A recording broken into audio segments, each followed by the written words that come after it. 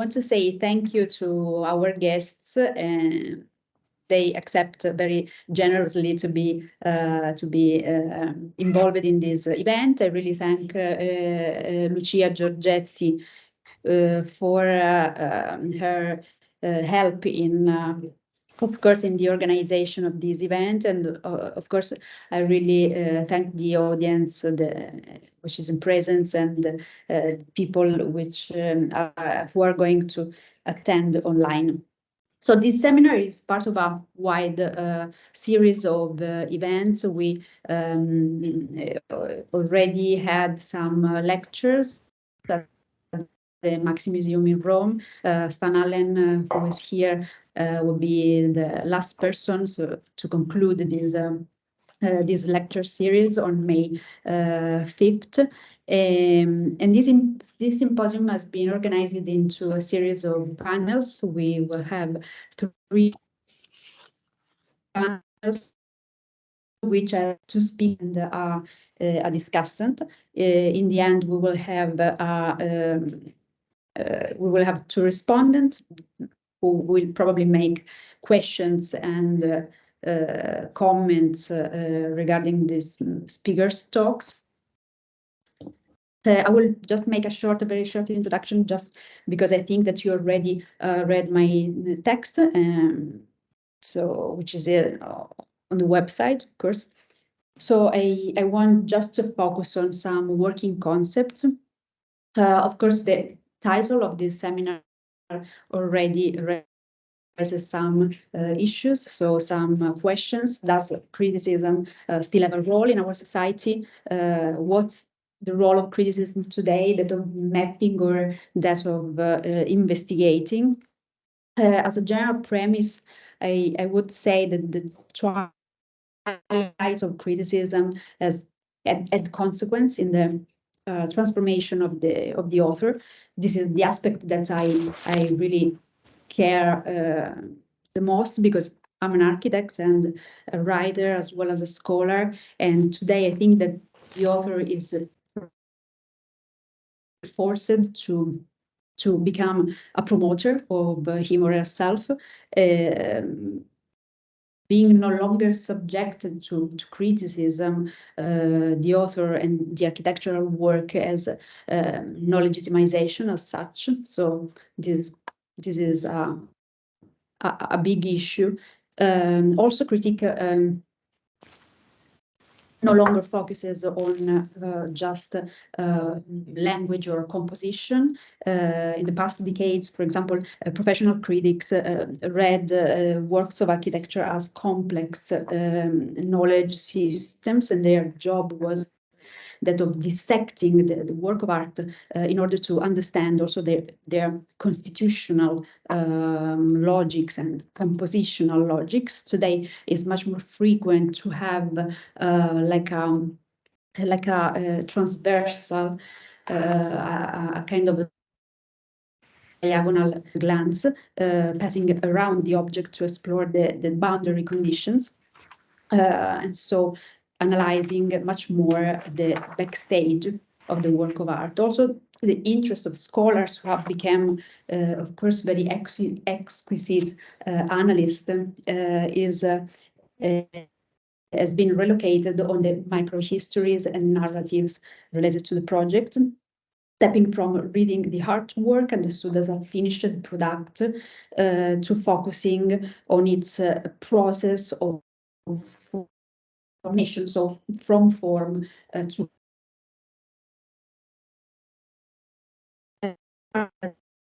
used as something sacred in many cases, even if archives are not inert material, but active ones.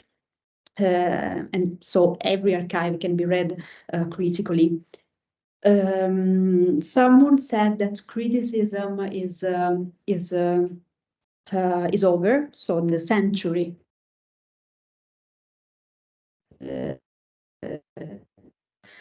of criticism is over. Maybe of criticism today can hails something as a new phase of rigor, of objectivity in a way. Of course, on the one hand, critics have left the floor to historians with very solid scientific and logical foundations, and always on the hunt of new methodologies of analysis. On the other hand, critics recycled themselves to the more captivating profile of the exhibition curator, the event producer, and even the influencer. So the role of the architecture critic seemed to be adapted to the pressure, the urgencies, and the fashions of contemporary life.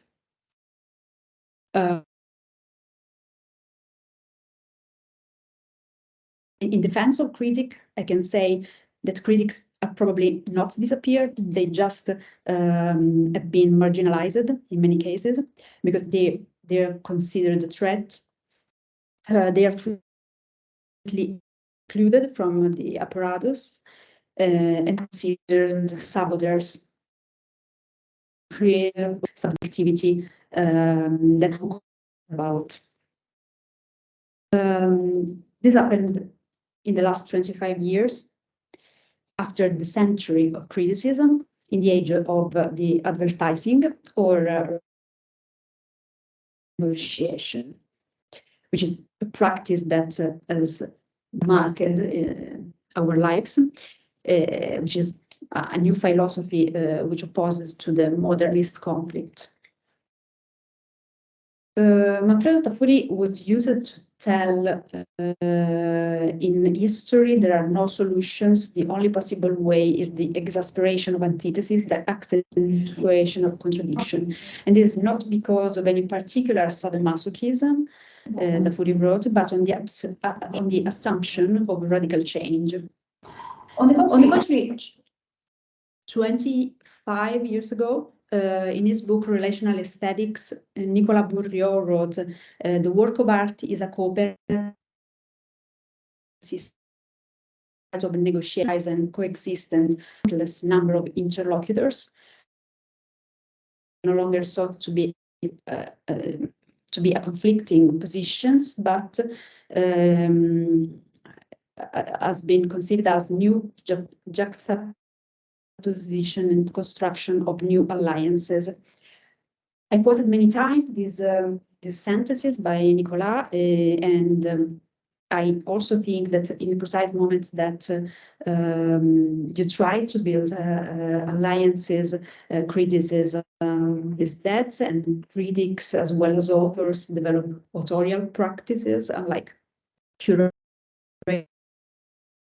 individual authors. But of course, this is just my position.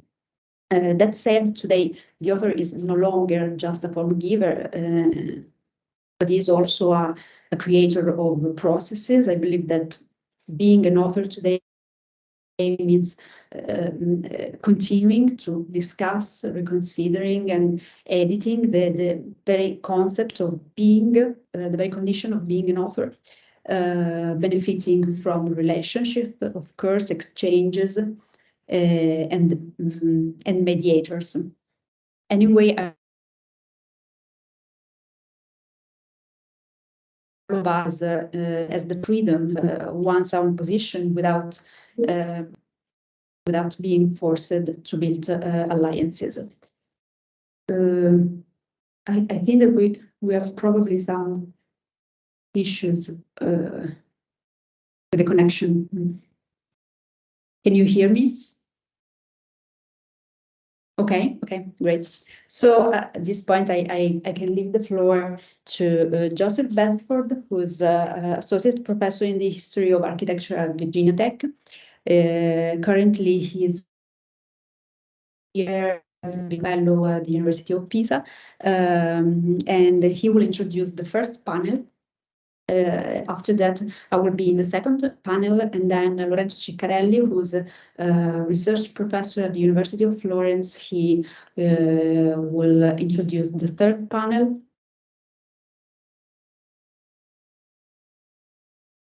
So yeah, join us. Okay. Thank you, Jessica. Yeah.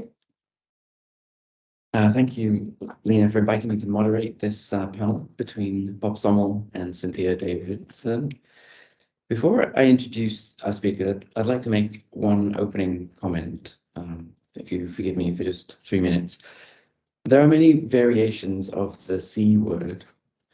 Journalistic criticism in the form of newspapers and magazine reviews, aesthetic criticism in the vein of connoisseurship and taste in the arts, which could be seen as a kind of genre of writing in its own right, of which architectural criticism is a part.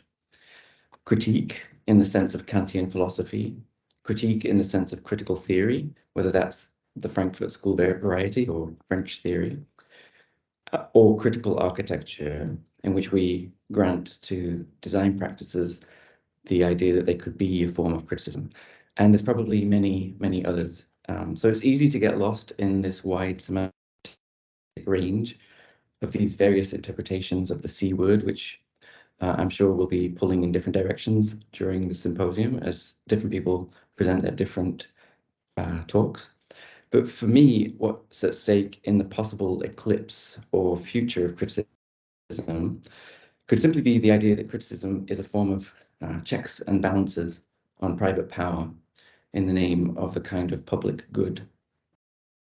The different kinds of critical writing, whether it's professional, disciplinary criticism versus popular or lay criticism in the mainstream press, might harbor disagreements in whether their audiences count as a public in the same way. And here we have a conflict between elite and popular knowledge and the issue of authority, institutions, gatekeeping, and specialized expertise on the one hand, versus democratization of opinion or a relativism of tastes and values on the other. But ultimately, both are committed to a practice in which private power, whether the private power of corporations or economic necessity, or the unchecked power of states or religions or popular demagoguery, is something that needs checks and balances from an enlightened public sphere. So ultimately, we could say that criticism was born in the Enlightenment and is inherent to modernity because it is a kind of doubt, skepticism, scrutiny, which is central to a world that's no longer a single, by a single dogmatic, the church or a sovereign. So as a moment in creative work in any field, criticism is analogous to the way we have separate branches of government or separate houses in our parliaments or a separation of church and state. The dialectic between the moment of criticism and the moment of creative authorship, however distinct or close they're conceived as being, for example, whether it's split between two different roles, the architect versus the critic, or rendered close together in the hyphenated architect-critic, is about the values of the Enlightenment and our conception of modernity as rooted in a certain separation of powers. So we like the idea that architectural culture would involve criticism precisely because it's a way we can understand a certain political meaning and value in the knowledge that we cultivate as writers, teachers, and educators. And the reason why we would be concerned with criticism's future is because I think we're concerned with the fate of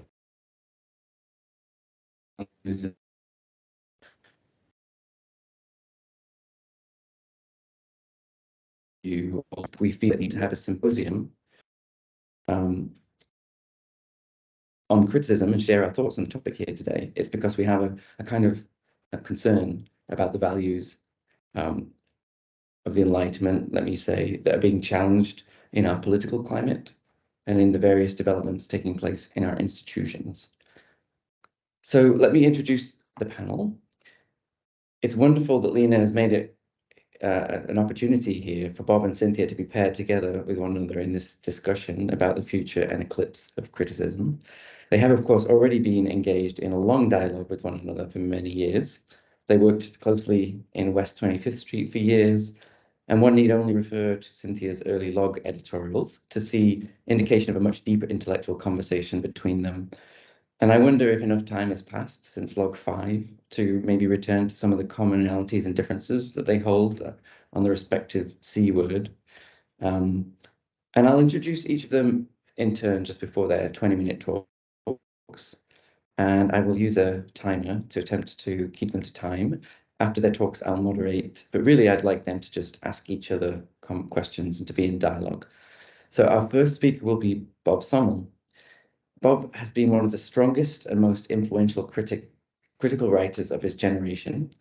One need only look at the symbolic fact, in my view, that Michael Hayes ended his survey of architectural theory since 1968 with Bob Sommel's writings, pointing to the next generation. He's pioneered disciplinary change in the field through his writings, but also more recently, as 15 years as a dean at UIC in Chicago. And I would say that the current generation of new writers that now appear in Log, figures like Jimenez Lai, Kelly Baer, Andrew Holder, Thomas Kelly, are those whose view of the field was really profoundly shaped by Bob's writing and teaching. So I wonder if Bob might actually acknowledge that UIC is being for critical thought in architecture, and that the projective has always still been a form of criticism, especially insofar as it was never really simply about working for big corporate practices or doing rote instrumental designs or satisfying the market, that it was always about redefining the function of criticism rather than rejecting it. So without further ado, over to Bob to speak for 20 minutes.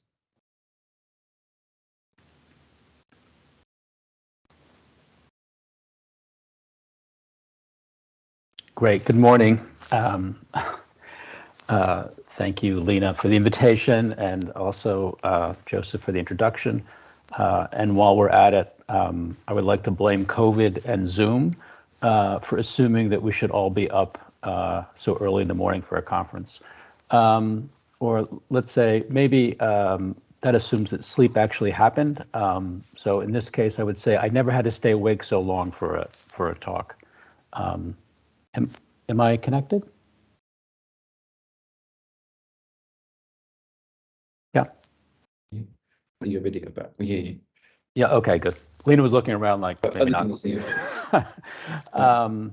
Good. Because I was getting some breakup before. In any case, I wonder whatever happened to the good old days when a conference meant the romance of international travel rather than huddling in your basement, hoping that your dog doesn't bark.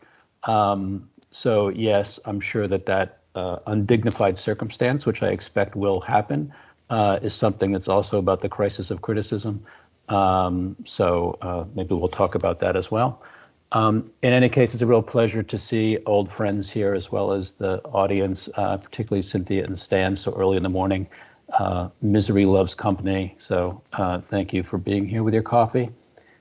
First, given Lena's and Joseph's introductory remarks, I want to first start by clarifying the relatively limited context of my remarks. So although there may well be a general crisis of architectural criticism today, often indexed to the loss of positions at major newspapers, I'm concerned primarily with the diminishment of the kind of criticism that constitutes the work of architecture itself, and not the form of journalism that is about architecture in the sense of explaining or educating or evaluating a building for the public.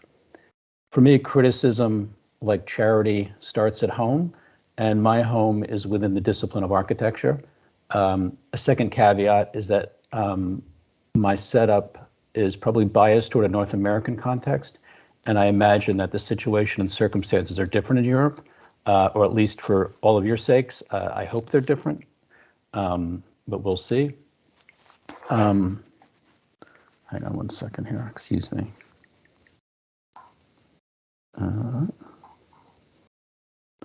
forgot to start my timer. As a deep or meta background to that position, I just want to say that my claim is that the historical and conceptual consideration of the relationship between words and things, or saying and seeing, or the articulable and the visible, has served to instigate the most intractable dilemmas and profound accomplishments within the architecture of the last century.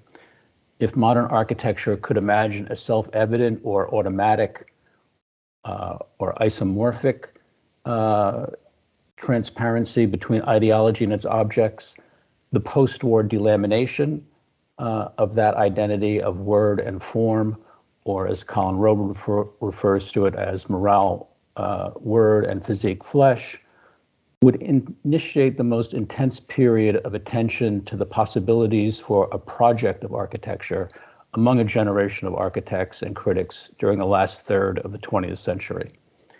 Indeed, in reconfiguring the realms of the discursive and the visible, the period would inaugurate a new form of architectural auteur, the architect critic that Joseph has also mentioned, a simultaneously designing and writing figure. And I would also say that maybe this also relates to Joseph's introduction, that it was really in part as a continuation or a recuperation of such a figure that we began the MA in Design Criticism program at UIC 15 years ago.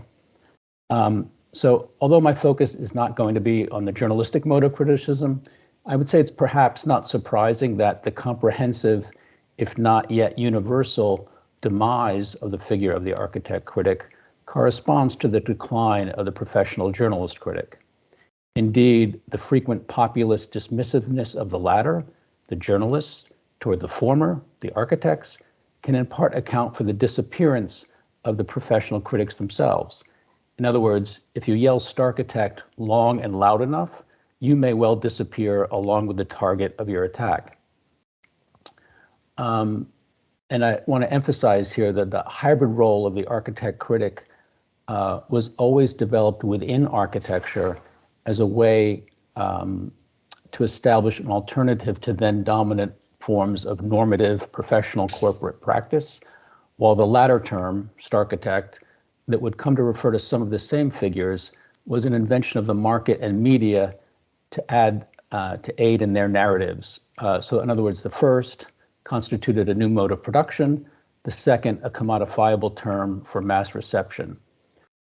So needless to say, I do not mourn the loss of the professional critics, most of whom can be traced back to two Ivy League schools, either the demagogic humanists, who were the successors, the avid successors, you could say, of Vincent Scully, or the disgruntled progeny of Bernard Tschumi, whose reaction against the advanced design and theory education at Columbia produced a criticism of resentment in various popular professional media. Think Metropolis or Architect magazine from the 90s onwards. Of course, we cannot celebrate what has risen in their wake either, namely a group of amateur writers educated outside architecture whose primary credentials seem to be having had popular blogs that take on easy targets like McMansions while reciting the same anti-star platitudes as their professional predecessors. But enough about that. I don't take the external context to be motivating the call for the conference, a setup whose general diagnosis, as outlined by Lena, I largely share. For me, the powerful and promiscuous, the never fully resolved or even resolvable relation between form and word or design and discourse began to bifurcate as an ambition in the mid-90s, as technical and professional specializations assumed increasing sway in the field in a call for greater expertise. Emerging designers pursued greater technical digital proficiency, while their peers across the aisle became absorbed by the academic institutionalization of the doctorate and a prescribed form of historical research. In this context, there was little encouragement to inhabit the twin generalist role of architect and critic. And in this way, the development actually returned to the split roles that Tafori was calling for, or at least trying to uphold in the late 60s and early 70s. More specifically, many among the doctoral generation eschewed or rejected the role of operative or instrumental critic of being for contemporary design in an extended embrace of Tafori. Though even more so, I would say, as an emulation of the withdrawal from contemporary design, evidenced by their immediate PhD advisors and, quote, history theory faculty. I might now just quickly for the second half of this share my screen, so bear with me for another Okay, are we good to go? Okay, carry on. So, I'm assuming you see the quote by Mark Wigley. I guess as I was saying, that the generation that followed in Mark, I think, and that cohort ultimately, let's say that Mark's line here, I don't write about architects today because I think they write. I would rather read an architect than read a critic on an architect's work. I have never really read anyone who writes about Koolhaas's work that's interesting, alas. But I think that it's indicative of the kind of abandonment by key members of a generation who were precisely at one point among the most significant operative critics of that generation. And I think the lesson from Mark to his doctoral followers, first the Grey Room generation of Felicity Scott and Reinhold Martin, and then the second generation of the Aggregate Collective, would deepen this prescription against the design criticism of one's peers and encourage first a retreat to the archive and more recently an embrace of the exhibition. Since Stan is here, I also wanted to point out another kind of parallel trend beginning in the late 90s, the parallel turn to practice, to the institution of the office by later architect critics such as Stan, as well as Alejandro Zarapola, if you look at his World Full of Holes. No doubt channeling the earlier work of Rem Koolhaas, in particular his profile of John Portman's Atlanta. I think a similar trajectory is evident in Michael Speaks's contemporaneous set of late 90s profiles of younger offices under what he called design intelligence. And I think it's common today for architects, younger architects, to describe themselves not as architect critics, but as practitioner academics, which seems like a double diminution of the roles. In other words, instead of architect, practitioner, instead of critic, academic. And not surprisingly, I think it merely defines where the work happens. In other words, the office or the university. And it's not really a synthetic role. The architect critics are architect critics in every context. The practitioner academic has a 1 foot in the office and 1 foot in the academy. But I think the practice bug has affected everyone, even the historians who not only study corporate offices and professional practices, but model their own academic endeavor on such practices. See again, for example, Aggregate. Everything is a practice today: spatial practices, art practices, critical practices, curatorial practices, social practices, and everyone is a generic practitioner of some kind or another, having absorbed the logic of the fully monetized political economy. Everyone is their own business, even former theorists and historians, and everyone seems to be their own medium. Following his Princeton colleagues, Allen and Zarapola, Michael Meredith has adopted this shift in paradigm also to claim there's no longer a project in architecture, no longer an attempt to align form and discourse, just the medium of the office and the curation of relations between disparate formats. What's important here is to see that the act of criticism or relating text to building is associated with the project, whereas the role of curation, which Michael is defending, becomes the sine qua non of practices of the office as a medium. So it's not surprising to see then that key critics begin to drift or shift into curatorial activities, Mark Wigley and Beatrice Colomina in this case, but also Jeff Kipnis, Michael Hayes, Sylvia Lavin, and of course, Cynthia. In other words, to become practitioners and act as a kind of agents for architects. While younger architects bemoan the fact that no one writes about them anymore, they have no problem when the former writers provide them with commissions for biennials, exhibitions, and installations. A significant shift then to engagement, to public programming. Exhibitionism, you could say, becomes the primary context for the design work, its content, and the desire to address distinct audiences is built into the work, which is less oppositional, more collaborative, less polemical, more accommodating, driven by its implied program of interactivity. Speech in this context also becomes a form of policy, checklist itself, as previous disagreements are put aside for agreeable platitudes. So this floating names in space here is during the first Chicago Architecture Biennial, Chicago Architect magazine published 3 pieces, one by Michael Sorkin, one by Gordon Gill, one by Aaron Betsky, whom you would expect to see some disagreements among. Sorkin was writing about an urban design studio from City University, Gordon Gill from his corporate practice of Smith Gill, and Aaron Betsky, his then role as dean in the Frank Lloyd Wright School of Architecture. What was shocking, of course, is that despite these different people and their different positions previously, the conclusions of each about describing their own work were identical. In other words, for Michael Sorkin, invent new forms that will lead to sustainable, equitable, and beautiful futures. Gordon Gill, commit to projects environmentally sound, economically viable, intrinsically beautiful. And Aaron Betsky, make our world beautiful, open, and sustainable. So reading it was like sort of watching the Manchurian Candidate in the brainwashing sequence, that there was only one way to speak and that everyone had to say the same thing. In other words, there's a split in alignment between what one said and what one did. And I thought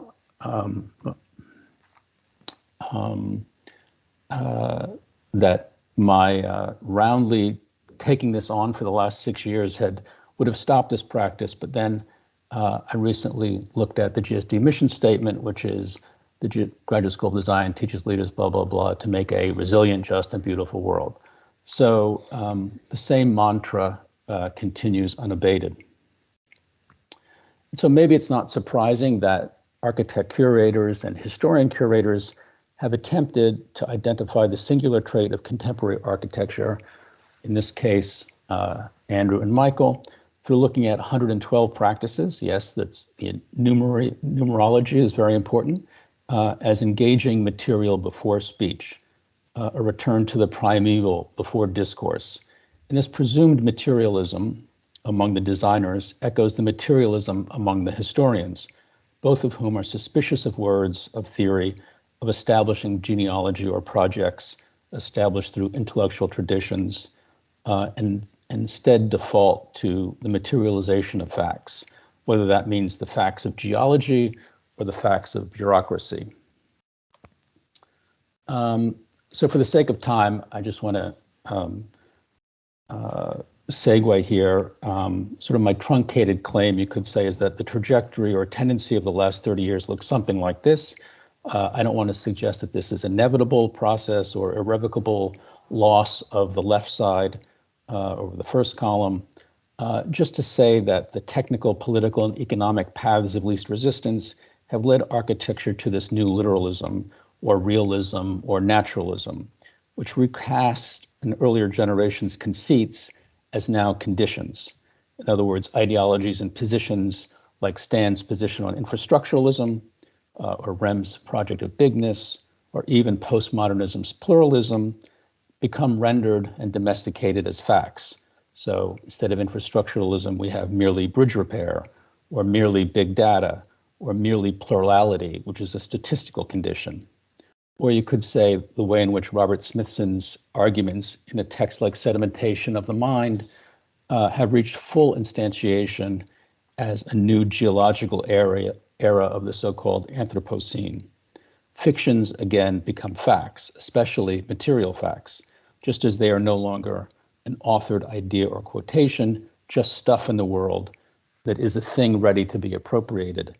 No more interpretation, just experience, which is everyone's and anyone's to have, which is in fact not a liberation, but the epitome of the atomized post-political situation that issues from a triumphant neoliberalism. Without conventions or artifice, there can be no collective, just innumerable entities with their own feelings and sensations.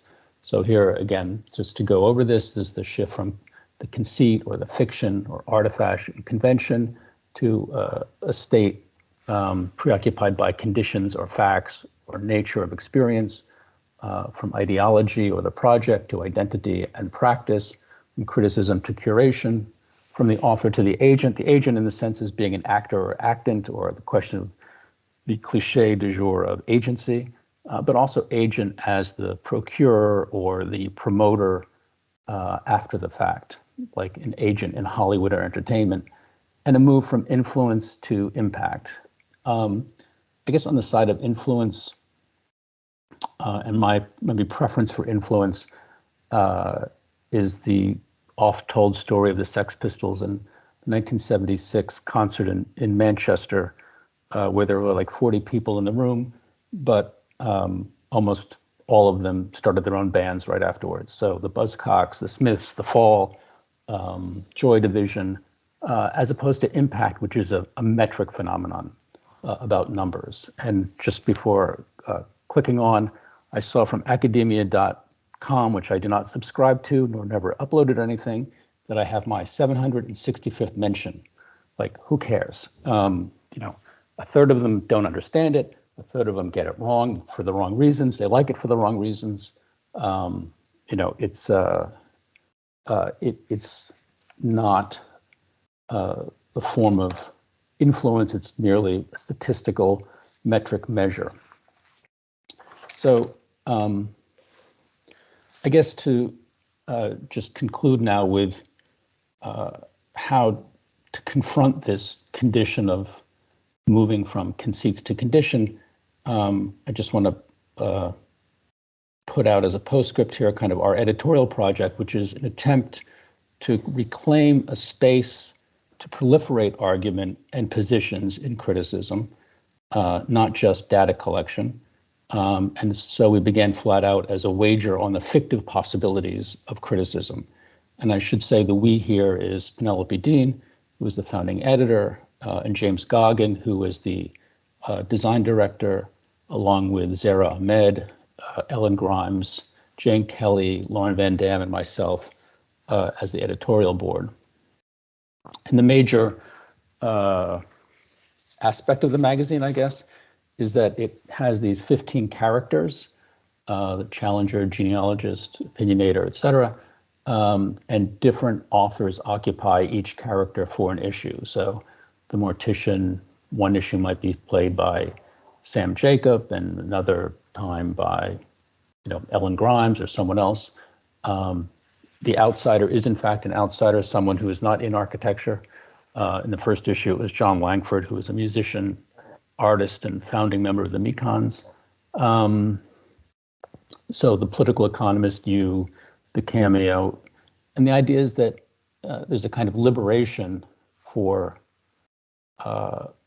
writing through the voice of this other character, to understand that in fact this fictional appropriation of a character or a voice or a position helps generate alternative positions in the field and forms of argumentation. The challenger is maybe the one where the challenger is an architect who writes a letter to another architect. In the first issue, it happens to have been Pier Paolo Tamburelli writing a letter to Renato Rizzi, and then the second issue, Renato then writes to someone else, and it goes on like a chainmail. That's the one part of the magazine that's out of control. But the genealogist, this was one looking at the Pizza Prize from Domino's. There's the odd couple, Oscar to Felix, are another recurring character. In this case, Oscar was played by Bob Brugman, the historian, and Felix was played by Paul Anderson. They were looking at a series of vernacular Denver houses and bungalows. There's the muckraker. Again, part of it is that the graphics align with the voice or character that is doing the writing as well. So there's a kind of graphic take on each essay as well. In this case, this is the graphic essayist. This is a series of columns by Anya Jaworska. This was the political economist, I think. It was looking at the stage design and dramaturge of the Republican Democratic conventions. One on the left is Clint Eastwood, talking to his chair. And then every issue, there's also a different artist, illustrator who illustrates the characters. And so this case, it was Tom Bachtel who is an illustrator in Chicago, but who often does the caricatures for the New Yorker. These were Tom's. You have 25 minutes of presentation time. It's okay to bring it to a close. Yep. So in this case, just juxtaposing his political characters to the characters. And the idea is really like with Ziggy Stardust, how you can produce, you can actually say different things by inhabiting different characters. And in fact, the difficulty of writing certain songs is what produced in Bowie an attempt to take on other characters to produce different kinds of songs. And so this is just the fourth one. And my own last two, a review of the 2016 Chicago Biennial, and then a review of André Jacques. And I realized that both of them take on exactly this question of the new collapsed role of the artist curator, and the kind of phenomenon, I guess, of this shift from conceit to condition. So thank you. Cool. Thank you so much, Bob. While you unshare your screen and Cynthia shares hers if you need it, I'll go ahead and just leap into the introduction for Cynthia. Cynthia has been, in my view, the single most influential editor for 3 decades. It's hard to imagine really what architectural discourse might have looked like without her dedicated work to edit the writing of architects and to cultivate a critical conversation about contemporary work. And I might add here that what is editing if not a practice of criticism? Unusual in our field, she has a professional training in journalism, and this has been central to her work, both in terms of standards and in terms of relating disciplinary discourse to what's taking place in the world of the present moment. After pioneering a new disciplinary approach to architectural journals at the Inland Architect in the 80s, and after developing the 11-year project of conferences and an experimental broadsheet newspaper called Any in the 90s, she founded Log, which has become an enormous success over the 2 decades of its run thus far. And Log is today, I think, really the epicenter of a certain kind of critical writing, one that fosters the discipline, especially among newer generations, and encourages historians, designers, and theorists and critics all to mix together in a common conversation. So Cynthia, please, over to you for your presentation. I'll set my timer again for 20 minutes. Thank you, Lena. Thank you, Joseph. Thank you, Robert, for a really great talk. You've beautifully eclipsed anything I would have to say. So let's just consider my presentation as something that's lurking in the shadows. In critical condition. 20 years ago, under the auspices of the Anyone Corporation, the nonprofit architecture think tank in New York, I launched a new architecture periodical called Log: Observations on Architecture in the Contemporary City. While its ambitions were to provide a new vehicle for architectural criticism, it was perhaps more similar to a ship's log that had set out to record critical movements in architecture and urban planning in the 21st century. The first issue in September 2003 was partially in response to the design proposals for the site of the World Trade Center towers, which had been destroyed by a terrorist attack on September 11th, 2001. It amazes me that I even feel that I have to explain what happened on that date, but perhaps enough time has passed that there are people listening who don't recall or weren't alive at that time. Ironically, while I believed that the power of the image and not the word or discourse is what led to Daniel Libeskind's winning master plan, and the ensuing towers designed by established global architecture firms, while they were behind the idea of log, ultimately I discovered that the very few of my peers were interested in critically addressing what had transpired at this site, which continues to be the case some more than 20 years later. Nonetheless, hundreds of debates and positions on architecture have appeared in log's pages, and they are, as Bob has already addressed, largely by architects who write. And then we return to the problem of many architects can't write. And so you have a problem of what is it they're trying to say? Is it critical, or is it more about their own agency in their own work? So over time, in log's pages, the focus of discussion has changed from theory to research, from post-critical to the post-digital, from sustainability to the climate crisis, from aesthetics to social justice, and more. Somehow, in my mind, architecture itself, which I would narrowly describe for this conference as design, aesthetics, construction, and criticism, got sidetracked, perhaps lost in the storm of socioeconomic and environmental problems architecture is both now blamed for and challenged to resolve.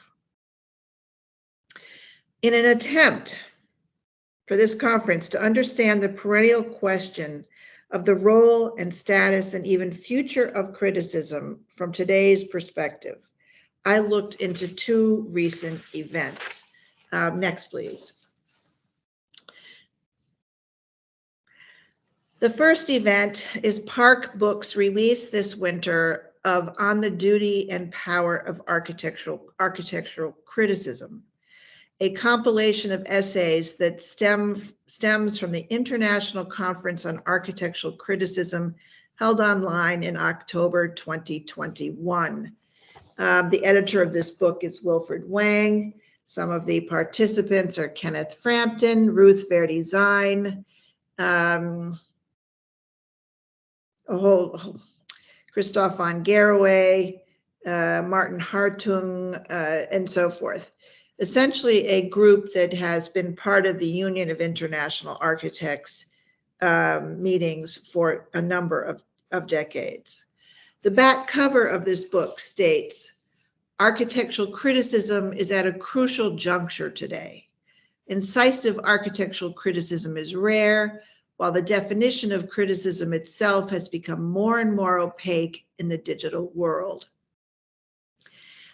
I would argue, while this book sets out to provide case studies for future, so-called case studies for future generations of architectural critics, I would argue that this is a 318-page tome of an idea of criticism that is perhaps over. That does not mean that as history, it's not important. Next, please.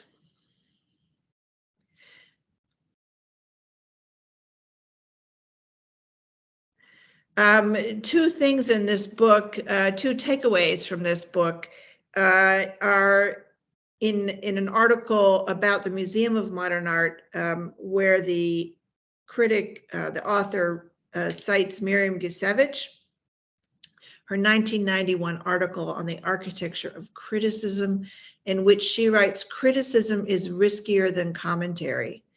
It is willing to judge and to condemn, to stake out and substantiate a particular position. By conferring judgment, criticism exercises power." Now, I think we could take an entire session to unpack this particular now 30-year-old idea of criticism, because the idea of judgment, the idea of condemnation, and the idea of power are all, one could now argue, positions we cannot take to be moral beings in a changed world. Now, Wilfred Wang, on the other hand, someone I would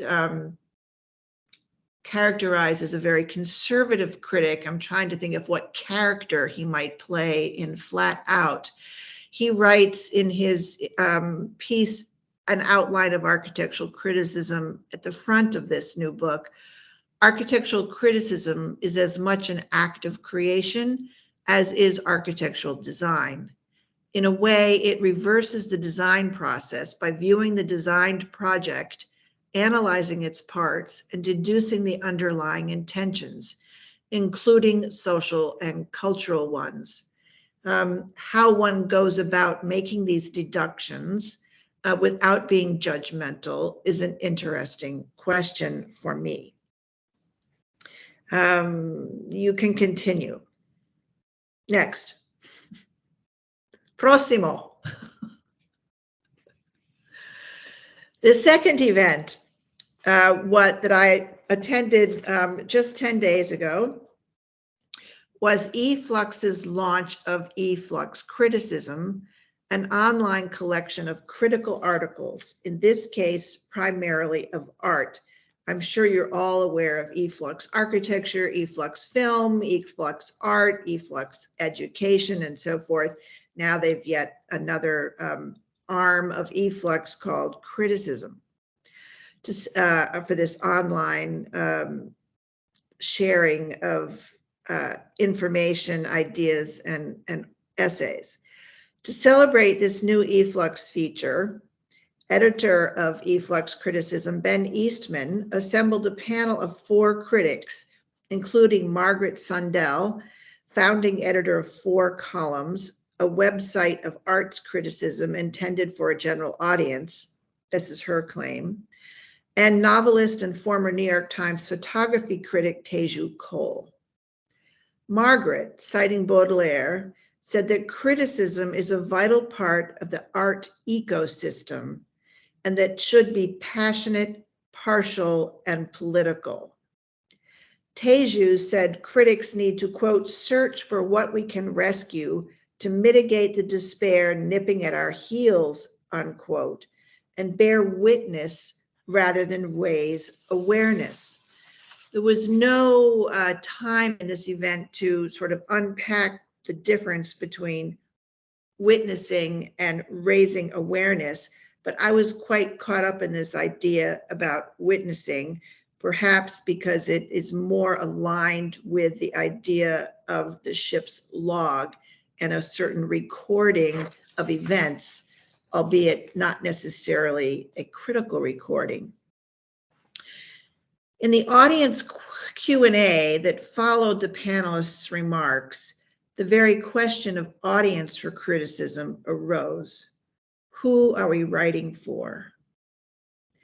The ecosystem of art is one thing. One can think about not only the painter, sculptor, performance artist, etc., but also the collector, the art market, the art publishing system, and of course, the exhibition. So what is the ecosystem of architecture or the ecosystem of architects? Has it now become the same thing? And when I look at Bob's diagram of criticism to curation, fiction to fact, influence to impact, which I find quite compelling, I think perhaps the ecosystem of architecture has become more similar to that of art than we expect. So in the newly expanded field of architecture, the upheaval of the canon, architecture's responsibility for economic inequality and climate change, where do we position our arguments today, our critical arguments? I'd like to start with an extreme response to that question. Next, please.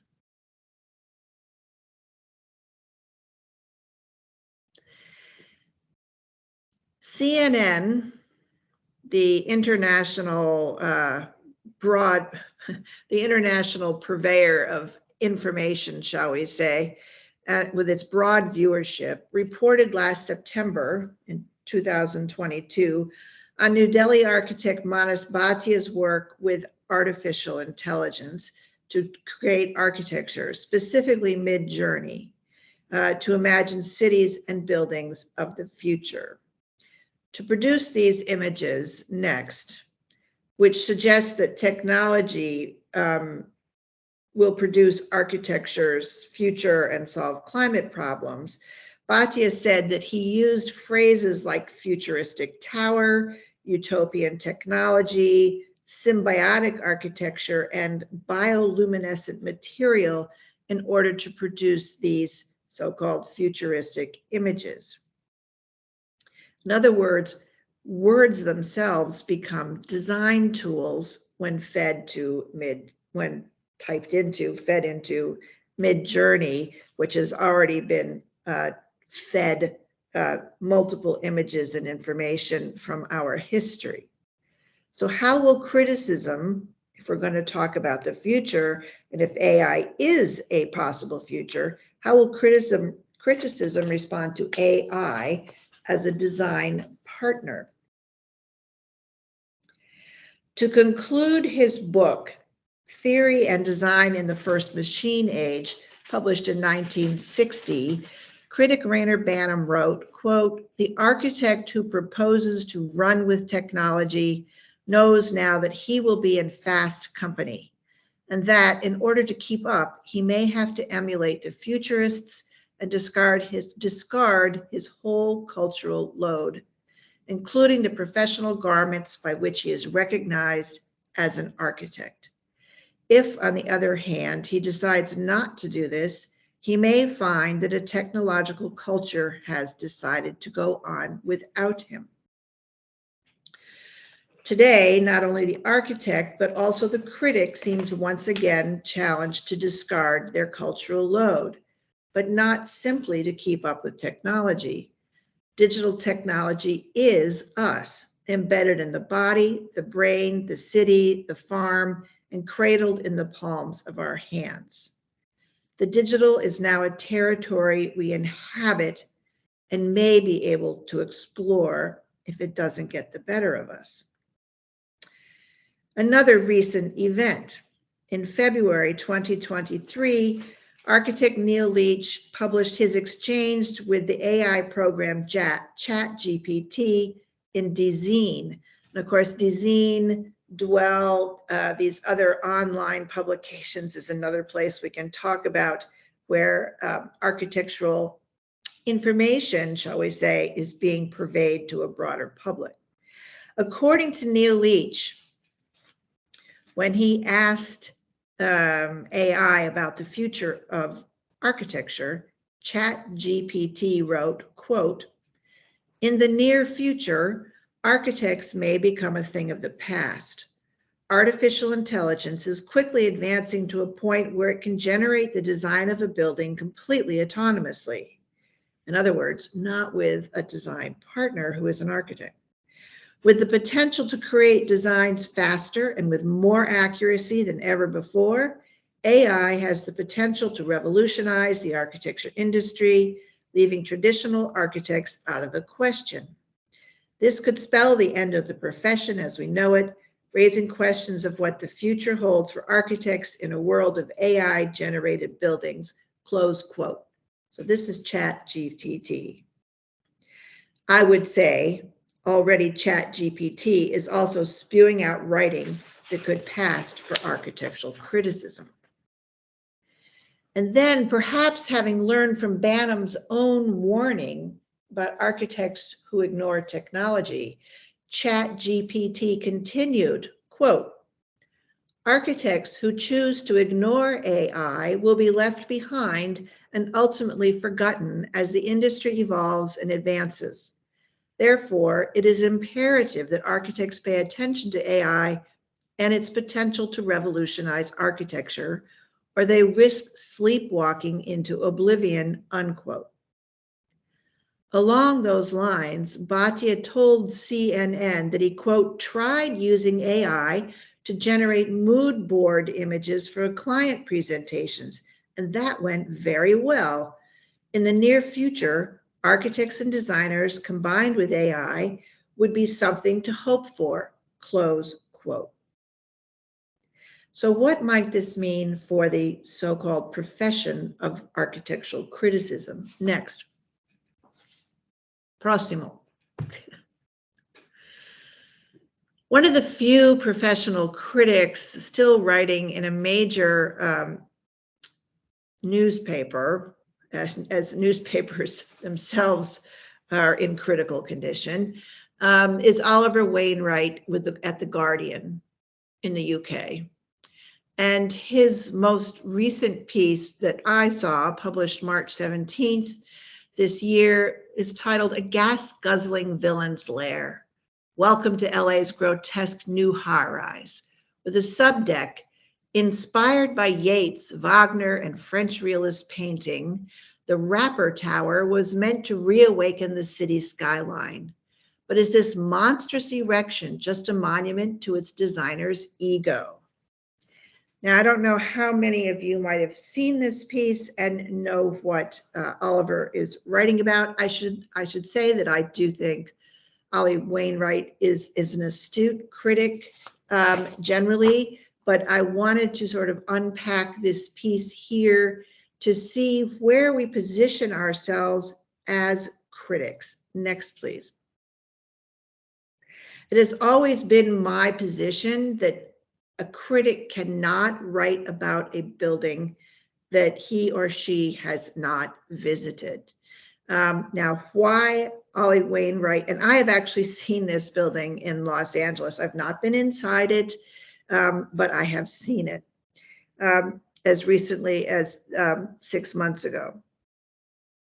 One thing Ollie Wainwright does not do is say why he is in Los Angeles. Did he go to Los Angeles specifically to see this building, or did he see it while he was there visiting somebody else?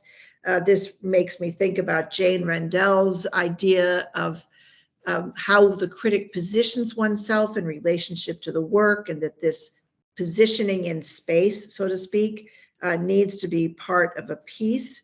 But given the headline of this piece, which was under this photograph, one wonders if a reader even needs to continue with the article, or if the image has enough shock value that the gas-guzzling villain's lair and grotesque new high-rise is sufficient. So there's also this idea of how criticism is packaged. So Ollie begins with description of the object. He then identifies the architect and client, Prossimo. He then quotes the architect about what the architect intended to do. He then discusses other Moss projects for this neighborhood of Culver City, that this tower has jumped the border from Culver City, which is part of Los Angeles, into Los Angeles proper, Prossimo. He then, these are the other projects that Oliver talks about and the Guardian runs photographs that Oliver himself took. He quotes the office associate. He talks about a failure. These are not the failures, these are just pterodactyl and beehive. These projects always get names given by Arago and Moss. He then talks about context. Next, Prossimo. He quotes Moss on the origins of the concept 20 years later from an installation he did at the Wexner Center in Columbus, Ohio. But we lose a lot of detail about that 20-year jump. There's no real explanation for that other than just quoting Eric. He then describes the interior and its materiality and complains that this cross-banding obstructs the views. And then goes into details about the carbon dioxide load of producing the steel to produce this building, and it therefore not being a fitting project for the time of climate crisis we are facing today, which raises the question for me of how a project which the genesis of which the architect claims was 20 years ago can be then looked at again in terms of the climate crisis we are facing today. is the climate crisis now the framework in which we have to look at all architecture? Next, Ollie goes on to say that this building is more cyberpunk, is an example of cyberpunk. I think perhaps in terms of the climate crisis, we might think more about the original film Mad Max, if we want to find metaphors in popular culture. But I would also ask, what is it a symbol of? Is it a symbol of climate crisis? Is it a symbol of our thinking 20 years ago? Or is it purely for its shock value? Next.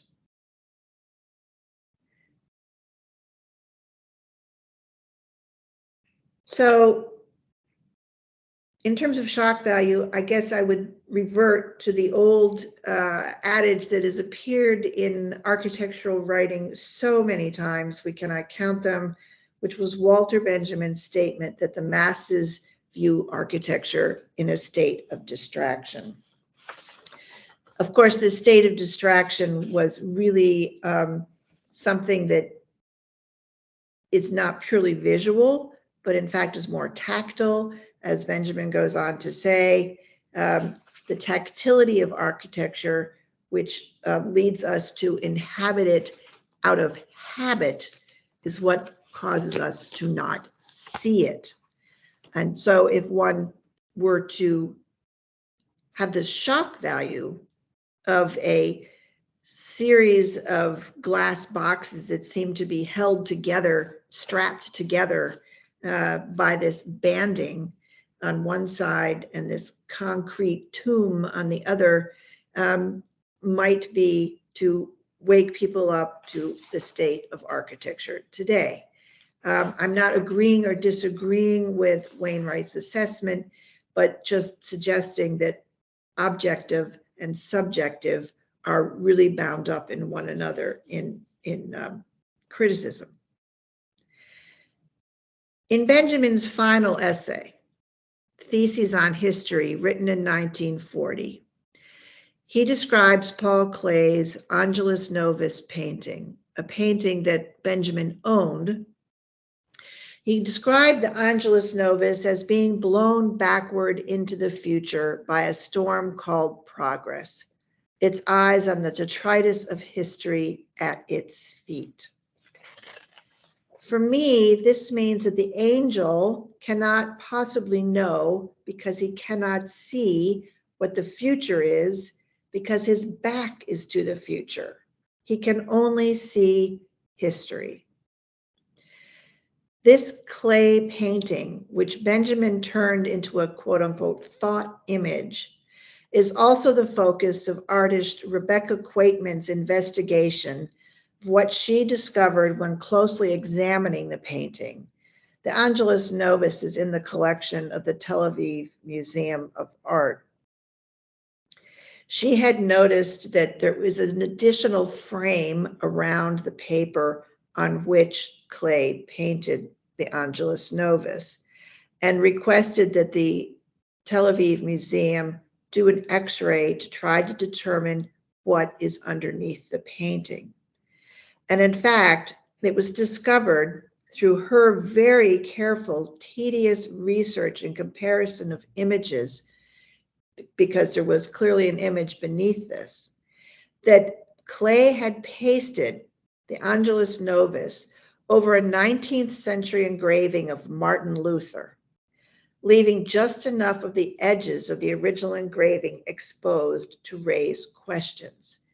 Incredibly, no one had questioned this before Rebecca did in the 1914 when she began this project. No, 2014, excuse me. Her own painting now incorporates this uncovering, and it also completely reorients how we view Klee's work apart from Benjamin. For behind the Angelus Novus, in the space, quote unquote, that Benjamin said is the future, is literally history. Next, please. for me, this means that neither architecture nor criticism can discard their cultural load, regardless of technology. That it's this cultural load that we need to bring forward as architects and as critics. History surrounds us on all sides. The Anthropocene itself is evidence of history shaping our unknown futures. As data predicts, not just climate change, but what book or what Netflix series we will choose next. History is no longer romantic or nostalgic. It is, I believe, our critical condition. It is personal, it is public, and it is the ecosystem in which criticism itself resides. End of story. Thank you so much, Cynthia. That's a wonderful presentation. If we could unshare the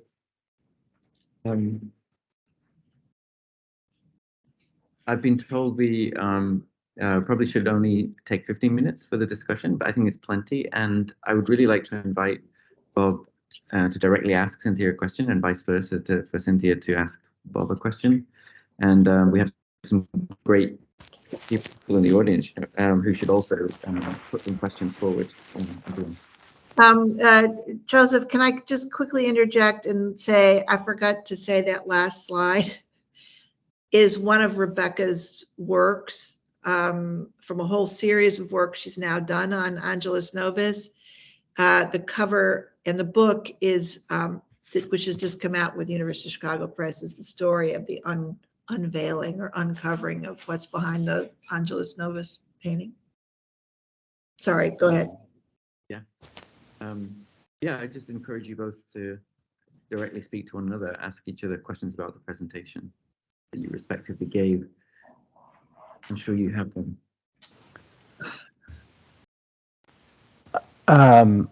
I'm not sure I have a question yet. Just extreme admiration for Cynthia's presentation, and also, you know, her conclusion in particular about the necessity of architecture and criticism to maintain its, you know, cultural domain or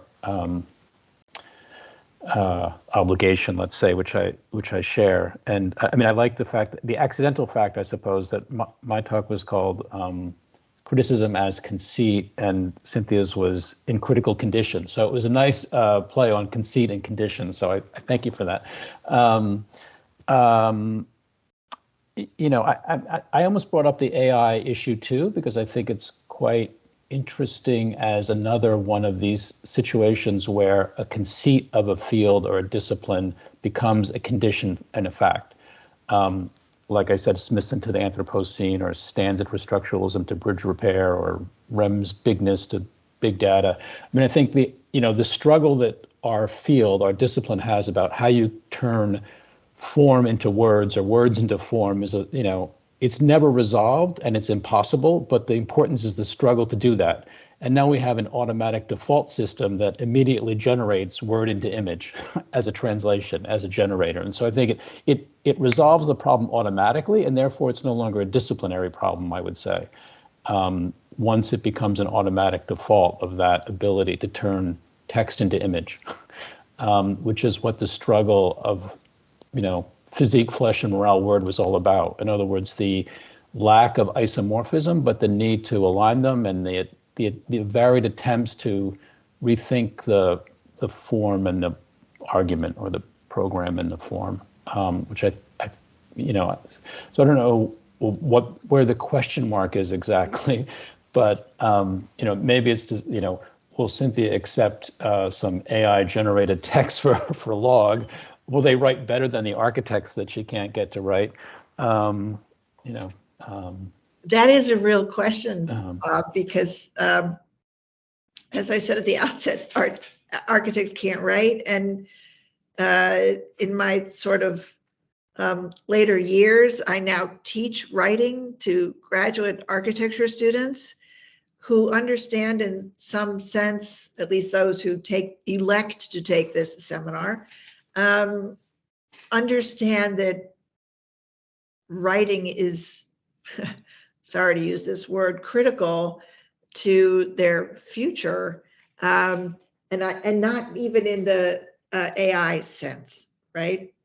So how do you choose the words, and what is the power of those words, and what do they mean? And of course, this becomes something that's important in writing criticism itself, that there feels clearly I mean, I'm primarily an editor, right? Not a writer. I write from time to time. So mostly I am assisting, shall we say, people who want to write.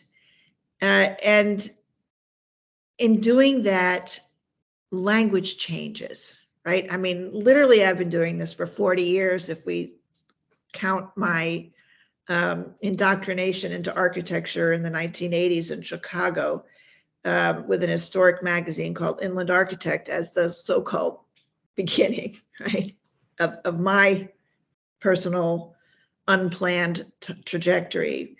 So I feel that today writing has more constraints on it than it's had in the past because of what we need to consider.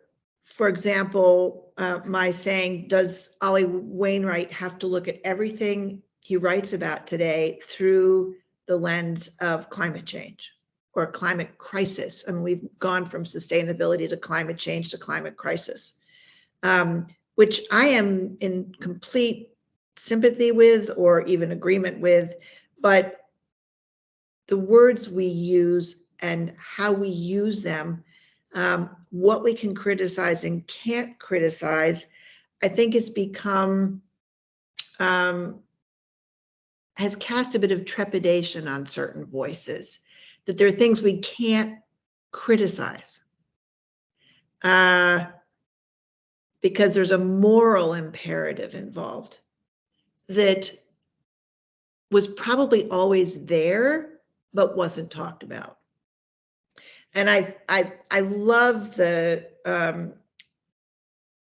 Bob's diagram of the shifts, right? From author to agent. For example, from fiction to fact, although I'm not sure it isn't from fact to fiction, Bob. I would ask you if it could also be the other way. I'm not sure.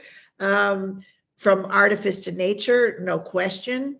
From ideology to identity, absolutely. I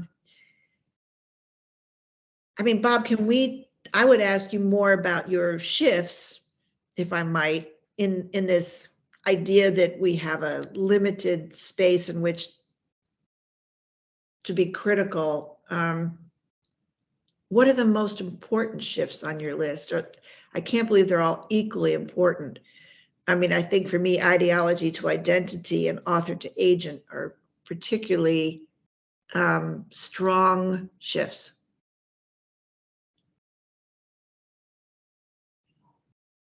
Yes, I think that's true. I mean, I think part of the couching it in terms of the project to practice or even criticism to curation were maybe sub corollaries, let's say, to some of those larger ones. They weren't, as you say, of equal momentousness, I guess. But, for me, yeah, I mean, so Oliver Wainwright could talk about climate crisis, but he could also talk about social equity and accessibility. I mean, there'd be many of a checklist of things that you would have to evaluate it by. I think if you're, but I think like you, if we can only talk about things relative to our current timeline of what's the crisis du jour, and, if it was COVID at one moment and social equity 6 months later and climate change again 6 months after that, like we're constantly trying to update a judgment about an object that obviously has a much larger time frame, both in terms of its design and production, but also its longevity, but also its 2,000-year relationship to previous architectures. So, I mean, I think that's, I think if the question is there a future for criticism, to go back to Lena's prompt, I mean, the question really is there a future for anything? Not just, and I don't mean in the apocalypto sense of meltdown and entropy and permanent blackout. I mean in the sense of, can we ever escape the now? Is there any way to imagine a future that's different than now, or are we in a kind of endless presentness that we're just updating evaluations relative to the latest survey and the latest topic, and so there's no way to judge a longer time frame, to basically inject untimeliness into the situation, which I think is the job of criticism, as opposed to this sort of checklist of identities and does it do this and does it do that and does it do the other thing, which are a kind of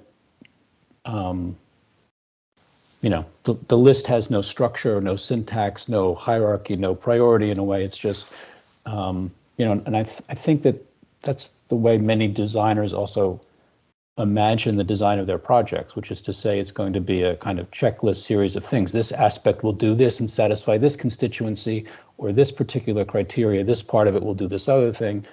In other words, they become Frankenstein monsters of derivatives, and each part of the project is a derivative that can be monetized and sold off to a particular audience. And I think that is a loss. So I think that's it's criticism's job to point that out in favor of a time where we would live differently than we live now. And so my evaluation of the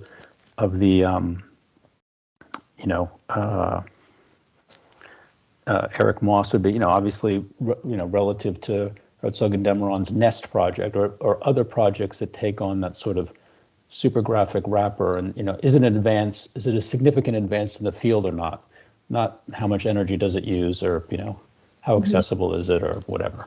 So it would be a different set of questions,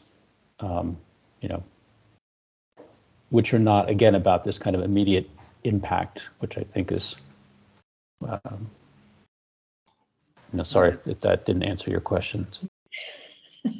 Cynthia, could I ask you one question just briefly? Sure. When you say that there's more constraints on writing, I wonder if you feel that is specific to the kind of cultural academic world in which we operate.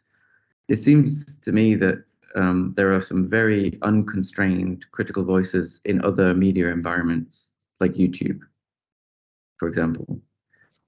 So I wonder if the reflection isn't general, but it's actually specific to the kind of cultural sphere, institutional sphere that we are cultivating architectural criticism within right now. I think it's very much within the academic sphere.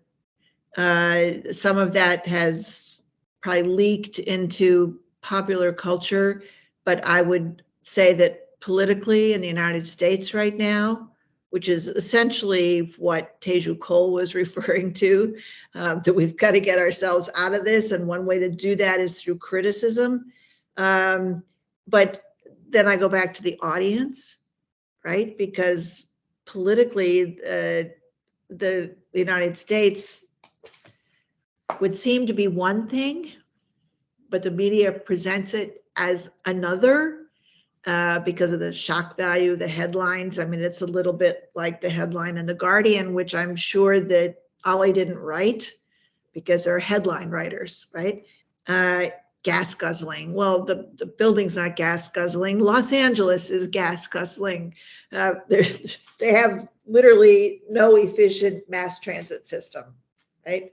So there's so many factors. And of course, we can't put it all into a piece that takes up inches in The Guardian. Then again, you can have endless inches online digitally, but who reads to the end?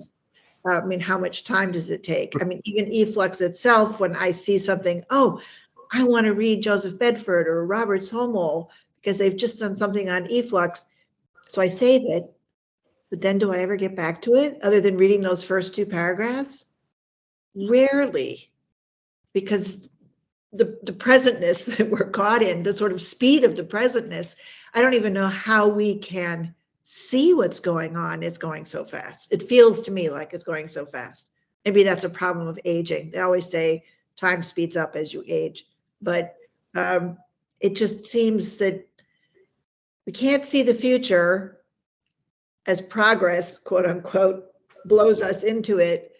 We can't predict it, even though data is now trying to predict it. It's predicting what I should want to see on Netflix next, sends me lots of emails. You're going to enjoy this based on your previous viewing, right?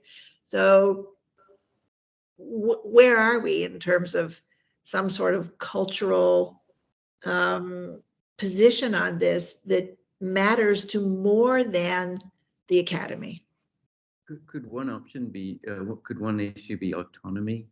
In that, like, the Any project was quite autonomous in respect it had its own funding source, and the Institute or Boyarsky's Summer School or ArtNet by Peter Cook. These were kind of autonomous drivers to some degree of discipline and discourse. Is the issue ultimately cultivating these sort of autonomous spheres in which we could speak? I don't know. I think that's and the kind of academy is not one of those. It's an interesting question, Joseph, that I would want to share with Bob, because the Any project is still autonomous. It has no formal, well, it has no formal or informal institutional affiliation, no institutional support, right? And so log is just sort of out there. And it seems to have gained an academic following, which is not what I anticipated, perhaps naively.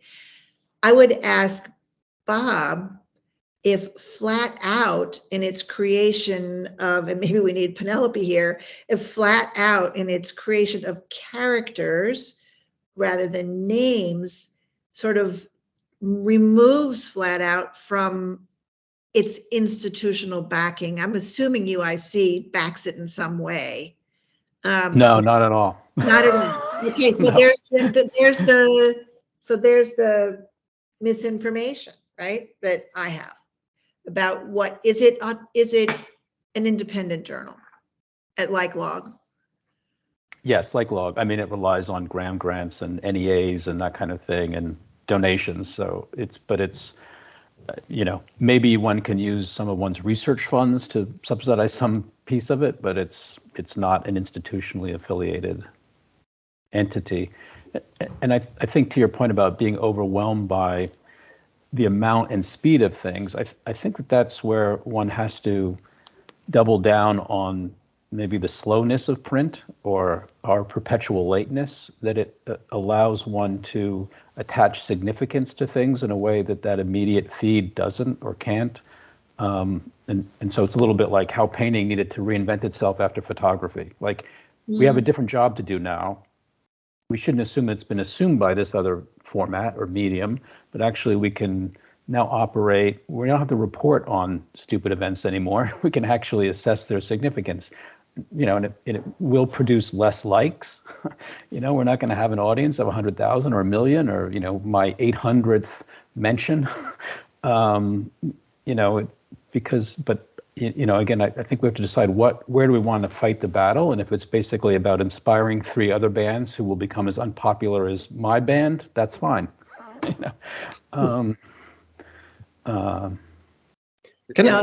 is Stan. Can I jump in with a question? Yeah, just a last quick one. Then Please. we'll wrap up the panel.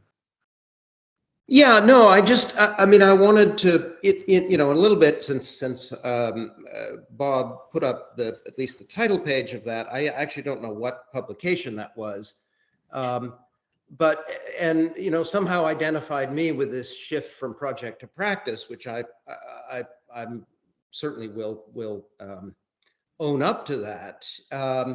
But part of the logic of that piece was to suggest that if we think of if design is a practice, writing is a practice.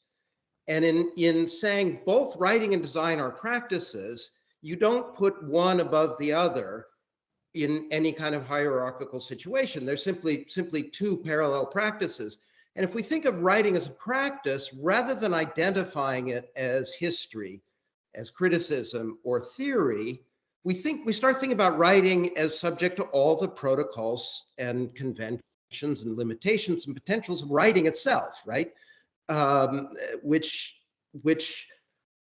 gives it in some ways, I would say, less authority, actually.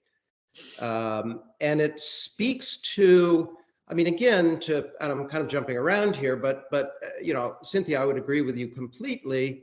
Seems to me one of the underlying assumptions of the work collected in the duty of architectural criticism is a kind of sense of the critic as having a certain sense of objectivity. I mean, I'm sure this is going to come up later in the course of the event, that, you know, the critic is meant to be the objective observer from some distanced perspective who pronounces judgment, right? And it seems to me that's precisely what becomes so interesting about the figure of the architect as the writer. You know, if you read Venturi's Complexity and Contradiction, it's full of sentences that begin with, I like X, I like ambiguous things, you know? So there's no pretense of objectivity. And it seems to me that, Bob, that's a little bit what the characters in Flat Out do, all right, is they undermine the authority and the objectivity. I mean, again, obviously, Oliver Wainwright has a certain authority because he has the Guardian behind him, right? That, again, the kind of journalistic convention of the newspaper critic is that of the objective observer, right? Not somebody who's implicated in whatever it is that he or she is writing about. So I think, you know, to question that notion of objectivity, undermine the authority of the critic, and, you know, one good strategy is to turn the writer into a character. Thank you, Stan. These are great comments. I'm going to say that we'll carry them on throughout the day. We need to break and move to the next session. And maybe the people in the second panel can already send their presentations to Lena, so we don't have any technical issues next time. So I'll hand back over to Lena to tell us what to do next. Yeah. You have to. Okay, great. So thank you very much for these interventions. I think that Albena Yaneva, who is here, wants to ask another question, and I think it's possible. But you have to come here. Yeah, here. Good. Yeah. Microphone is there. Microphone is there. Okay. Thank you.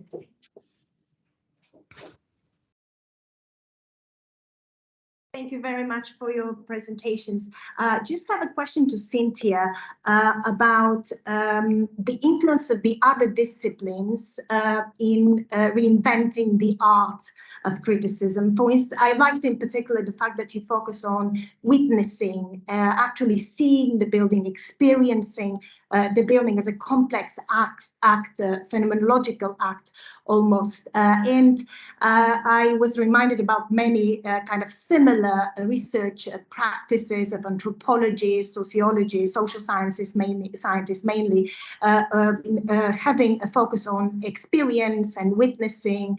And I wonder, because architecture has always been in this kind of complex ecology of other disciplines, exploring synergies with other disciplines and also the writing practices of other disciplines, who have experienced the angel of history also in different moments of time, where we always had the wings of the angel captured by the future and the face of this angel facing the history. I really liked your metaphor, but I have been thinking that maybe this history moment, the angel history moment, is experienced also differently by other disciplines with which architecture is constantly in dialogue and constantly explores synergies with.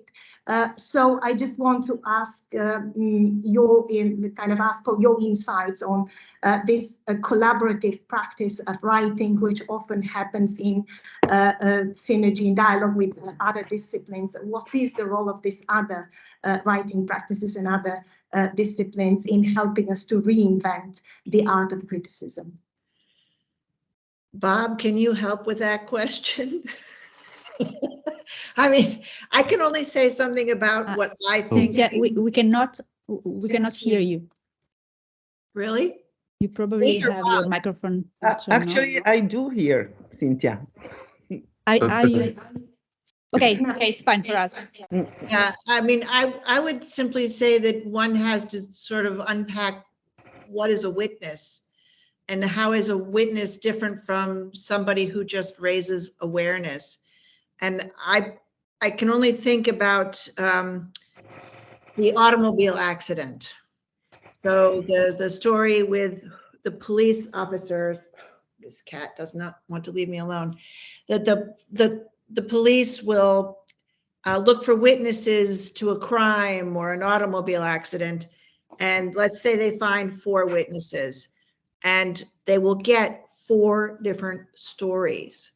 But what the witnesses say, so the witnessing is not just objective, it's subjective. And also you're seeing perhaps things from 4 different perspectives, right, in space. So it changes what you see.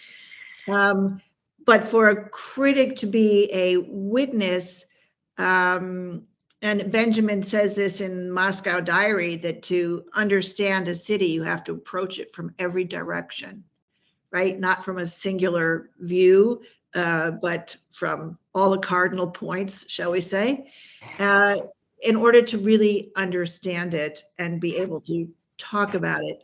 So to witness something has the potential, perhaps in Teju Cole's mind, I can't really speak for him, is far more involved than just raising awareness.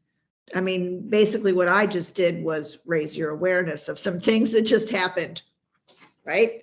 Oh, by the way, if you want to know more, you should take your own look at efflux criticism or Bhatia's work with AI or whatever. I was raising awareness just now more than being critical of the different things I referred to, other than just trying to state my own position about our cultural load at the end. I don't know if that answers your question, and Bob may have something to say about that.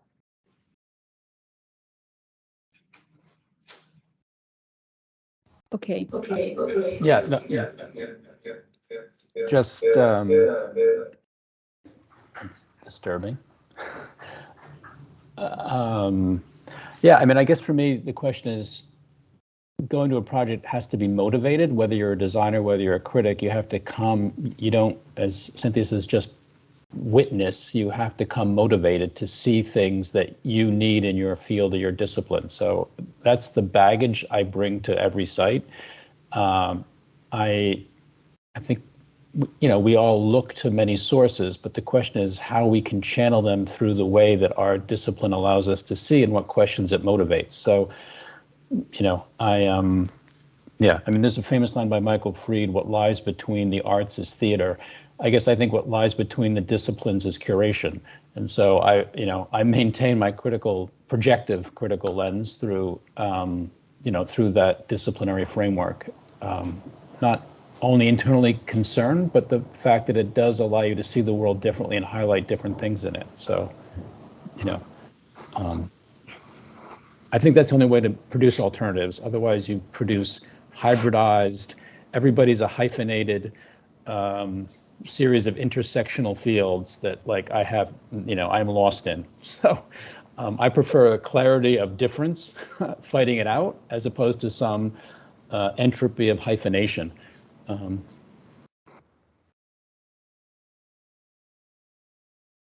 Okay, thank you so much. Unfortunately, we have to close this very, very pleasant discussion, but we planned to have, okay.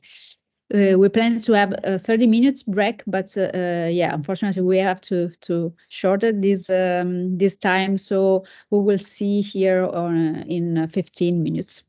It's okay. Thank you. Thank you so much, Cynthia, and thank you so much, Bob.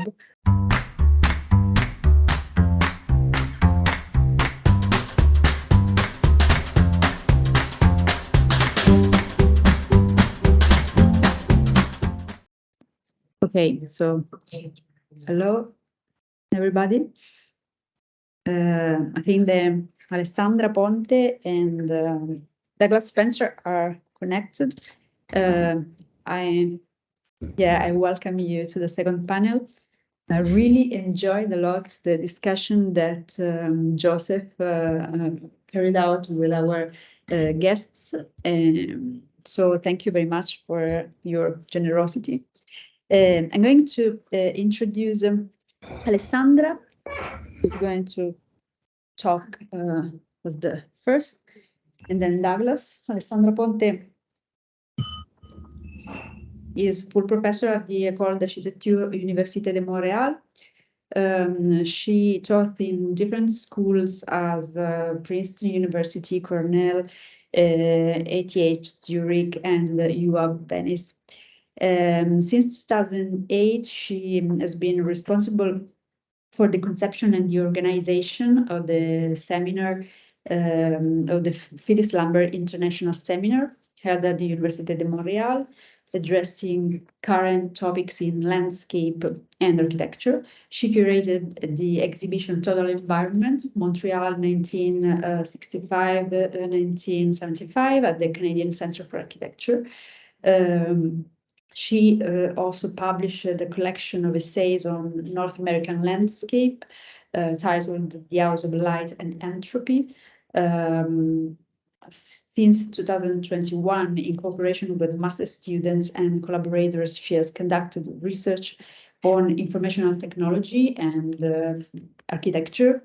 This research work has been collected into 2 volumes titled Architecture Territory Information 4.0.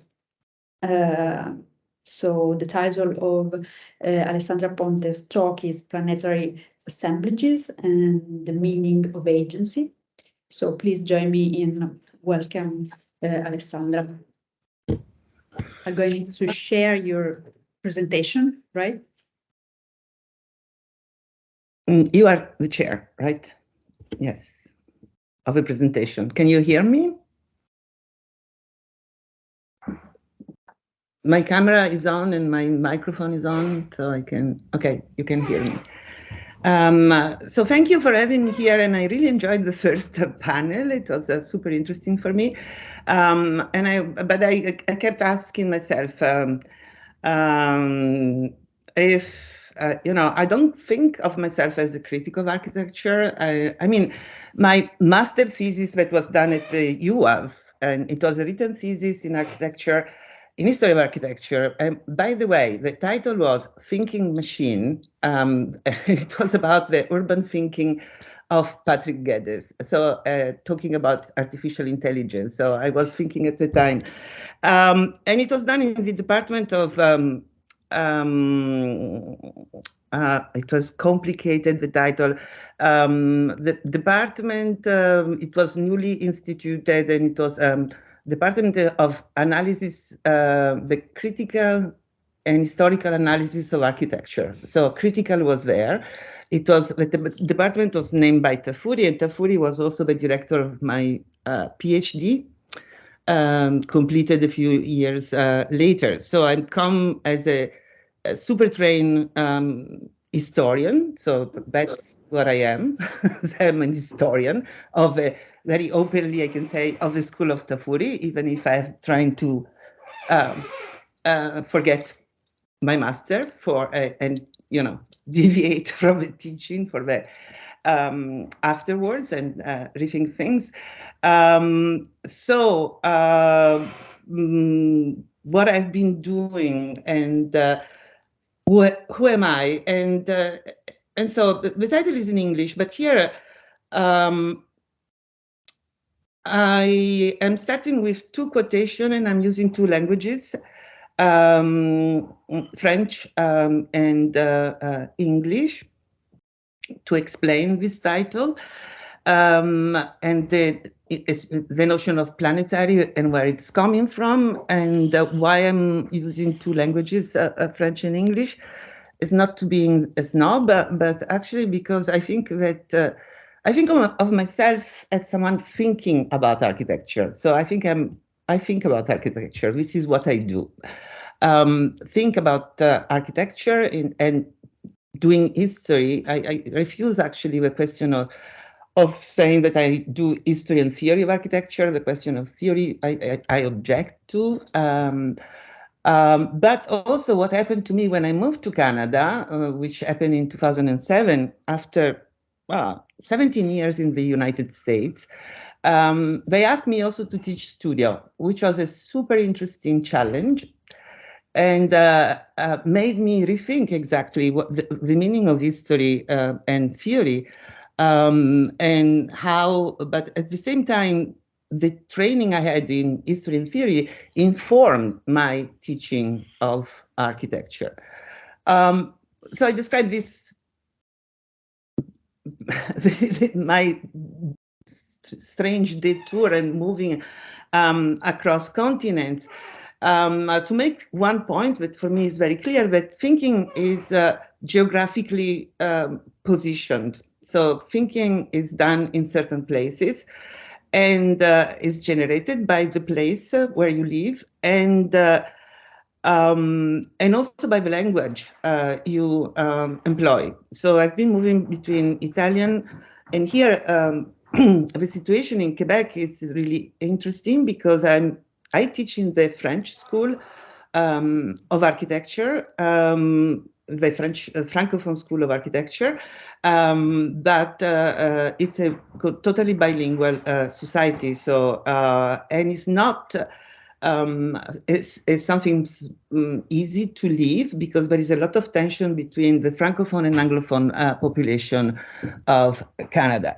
So the question of translation and what is the meaning of things is extraordinarily important.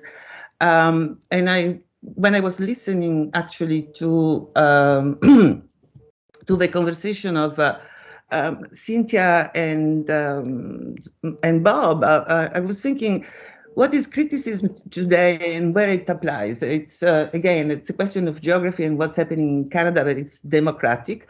It's a democratic society still, let's hope it stays.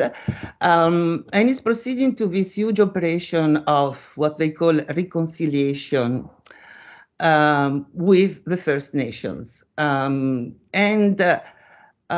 part of this huge process of reconciliation, what is taking place, and it's the problem actually is like translating concept from one language to the other, is that when you have to operate as an architect with indigenous community, you have to consult with them. It's and so it's a really, so if you talk about architectural criticism, so you have to discuss and negotiate and translate and understand the meaning of things in one culture to the other.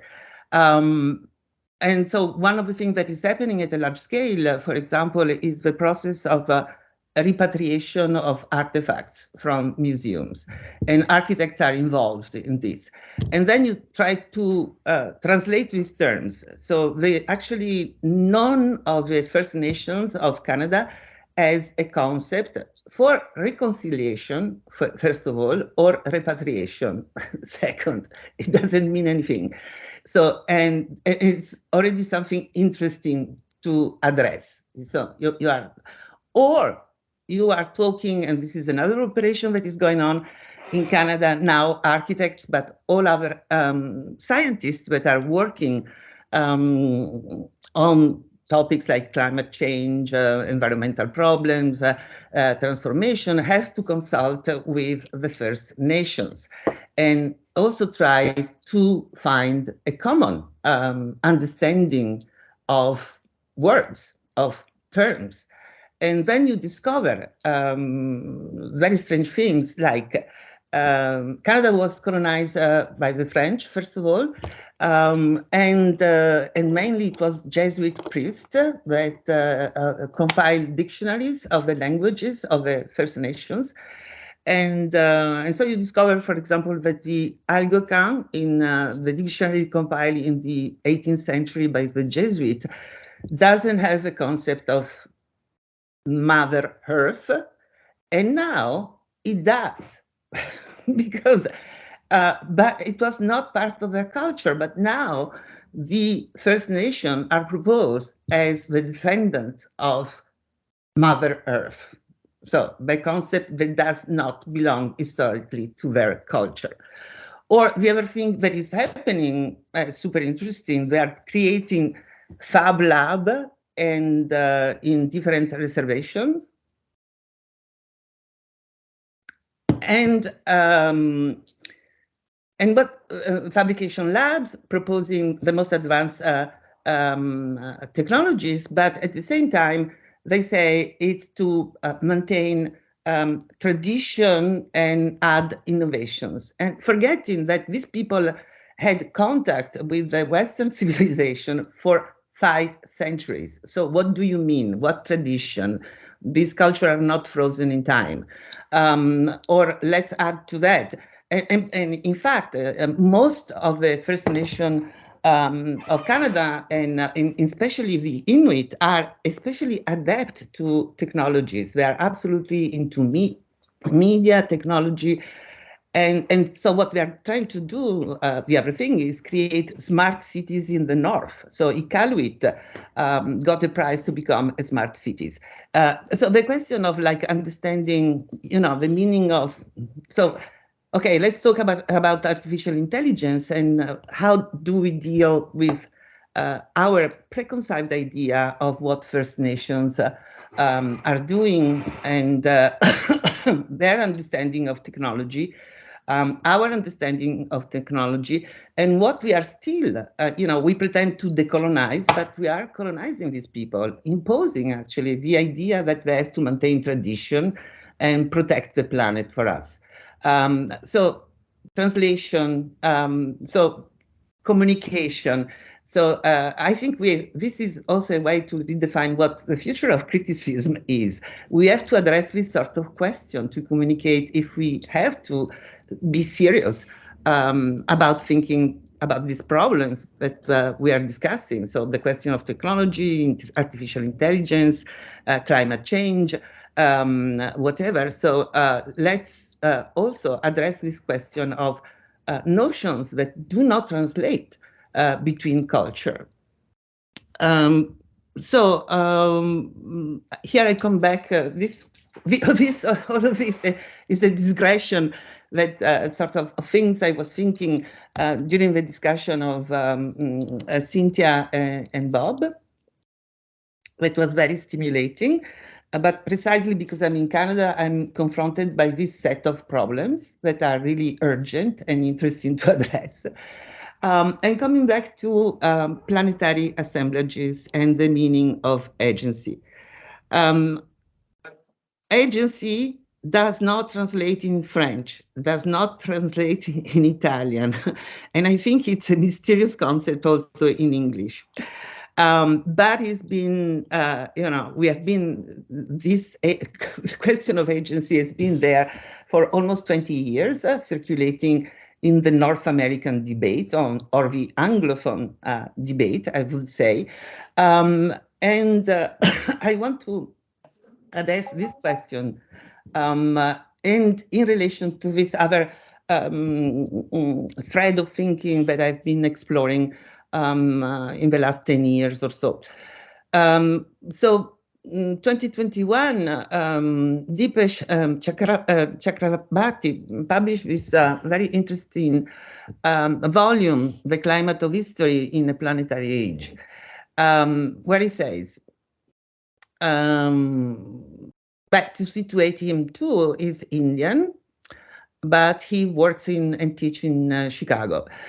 The globe, he says, I argue, is a human-centric construction, and the planet or Earth system decenters the humans. So he's opposing, and why this book that contains also the word climate. This book is precisely to move from the concept of globalization that has dominated our discourse for a long time. And in fact, globalization is a human, globalization are human construction, and to move the discourse to the idea of the planet and the planetary. So, and this to address concerns like climate change that are, even if we insist it's the Anthropocene, that I think is a misleading term, and this and that, yes, we have some influence on the climate of the planet.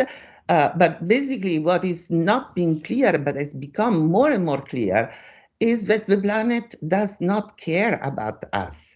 Let's say, the concern of the planet are not on the scale of the concern of the humans, and the history of the planet is not on the scale of the history of the humans. And so the Chakrabarti is inviting us to try to rethink the connection about the humans and the planet in a non-anthropocentric way. Can we go down?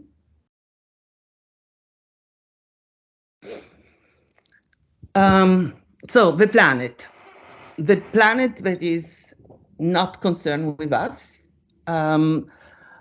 very clearly, and climate. So the question of climate and climate change, and actually the question of governing climate and responding to climate. Here you see that I really am an historian.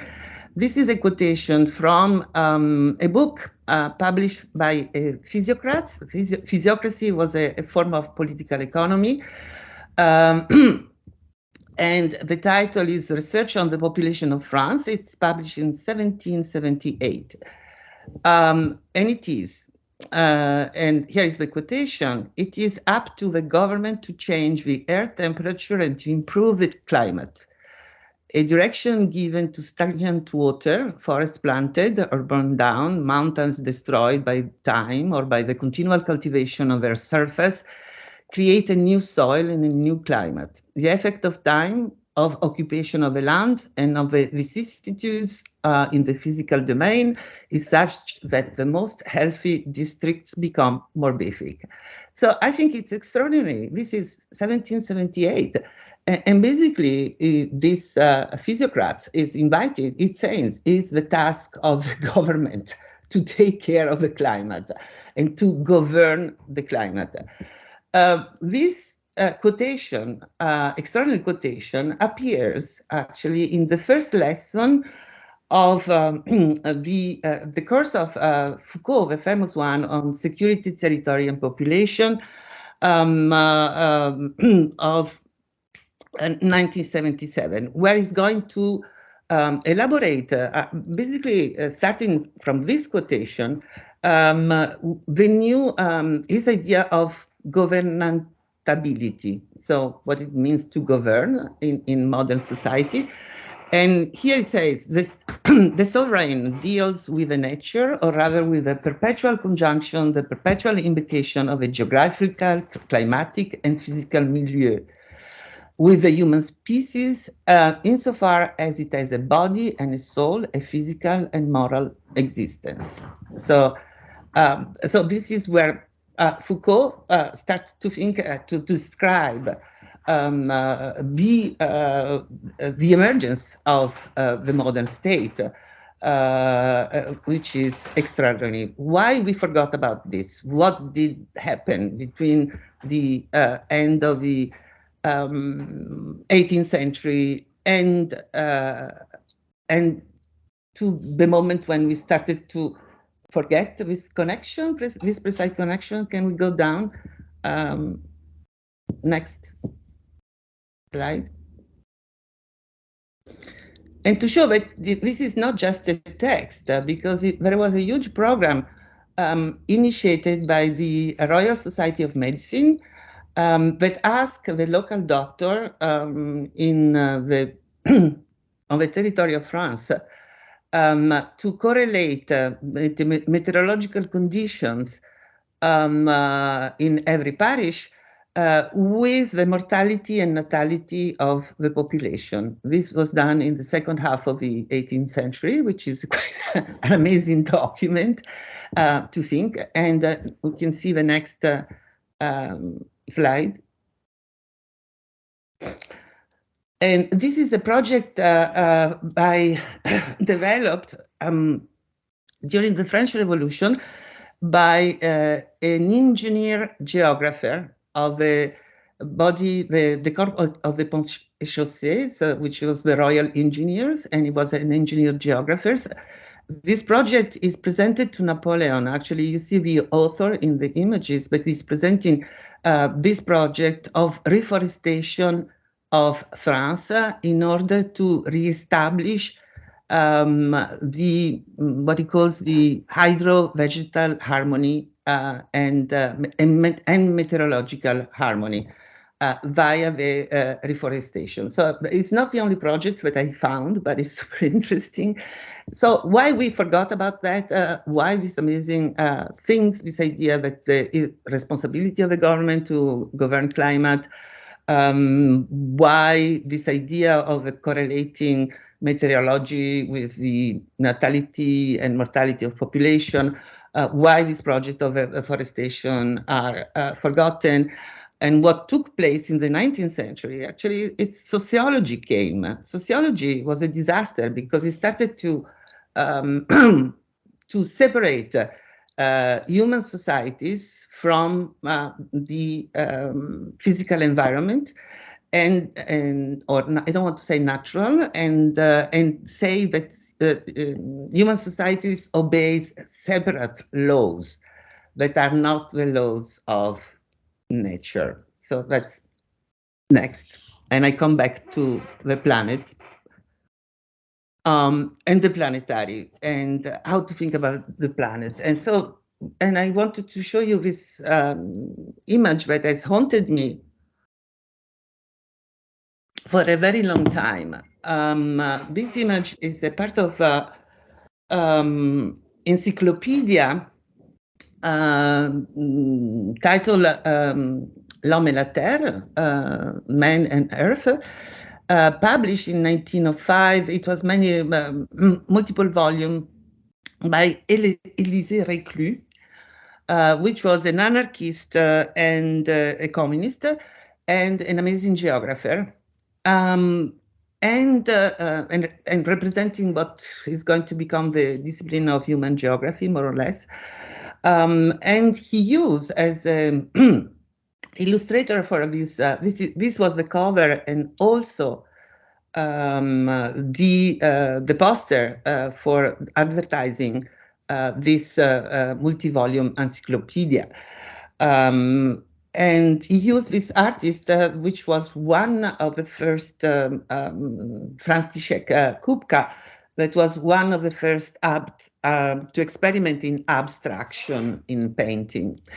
But here, this is illustration. Look at that. It's really interesting. You cannot really say where this naked young man is positioned in space.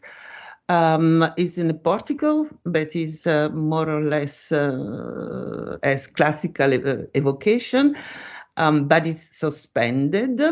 And in these porticos, you have two caryatids. One represents history, and the other one geography.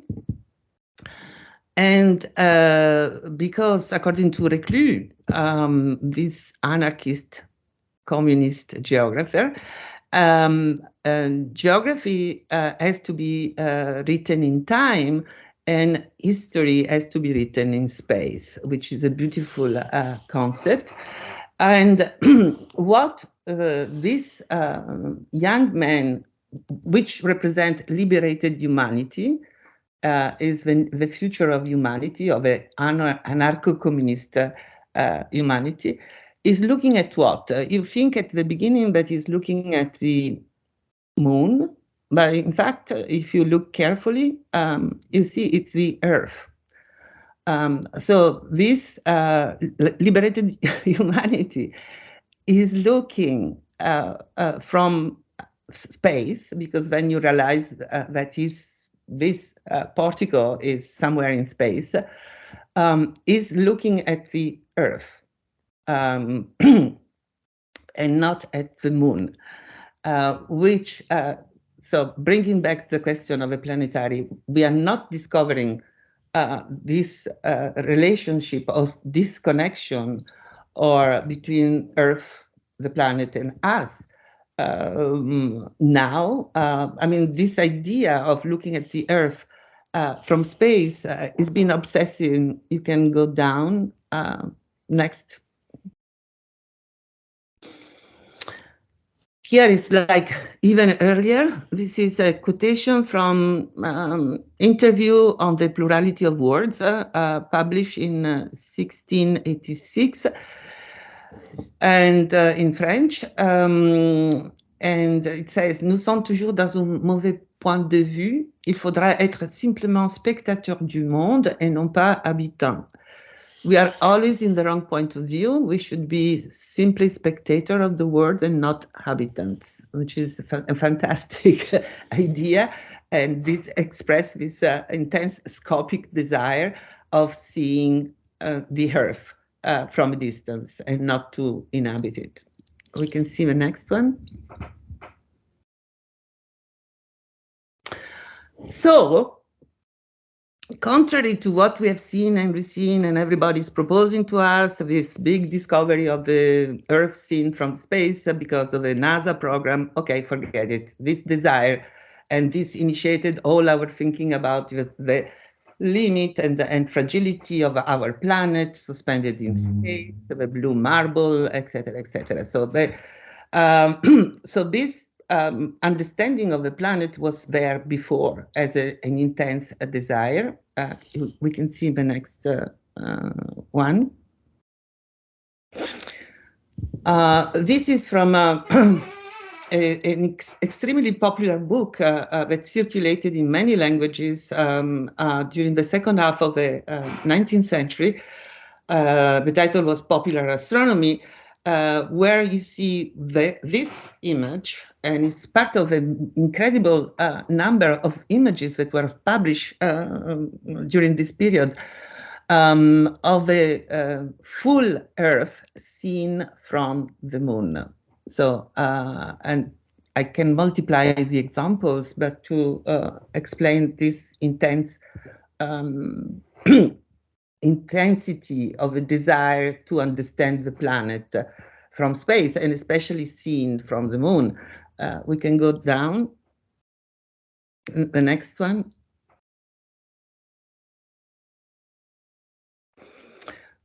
In fact, it may be said that actually when we went to the moon, when the humans went to the moon, it was probably to satisfy this intense desire to see the Earth from the moon.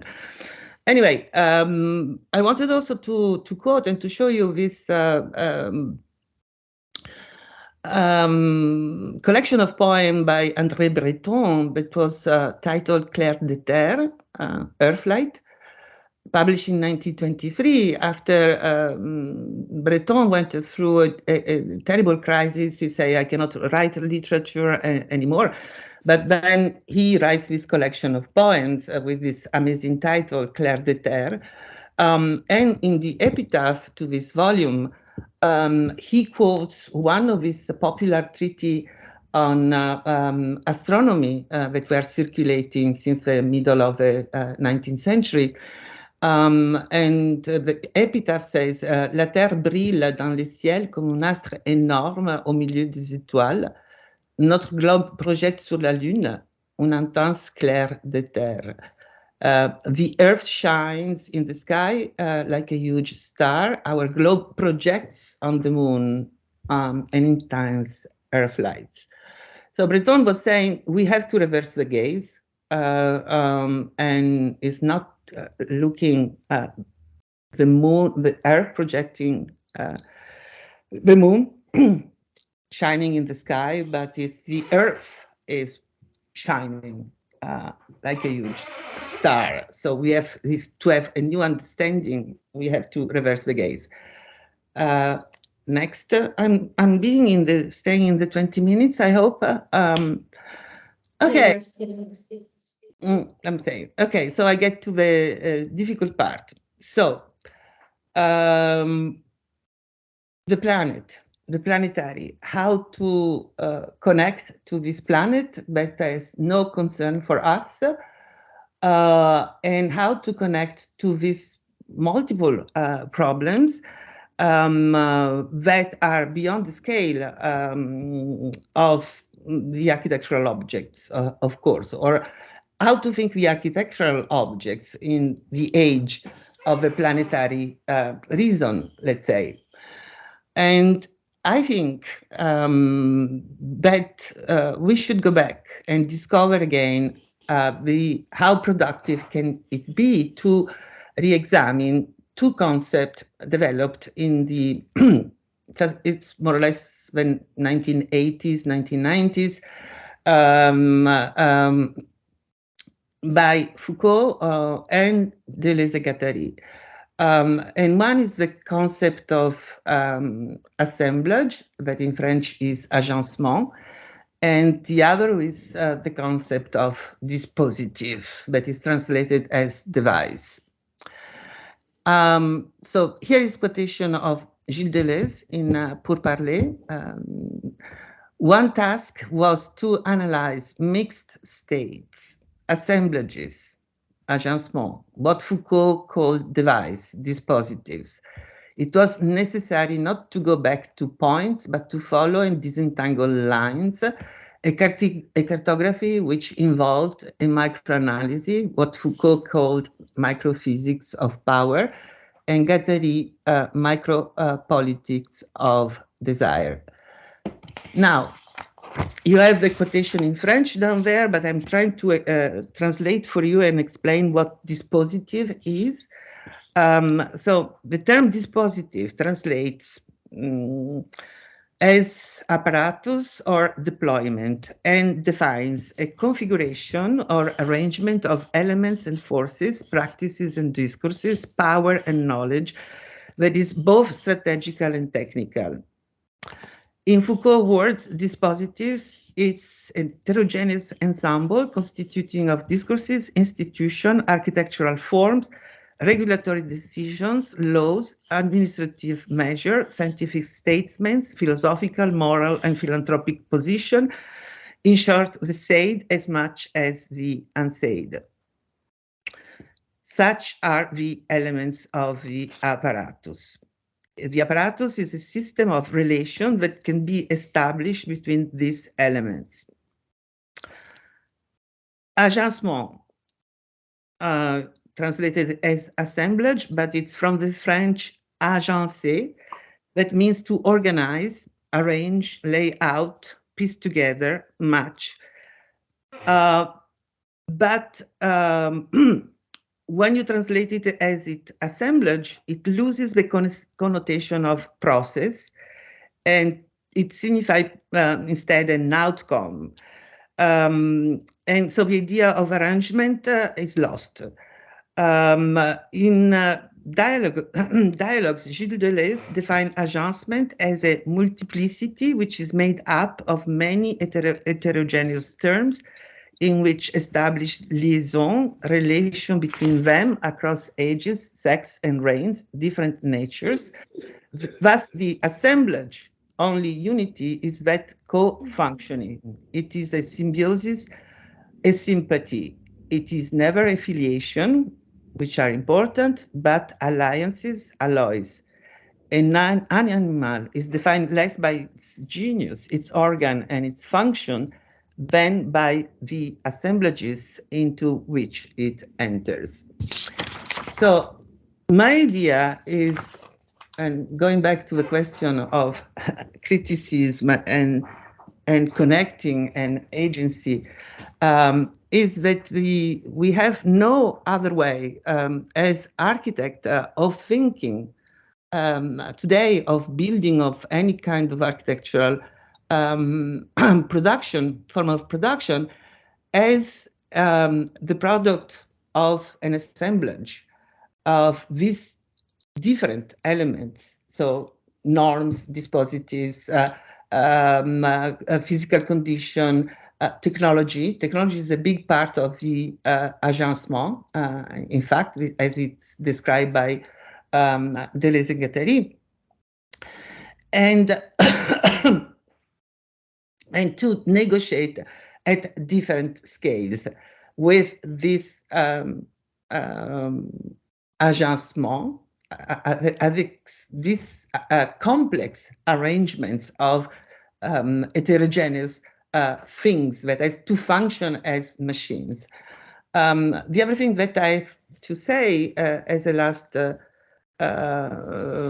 notation, and why I prefer, I hate the gloom and doom of we are at the end of the world position. And what I like of the philosophy of Deleuze and Guattari, and which I found extremely timely today, it's a fact that it's a gay thinking, not in the sense that it's gay lesbian thinking, but it's a gay thinking in the sense of gay science. And that they, instead of power, they put at the center of this analysis desire. But it opens up much more interesting possibility, a proposition of thinking in a positive and optimistic way in front of disaster. The last slide, and I conclude. So agency, that as I say, does not translate in Italian and French, is it can be translated in French in a very effective way via the notion of agencement as the pouvoir d'agencement, is the capacity to enter in these complex machine arrangements that propelled by desire.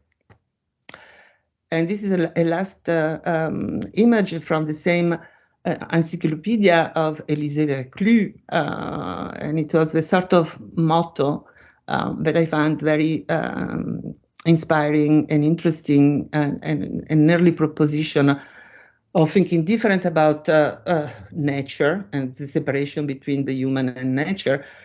Again, it's 1905, and it says l'homme et la nature prenant conscience d'elle-même, but we can translate man is nature,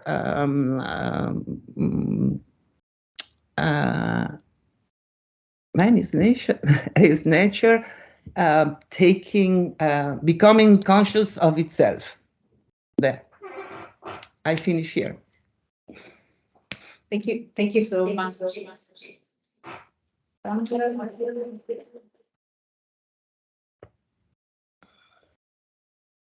you. Thank you.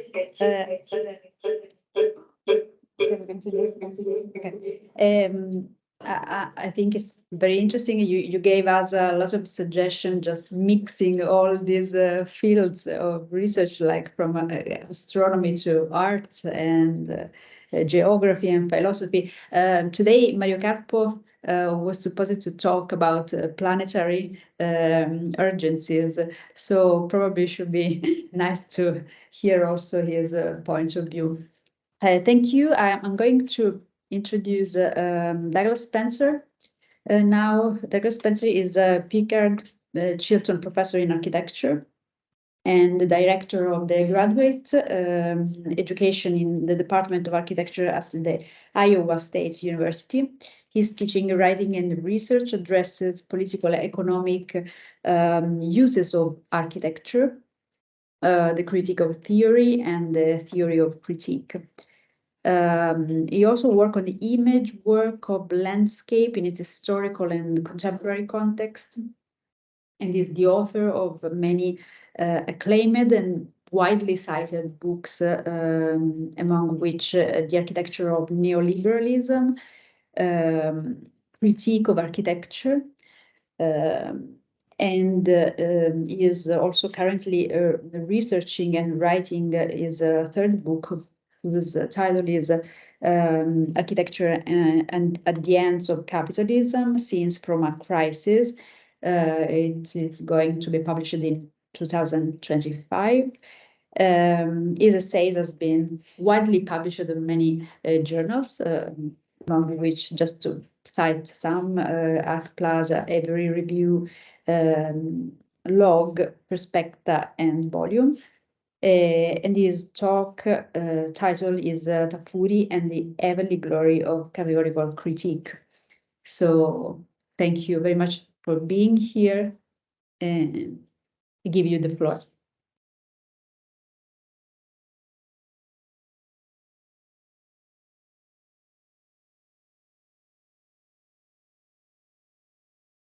I think you're mute. Okay. We didn't get to hear me clear my throat. Okay, so I was saying thank you very much, Lena. Thank you very much, Lucia, for all your work in facilitating this. And yeah, I'm really looking forward to discussing things with Alessandra. As many interesting points brought up there, and I love that we end, although it comes from Eclipse, it's a kind of Hegelian note that you end on. So that might have some vague resonance with what I'm going to talk about. So I'm going to share my screen and hope that I have better luck than others who have tried to do so.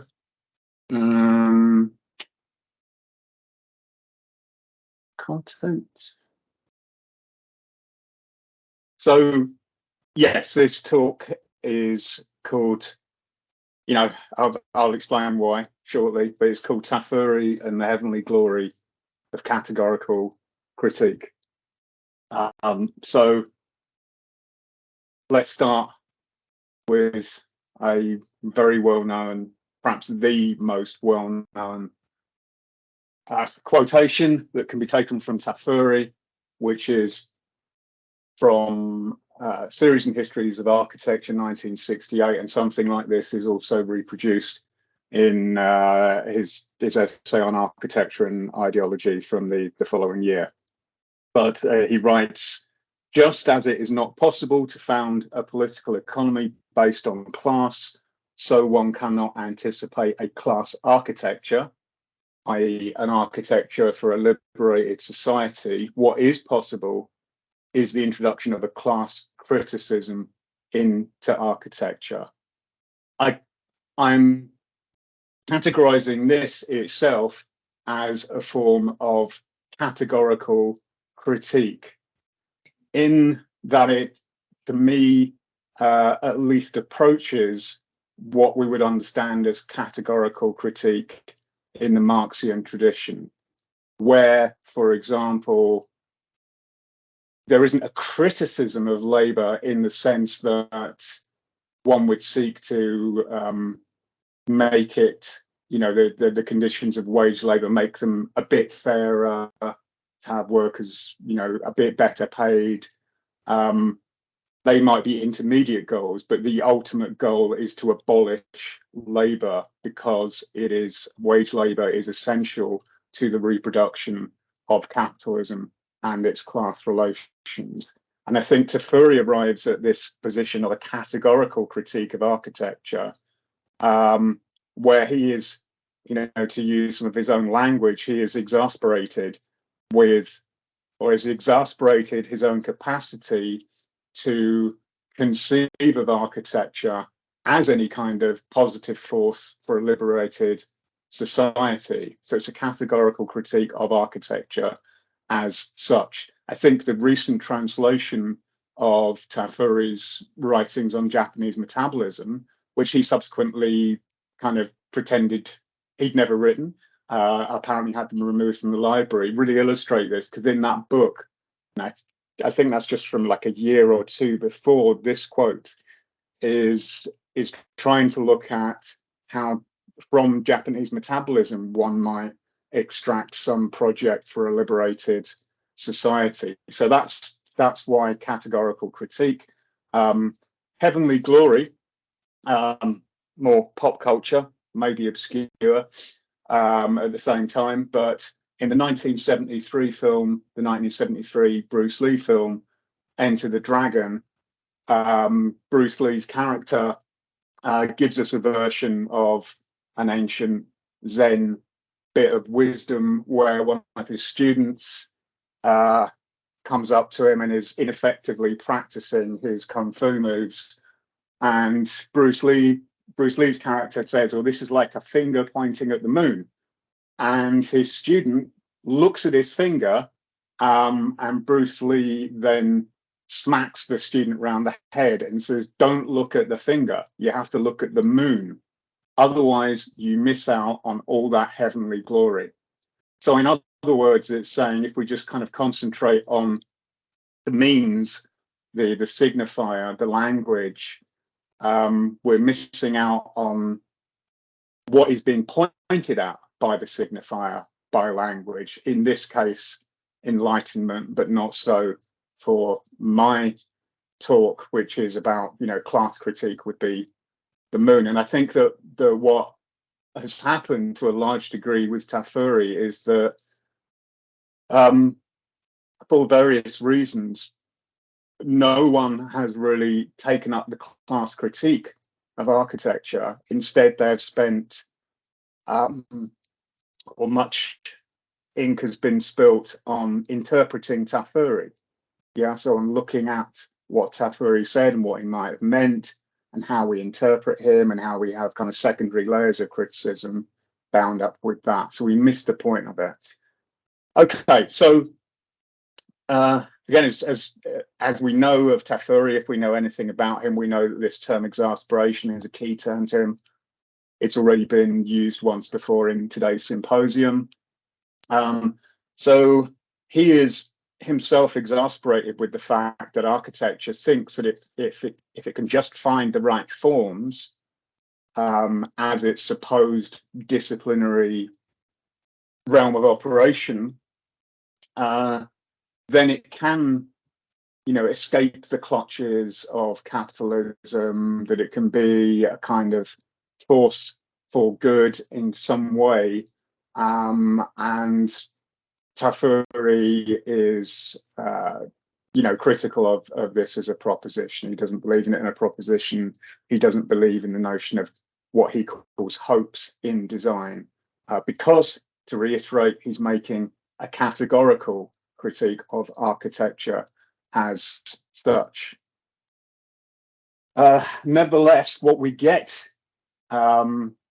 subsequent to the 60s, which kind of accelerates from a kind of second wave avant-garde of the 1970s into the more kind of computational and software and complexity-based architectures of the 90s and onwards, is this continuation of exasperating architectural form, of architecture assuming different shapes and forms, kind of flexing on its formal autonomy, but not actually finding its true purpose, its kind of economic raison d'etre, until the arrival of neoliberalism, when we see these paper and computational architectures actually start being built, because the political economic situation has changed quite significantly from that in which Tafuri is writing and approaching our own kind of neoliberal times. But we're still in capitalism.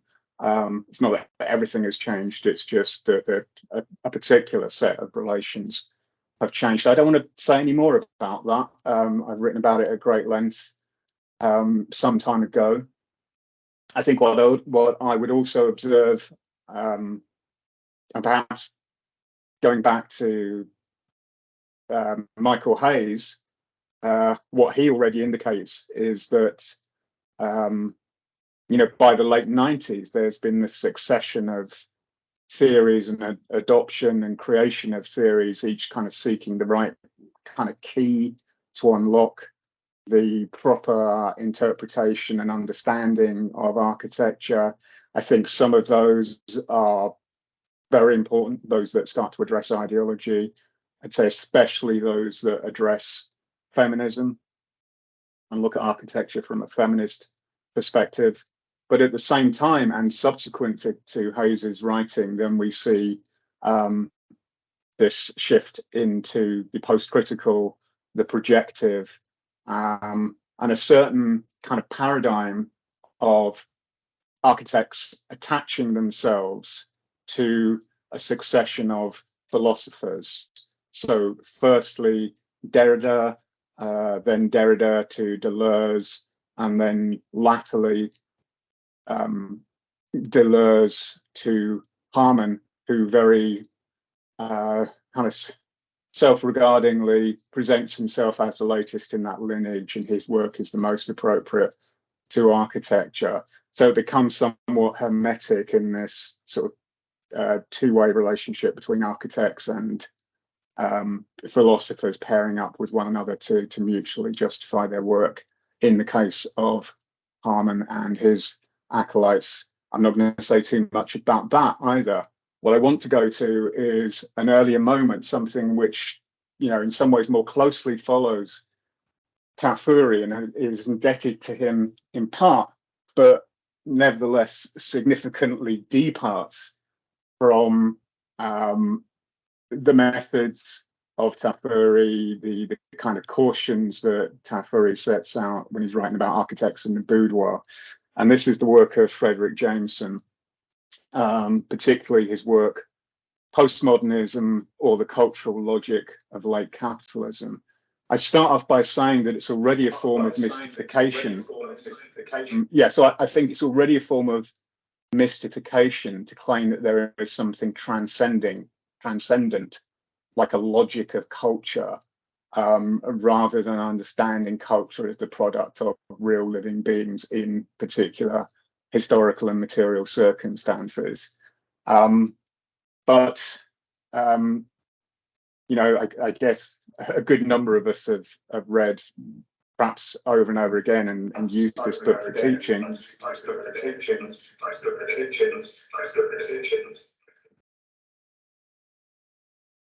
But Jameson, fairly early on in the book, presents us with this model where we can only understand culture, we can only understand like the movement of the mode of production. So, you know, the material circumstances of production and life in capitalism by its surface effects, that you know, is kind of otherwise inaccessible. So Van Gogh's peasant shoes come to stand in this model for Jameson for modernity, and Warhol's diamond dust shoes come to stand for postmodernity. One of the claims that Jameson makes is that, you know, through the experience of the impasto of Van Gogh's paintings, this kind of connects us with the materiality, which is the real materiality of the world, which could be said to exist and we are tangibly related to in modernity, broadly speaking, whereas with Andy Warhol, we just get a kind of flattened image. I mean, it's a curious claim for a start. If you've ever seen an Andy Warhol silkscreen painting, you'll know that it is very much material, that it literally registers the movement of matter in the way that the ink is squeegeed across and through the screen. But actually, the point I want to make is that Jameson is embracing the then, so mid-80s, then current theoretical fashions of semiotics, semiology, and structuralism. So in a way, these images are the signifiers for the signified, which is in turn the particular stage of capitalist development, which is the diachronic axis that we're looking at here. So it's like, you know, there are these stages of capitalist development, but really only the critic can show us what they are by interpreting the products, and especially the cultural products of these shifting historical circumstances as signs and symptoms of something which is otherwise hidden. We're also in the realm of, therefore, of looking at this much misunderstood and overused model of base and superstructure in Marxist cultural theory, where the superstructure is similarly the realm of ideas, ideology, and the base is like the real of material production. To put it differently, in the way I'm diagramming this, we have something that is apparent and something that is obscure, and through the critical exercise of studying the apparent, something of the nature of the obscure can be pointed at, if not definitively identified. A problem with this is that in some ways it just mimes what capitalism itself does, which is to say that we have commodities which appear to us, and these seem to be like the tangible things, whereas the labor that produced them is obscured in the very nature of the commodity. So it's a mimesis of the fetishization of the commodity, but it's a kind of like fetishization of cultural production that is uninterested in, without acknowledging as such, uninterested in those more and perhaps like less interesting to write about conditions of labor in which cultural commodities, including architecture, are produced. And this is famously evident in Jameson's account of the Westin Bonaventura Hotel in Los Angeles, which doesn't go unchallenged. Like the late Mike Davis, you know, issues a kind of blistering critique of the narrow-sightedness of Jameson's understanding of this building and its place in the politics of Los Angeles. Nonetheless, this then becomes the realm of theory, that theory becomes kind of concerned with other theories, becomes intertextual in itself, and things like labor and the conditions of production are not really addressed within the realm of, you know, one of the, if not the most significant cultural theorists of the second half of the 20th century. So I would argue then that in this rich intertextual set of reference and counter-reference, and the kind of prolix way that Jameson operates, you know, drawing on seemingly antinomous philosophers and theorists, so looking at Althusser and Baudrillard and Deleuze and Guattari and of course Marx and Benjamin and Adorno and Foucault, and putting them all into this melting pot, but never actually talking about labor or production as such. We get a theory of postmodernity, but at the same time, that effectively becomes the postmodernization or the postmodernity of theory itself. So the question, and so what's happened there, in Tafuri's terms, we might say, is that that theory has got caught in its own boudoir. So theory becomes about theory; it becomes kind of meta. And this is what Tafuri warns us about. warns us about it as precisely the problem of structuralism and semiotics, and using of saying that everything is language and then trying to understand everything through language, that you end up just speaking about speaking and writing about writing, and criticizing criticism and so on. How do we break out of the boudoir?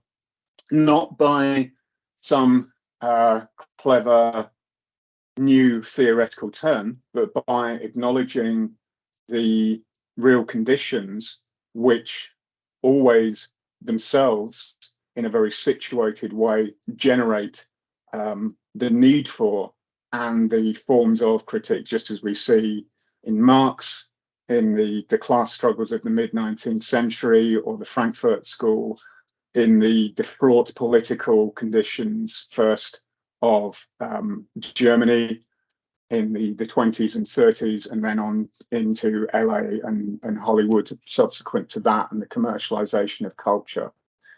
So this event, so we're seeing a pixelated screen grab of the SciArc event, How to Be in an Office in Architecture, which caused great kind of amusement and consternation, especially from architectural workers and architectural students, because it was making this claim about how people should work in the office. So actually the thing about labor is in itself partly contributed to perhaps in a kind of unself-aware fashion, by sort of certain acclaimed leading lights in the world of American architecture.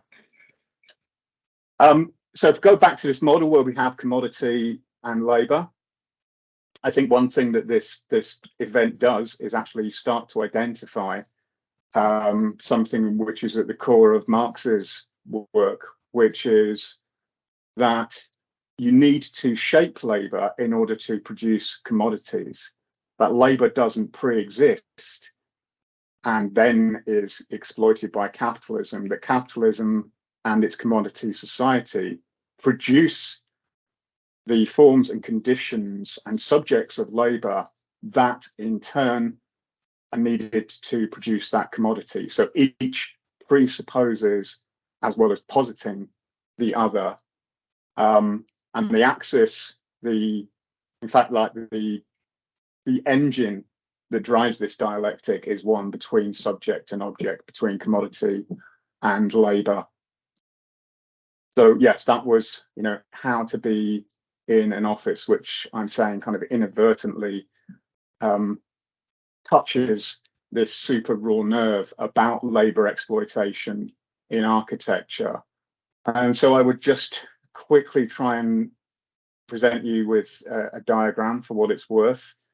It surely needs some refinement, but if we think about the place of work of the architect, so this is a site, there is a condition of and conditions labor, and what it often produces in architectural offices are commodities, products, such as the Pencil Tower in Park Lane in Manhattan, which are the commodities, but they're not the commodities that the people producing the architecture can themselves afford. More likely, architects, and I know this not just as anecdotal, but through a research project I'm doing with Future Architects Front in London, that architects working in offices, often in places like New York or London, clearly don't live in like super chic pencil towers in Manhattan. In fact, they will not even be able to afford to buy a house. They will not afford to be able to rent an apartment, but will have to share an apartment, and not just in their 20s, but in into their 30s and 40s. And they then become, in a way, like the consumers of another commodity, which is rent. And that shapes their subjectivity in turn. And so there are the computer's going to look. The computer has stalled somewhat. But the point I wanted to make was that we're looking actually at circuits of value here, about how value is extracted from the labourer, goes into the commodity, comes back to the architectural firm, goes into the pockets of the labourers, which is then spent on rent, which allows them to reproduce themselves as architectural workers.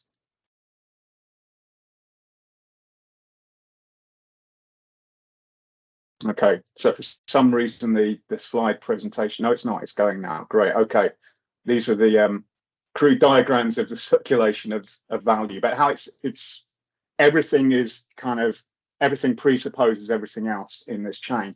What I find really significant about this is that we're looking at how architecture, and this will be like the categorical critique of it, reproduces class relationships that architectural labourers themselves do not benefit from.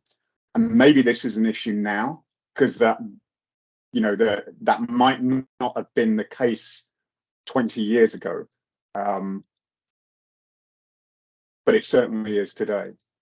So what we have is a classic case of alienation in the Marxian sense, is that the products of the worker come back to the worker as the means by which they're exploited. So that the products of the architectural work against them.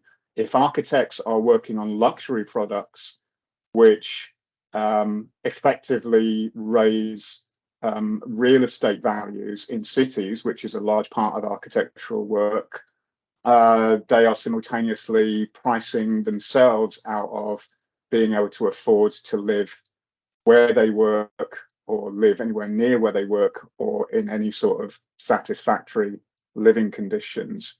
And that takes us to a class critique of architecture. And just to end, last slide, is that what we see now, just to bring it back to criticism, I've been really making a critique. I would understand it in those terms at least, but class critical criticism, so where we see this today is in a whole kind of younger generation of people who have studied architecture but have chosen not to continue as architects, but to turn to criticism in order to call out the conditions of architectural labour and the effects and consequences of architectural design and production. So Marissa Courtwright, writing here for Failed Architecture, Marinella D'Aprile, writing here a review of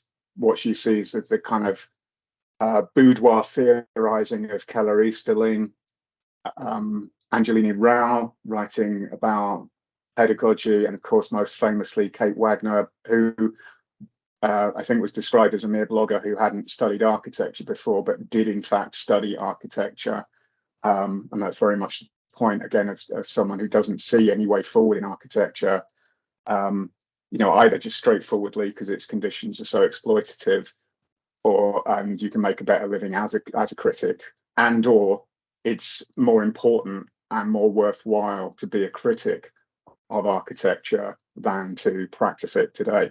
So I'm just sending that, and so you're probably seeing lots of things on my screen you shouldn't, but I'm going to stop presenting there. Thank you very much.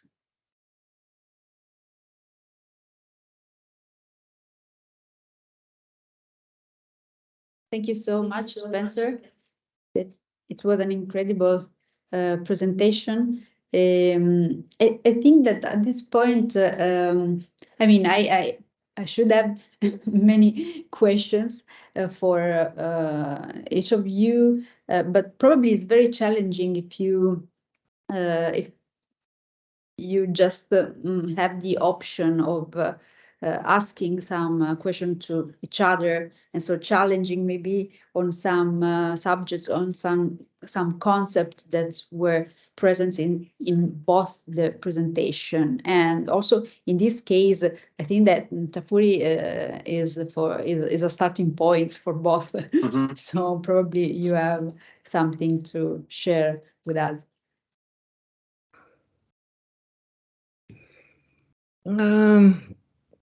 Should I begin to talk about Tafuri? Yeah, that's fine. If you have something to say, Alessandra, yeah, or I can perhaps start. Okay. Talk or asking some questions to Doug, probably.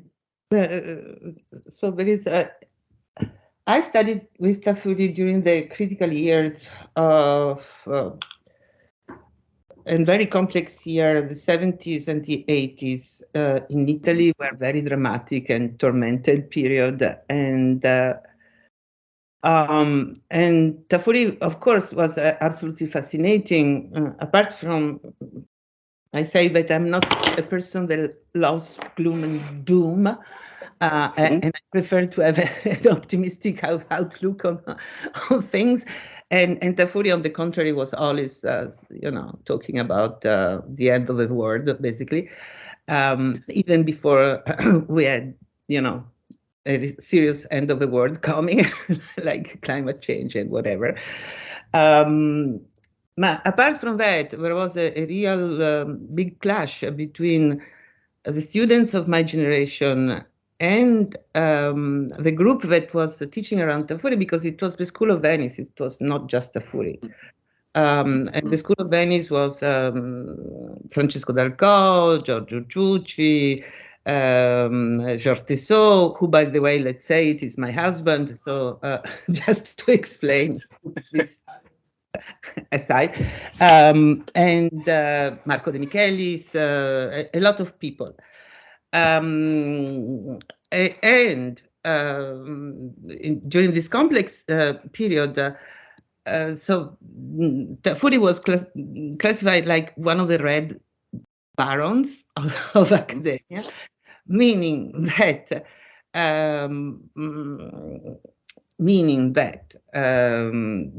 most of my professors at the UAV at the time were members of the Communist Party, including Tafuri, Aimonino, all the big architects teaching there. And actually, faculty meetings took place mainly in the siege of the Communist Party at the time. And of course, Marx was like, but actually, the revised version of Massimo Cacciari was also one of my professors. He was teaching, still teaching there before, going into politics for good. And of course, it was like a Marxist revision and rethinking about Marxism. But the student body was much more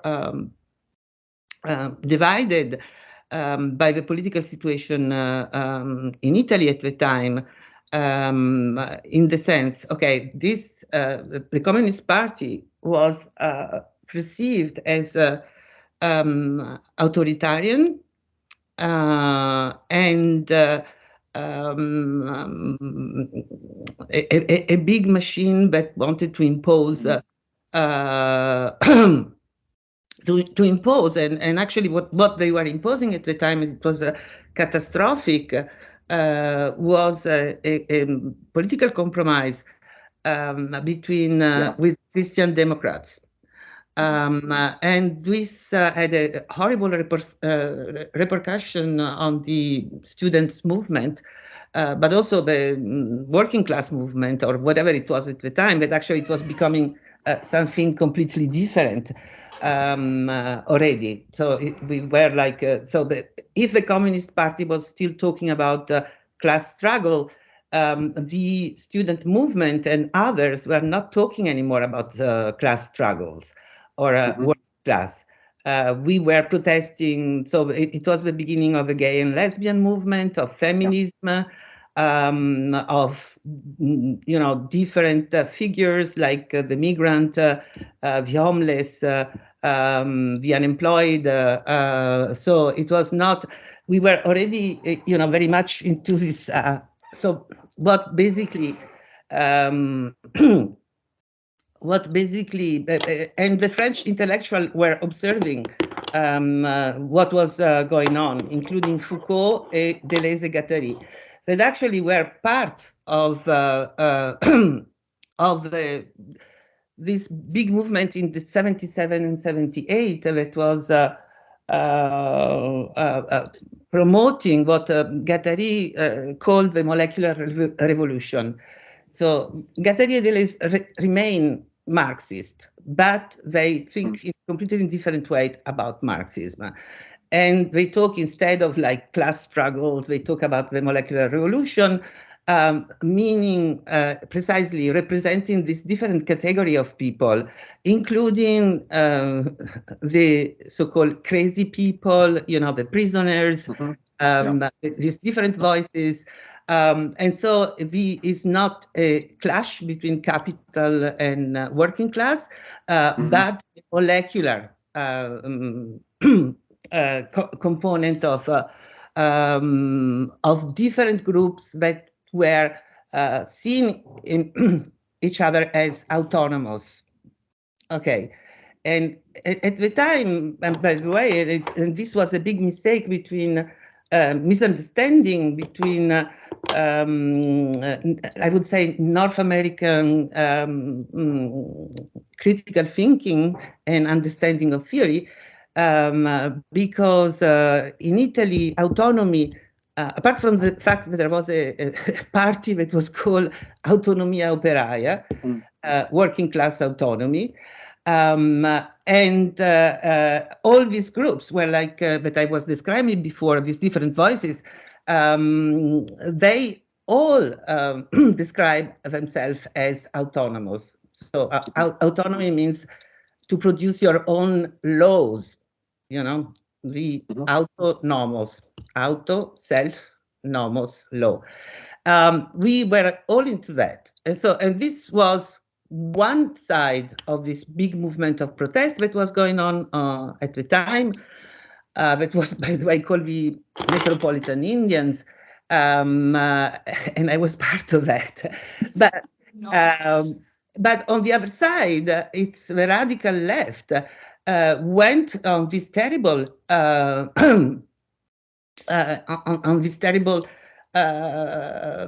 options, and so they began lotta armata, so the armed struggle. So I'm talking about the Red Brigade, and that were like and the theorist of the Red Brigade and the armed struggle was actually Toni Negri, another figure that is highly misunderstood by the, let's say, North American academia.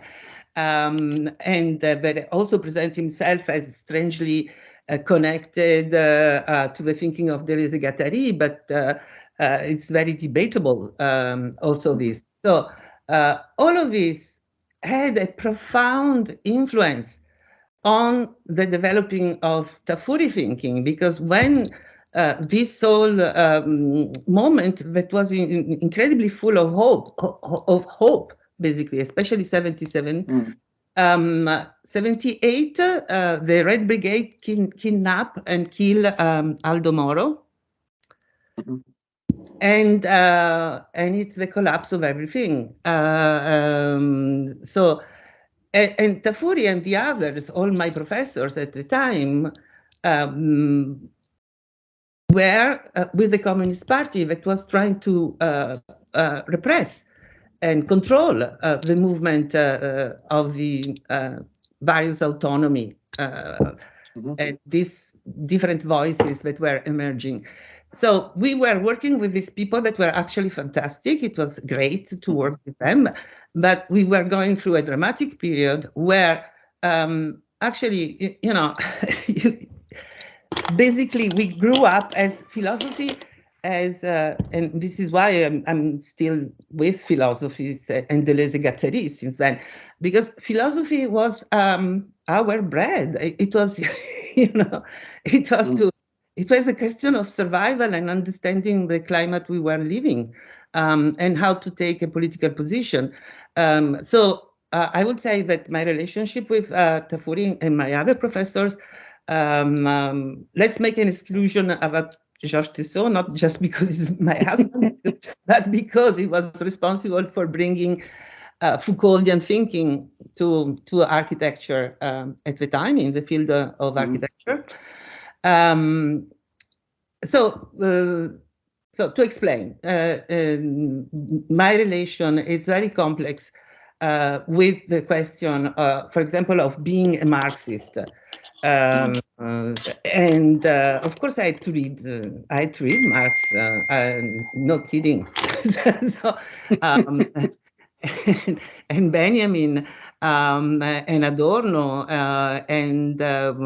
okay, make a list. It was sort of mandatory reading, and it was, but it was incredibly complex also to position yourself as a student, as a young intellectual and as a young architect in relation to this extreme situation where Tafuri chose to put himself on the side of the Communist Party that for us was the enemy, basically. Yeah. And also the death of Aldo Moro was a dramatic moment for Tafuri. That, by the way, exactly, Tafuri too, he was talking about autonomy in architecture, the autonomy of architecture, but Peter Eisenman completely misunderstood Tafuri on the question of autonomy of architecture. Bob Somol, I don't know if you're listening to me, but this is the case. So it was intended in the Italian way, of the intensely political Italian way, which is not the case of the North American academia. It's absolutely defending a formalist approach to architecture, to talk about autonomy of architecture. This was not at all the Italian approach, including the one of Tafuri. So, and what happened after this catastrophic event of the assassination of Aldo Moro and the collapse of this project of the historical compromise between the Communist Party and the Christian Democrats, Tafuri is very interesting. If you look at the chronology of his work, he slowly retreats from writing about contemporary architecture. He keeps doing that, but also from writing about the avant-gardes. And actually, the last year I was a student, actually completing my PhD, and then I started to teach in Venice. Tafuri was really radical because he decided to take out of a library of the Department of History of Architecture his two books, Progetto Utopia and History and Theory of Architecture. It became forbidden readings. Yeah. And he moved to work on the Renaissance, Tafuri, and with completely different tools. He was exploring the microhistory of Ginsburg, but then he became more and more philology. And he retreated in the Renaissance. And actually, at the very end, when he was close to the end, alas, he died young. He kept doing, he was the most fantastic teacher. I never met someone that was capable of speaking like that in public.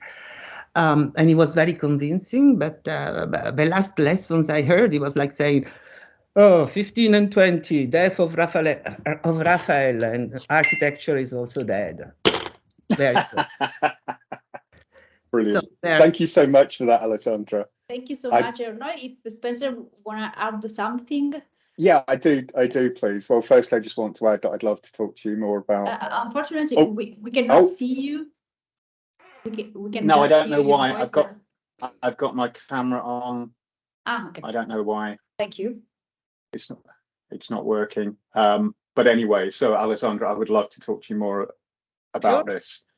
And I know I know there are many kind of North American academic people on this panel, but I was following many of these events as best I could, not so much about Tafuri, but looking at the Red Brigades and so on, especially 1977, which is also the year of punk. So I was from my council estate in a London overspill town, trying to follow what was going on politically. So my kind of approach to architecture, it comes after my politics. But it's so Tafuri is a fascinating figure for me because, you know, he is deeply, inescapably political. It's not like it's not just someone who has an interest in it. It's like that's what generates his thought. I think also more importantly, what comes from your comments is the point that I was making, that, you know, theory and critical theory, criticism, whatever we want to call it, I think is often best when it comes from particular circumstances, which also speaks to some of your talk as well about, you know, where in the world it is coming from. So Italy from the late 60s into, you know, the 70s as well is a kind of cauldron of this theorizing, and the fractures that you're talking about that I still think we're living in the wake of, that I still think makes people kind of anxious about Marxism as not being interested in anything else but class, which I don't think is the case. No, and I don't think it need be the case. I think it's I think it's Leninist communist parties, but what I wanted to say about, or perhaps you could say a bit more about, was you were talking about the repatriation of objects in museums. So like so another important part of this is a kind of criticism of colonization. And I just wanted to mention, like, so my colleagues at Iowa State, Cruz Garcia and Natalie Frankowski, have been kind of at the foreground of publicizing and teaching about and writing about the kind of appropriation of cultural objects by the West in its museums, especially the Met in New York, and and arguing for the kind of repatriation of those objects. So to me, that is another example of a current wave of architects and critics who are not concerned primarily with formal questions or with theory as an end in itself, but looking at material objects in terms of their histories, in terms of their production, and in terms of the way in which they're instrumentalized. I see. No, I agree, but to add something else, I was thinking, forget about artificial intelligence. In fact, what I'm demonstrating today, in a way, that Bob was saying, oh, you can transform word into form. No, because we are not even able to translate the concept of agency. But so it's not possible. It's Google Translation has limits, and also, by the way, it's in my university, University of Montreal, is the one. It's Joshua Benjo is one of the geniuses that sort of launched relaunched all the whole question of artificial intelligence. And recently, they just signed a petition to stop the development of artificial intelligence. But never mind, it's parentheses. But precisely, I don't think we have. I am all for new technology. I would say it's better to talk about deep learning instead of artificial intelligence, not to be misleading. But I gave you one example after the other that you cannot translate. How can artificial intelligence translate for us concepts that are not that have an history and that come from different culture? It's yeah, I agree. I have just a question, which is, I mean, to both, probably starting from Alessandra.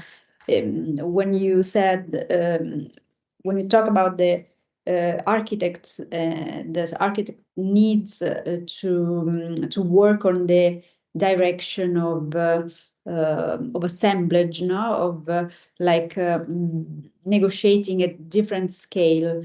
I think that this is a way to go toward a kind of plastic, malleable thinking. Don't you think that also this kind of thinking so different from the conflictual one that Stapuri experienced?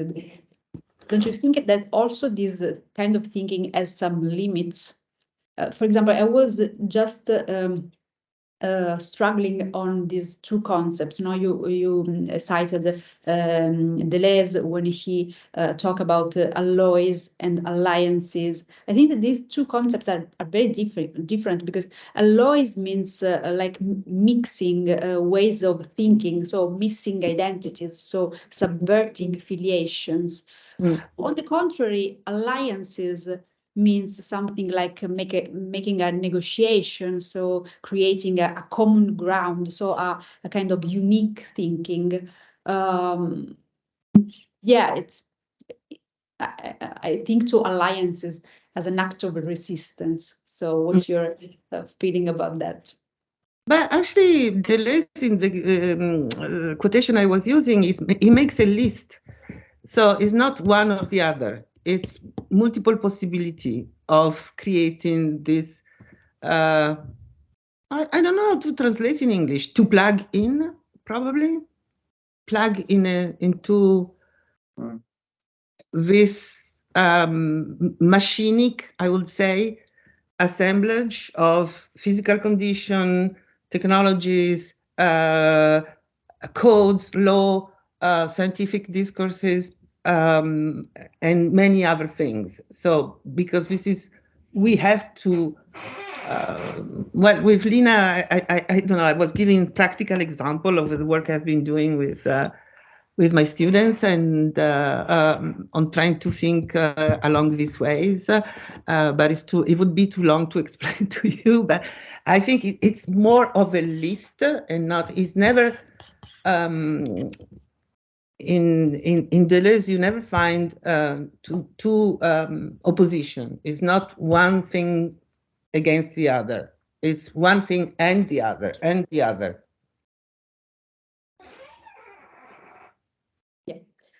Okay, I don't know if someone has some questions. Maybe Joseph, if you want. I mean, we are already out of time, but if you want, yes, you can. Just a comment. Maybe you don't have to answer, but maybe the question. I wonder where Deleuze and Foucault's focus on desire would fit within Douglas Spencer's challenge to the kind of cultural new left that is embodied in Jameson. I just wonder if maybe this is a question to Douglas. To what degree that new left turn towards desire and subjectivity would fit within your analysis of the problem of where criticism went. Yeah, I guess that's my question. Right. Yeah.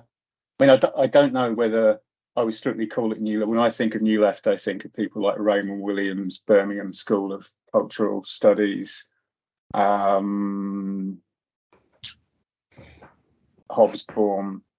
that kind of crew, if I can call them that. But I think desire seems to me, the focus on desire seems to me like a carryover from May 68. And we can also think about Roland Barthes talking about jouissance. And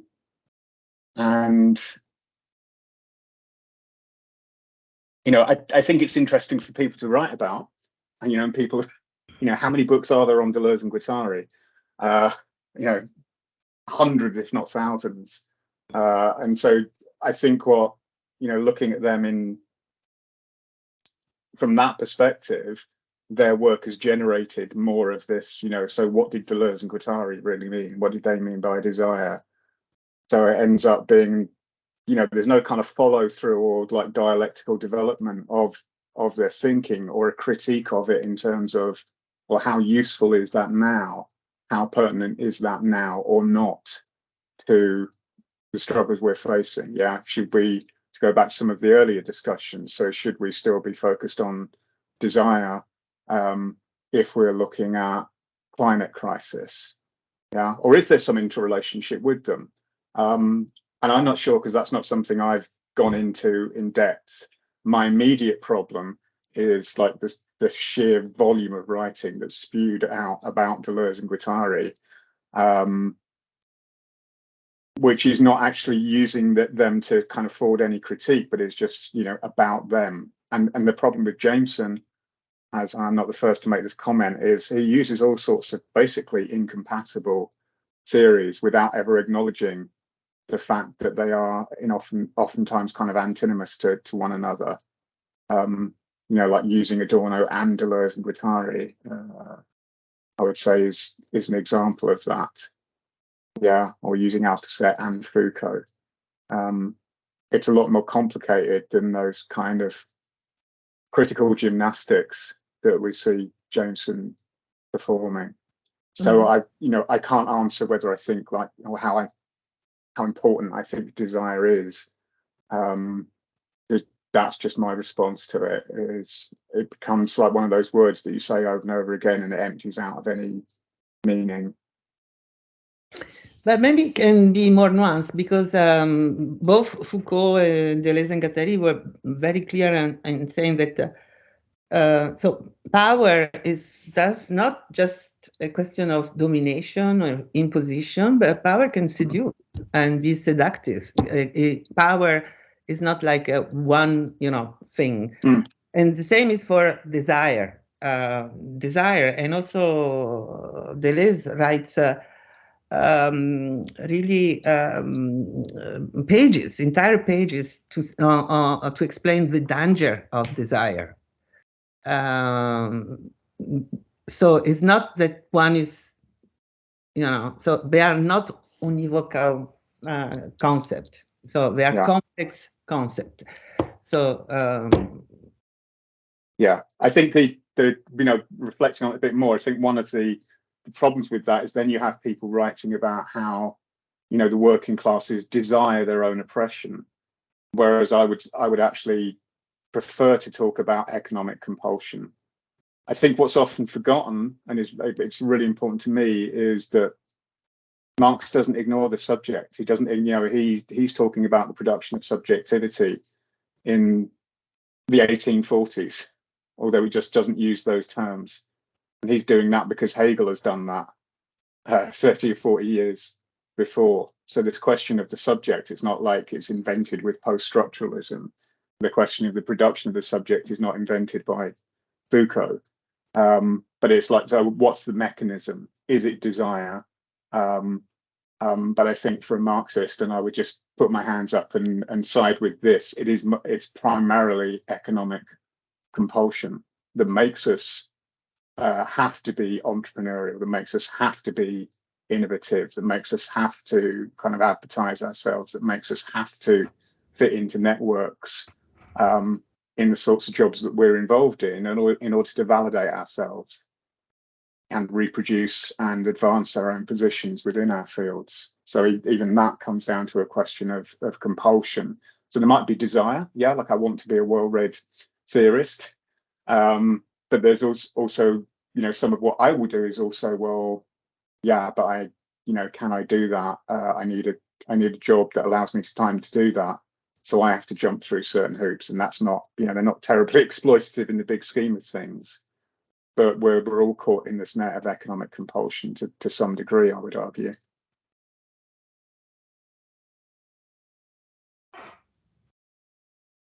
Elena, we cannot hear you. Your microphone is off. Sorry. So I was just saying a really interesting position, and it's a really interesting discussion. I would really deepen this topic. Unfortunately, we have a break now, and this break is around 20 minutes. So see you again on panel 3. Thank you very much for being here, for sharing your experience with us.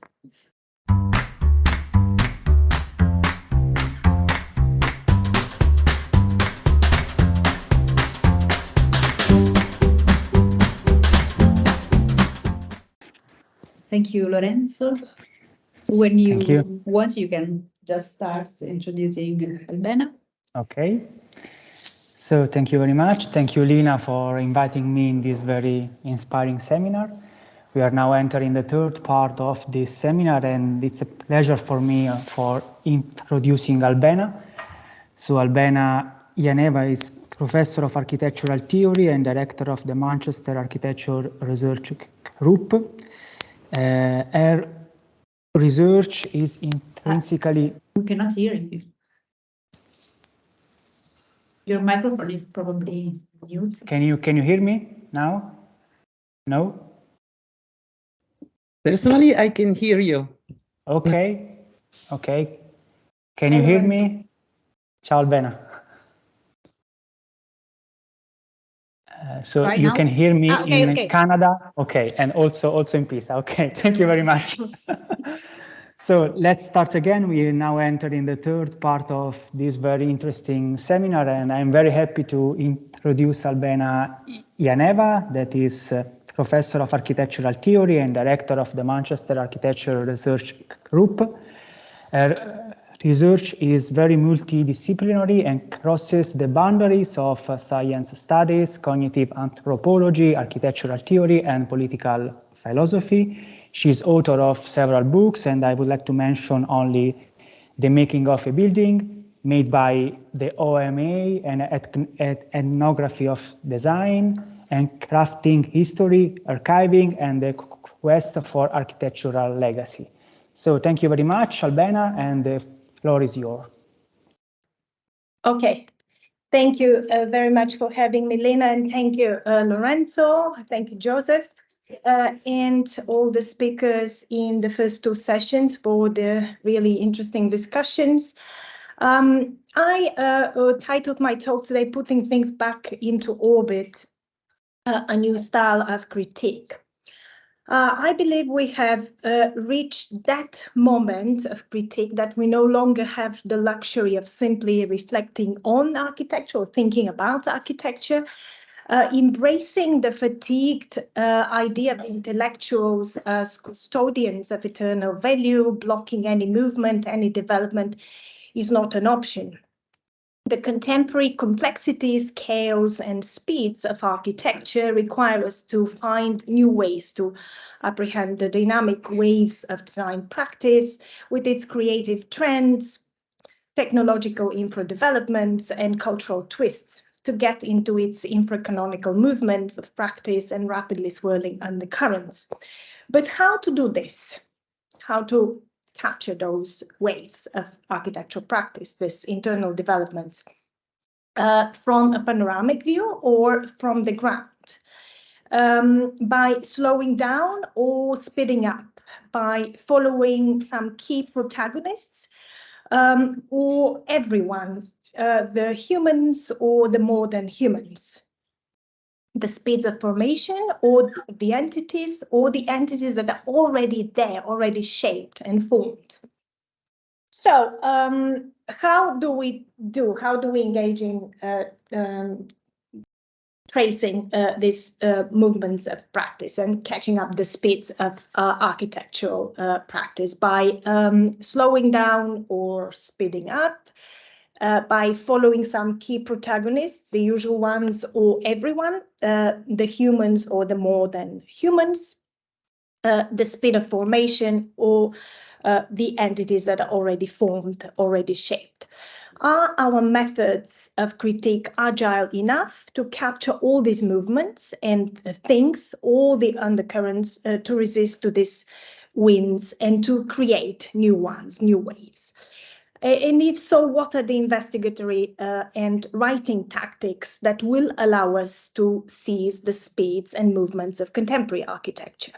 So in this position paper, I will address these questions, and I will discuss a new form of earthly architectural critique, one that does not assume that the knowledge about design or the urban is out there. It's already shaped, formed, available to be discovered and found by us, but has to be created, followed, traced, through new methods of inquiry. I will also formulate some methodological suggestions. First, the slides are moving now. We need to stay on the ground. Abandon the panoramic and the panoptic ways of looking at buildings or cities. Forget about the Eiffel Tower, and especially the viewing platform. You believe that Paris can be seen from up there, but it can't. Forget about the office of Rem Koolhaas or any other star architect. You believe that OMA's design or other buildings and designs can be understood from up there, but they can't. You thought that the picture you have taken from the galleries of the Canadian Centre of Architecture captured its archival collection, but it doesn't. We rarely witness a building, an urban archive, a city, and we can continue the list as a whole from a panoramic perspective. Abandon all sites where we talk of these activities as a whole and from an abstract, distant perspective. Focus instead on the small sites, on this misty locales of design and urban practice, where very little can be seen, but it can be seen well. Those sites, termed by Bruno Latour oligopticon, in opposition to panopticon, are fundamentally invisible. They could be, for instance, design or model shop office in design practice, conservation lab in an archive, architectural studio, and we can continue the list. These are small sites of practice. But once we are in these spaces, we find ourselves in offices, corridors, we trace alignments, we see instruments, dossiers, codes, and solvents, witnessing teamworks, alerts, and dangers. All these rare and fragile places are situated on the ground, not on the top, under our feet, not in our imagination. To capture designing or urban dwelling, for instance, we need to move and meander through these different sites of practice. It is a pragmatic absurdity to believe that buildings or cities can be seen as totality, as objective frames, but they are to be traced and composed. So staying on the ground, we can observe and we can follow trajectories of traces, series of transformations, small and big, perceptible in distant, running at different paces of speed in front of us, with us. This leads us to generate realistic accounts of practice, to join their waves, the waves of practice. And let us visit now two different settings, two sites of practice, two oligopticon, and witness them through ethnographic observation. The first setting, the setting of design, or design as a noun, as a process, designing, takes us in the Office of Metropolitan Architecture in Rotterdam, where I spent some time following the work of architects at OMA from 2001, 2004, and then again later. Here in the oligopticon for OMA, one can capture the contingency of design process as key for understanding how buildings, cities, and environments come into being. To grasp the meaning of OMA buildings and Koolhaas's architecture, we need to forget the star architect. Sorry, it's running too quickly. So we need to forget all about Rem or his starness. And in the buildings, and we need to turn away from official interpretations also of his architecture and official interpretations in architectural theory. This means to circumvent traditional understandings of star authorship in the spirit of subjectivist interpretations or critical historicist interpretations. Instead, we could follow the models, the foam materials, the software, the tools mobilized by architects to design, but also the entangled networks of practice, the different collaborations with engineers, clients, professional model makers, interior designers, and we can continue the list. This would also mean accounting ethnographically for the ordinary forces and conditions of design experience, following not REM, but many young designers in the office and the paths their work have traced. We can track the way their actions spread and the way architects make sense of their world-building activities, their routines, mistakes, and workaday choices, usually considered of lesser importance for the understanding of design. In so doing, we can arrive at a better understanding of OMA's design by the means of a detour to design experience. The purpose is to avoid the passage through the vague notions of society, culture, imaginations, origin, value, and perhaps we can add commodity and class, which do not explain anything. Thus, from the incidental accounts of design as product, we shift the attention to design as practice, from buildings as static objects to buildings as uncertain and contested moving targets.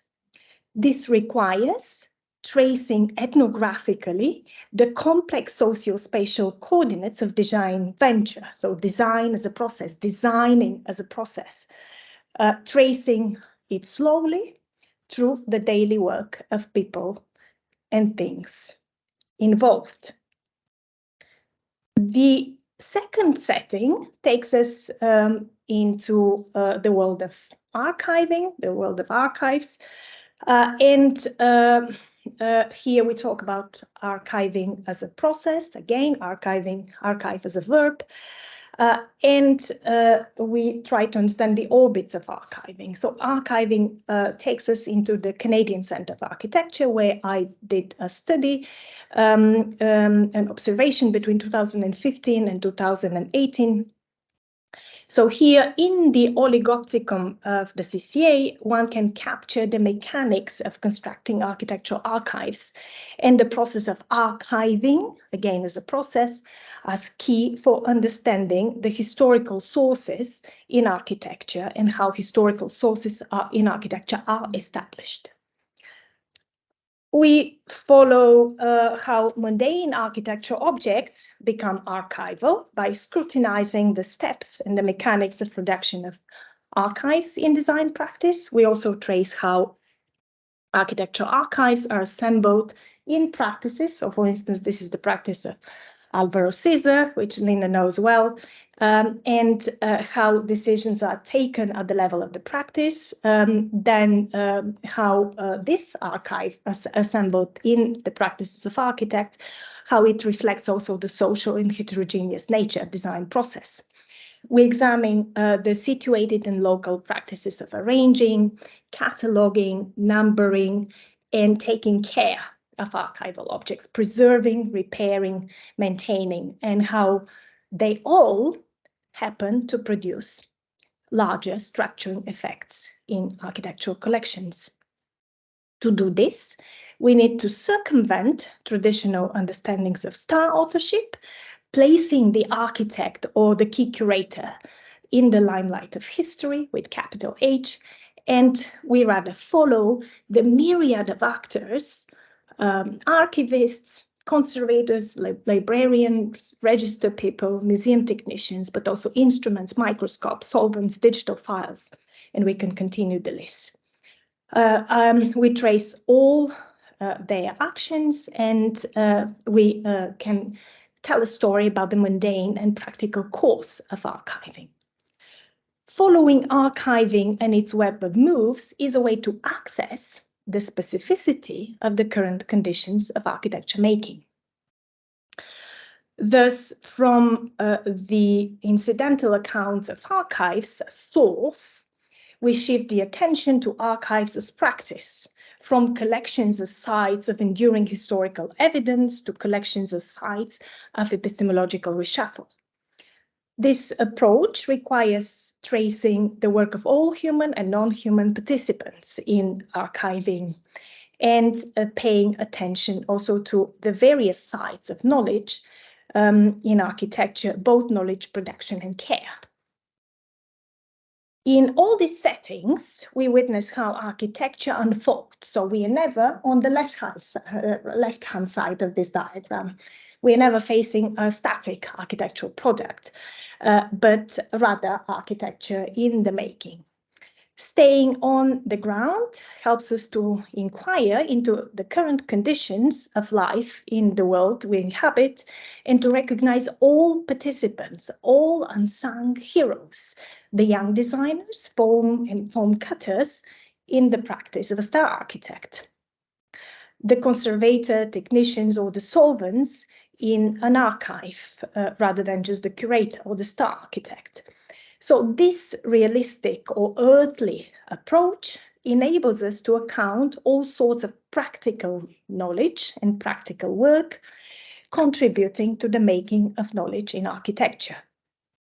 In all these cases, and we can of course list a number of other cases, we join the active and ongoing process of exploring, testing, repairing, and reappraising the architectural connections of design objects to the world. So knowledge is never produced and out there waiting for us to discover and find this knowledge, but it's constantly in the process of exploration and reappraisal. We join by joining this process, we also join the waves of practice, the orbits of designing and archiving. To fully understand designing, archiving, urban dwelling, and we can list a number of other processes, construction processes, and so on and so forth, we need to follow them slowly. No rush to explain. No rush, do not rush to replace them with the quick concepts of society, culture, and other molar constructs. So it's very useful to have this discussion in the previous panel. So we stay at the molecular level here. We do not rush to explain with molar concepts, which do not belong to the field of architecture. Exploring a building through repeated visits to the construction site or repeated visits in the design practice, we can experience the various speeds and intensities of the processes unfolding in this practice, the changing crowds of people and flows of things. We can observe, document, interview, and trace different activities, movements, gestures. Follow, for instance, very slowly, the moves of the foam as Shiro, an architect from OMA, which you see on this slide, is using the foam cutter and trying to reach to that new shape of a building to be. Follow again very slowly the tentative gestures of the conservator Karen, performing a treatment of a moldy drawing, placing it in a folder, adding a code on its way of becoming archival. Follow these gestures very slowly and through their presence and through the immediacy, you'll grasp the specificity of various architectural institutions. You'll gradually gain experience about architectural objects and processes in their own qualities and relations. It is this rich experience that will form the core of our interpretations. This is, I will argue, the only foundation for theory and for meaningful critique. That's why I was fascinated by the concept of witnessing in the previous discussions we had with Cynthia, because it's very close to this concept of experiencing, witnessing, trying to understand, interacting with the architectural object. Chase up all non-humans and try to understand the relations. Staying on the ground, following slowly, we also give speech to that which has no language. to the foam, the cutter, the spatula, the mold, the dust. All these non-humans are part of the story because they pass action. It is back to Shiro. It is through the sliding of action from designer to model, to foam, to drawing, to potential spaces and objects that designing happens as a process. There is neither simply a subject or an object, an architect and a model, an archivist and a molded drawing. Instead, what enacts the chain of action is the foam cutter that makes the architect bend and interact with the nebulous texture of versatile foam, or the fishy smell of a molded drawing making the spatula of the conservator perform a treatment of a drawing. Follow how these non-humans interact with the humans, follow them, how they move back and forth between different sites, and you'll witness how a design object or an archive become knowable, traceable, and how they work. To capture this, we also need new narrative techniques, new descriptive techniques. This should be techniques that can seize this dense contextuality of designing and archiving in flesh, as well as techniques that will allow us to capture the rhythms and the speeds. Techniques that can also help us to gain access to the unique, to trace and measure the pluriverse of life without replacing the specific with general, and unveiling it in a critical fashion, critical theory fashion, unveiling what is behind architectural objects and processes. Situated within the heart of urban or design, urban life or design life, to capture their specificity can inspire us to invent a new syntax of architectural critique. A foreign language within the language. Here you can, of course, read Deleuze between the lines of this interpretation. So writing will therefore require us to embrace a liquid or a gaseous rhetoric, as Deleuze would say, capturing states of affairs, of practice that do not have fixed shape and size, capturing kinetic energy with lower densities, not solid states, not fixed states. This new syntax can defy normal perceptions and conventional opinions that are commonly solid and geometric, certain and formal, immutable. This would mean becoming all the more earthly, to quote Deleuze, by inventing laws of liquids and gases on which the earth depends. In the spirit of this new syntax of architectural critique, writing will not mean putting words and phrases together, using ideas or reshuffling ideas, combining concepts, or explaining architecture with any concept that comes from the field of social sciences, or explaining architecture as a field of material practices with any concept that comes from the field of society, culture, economics, but would rather imply opening up the words and questioning their meaning, breaking things open. And here I use some visuals from the work of Tommaso Saraceno to illustrate what I mean.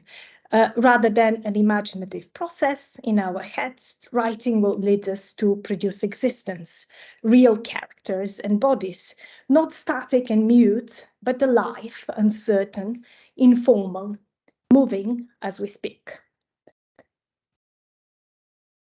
Thus, abandoning all solid states, all fixed or molar concepts, all abstractions, all panoramas, all grand attempts at pointing out to the timeless nature of architecture works, to enduring values, to origins, to external social, economic, political factors upon design, architectural critique will rely on careful tracing and gaseous syntax to generate critique from within.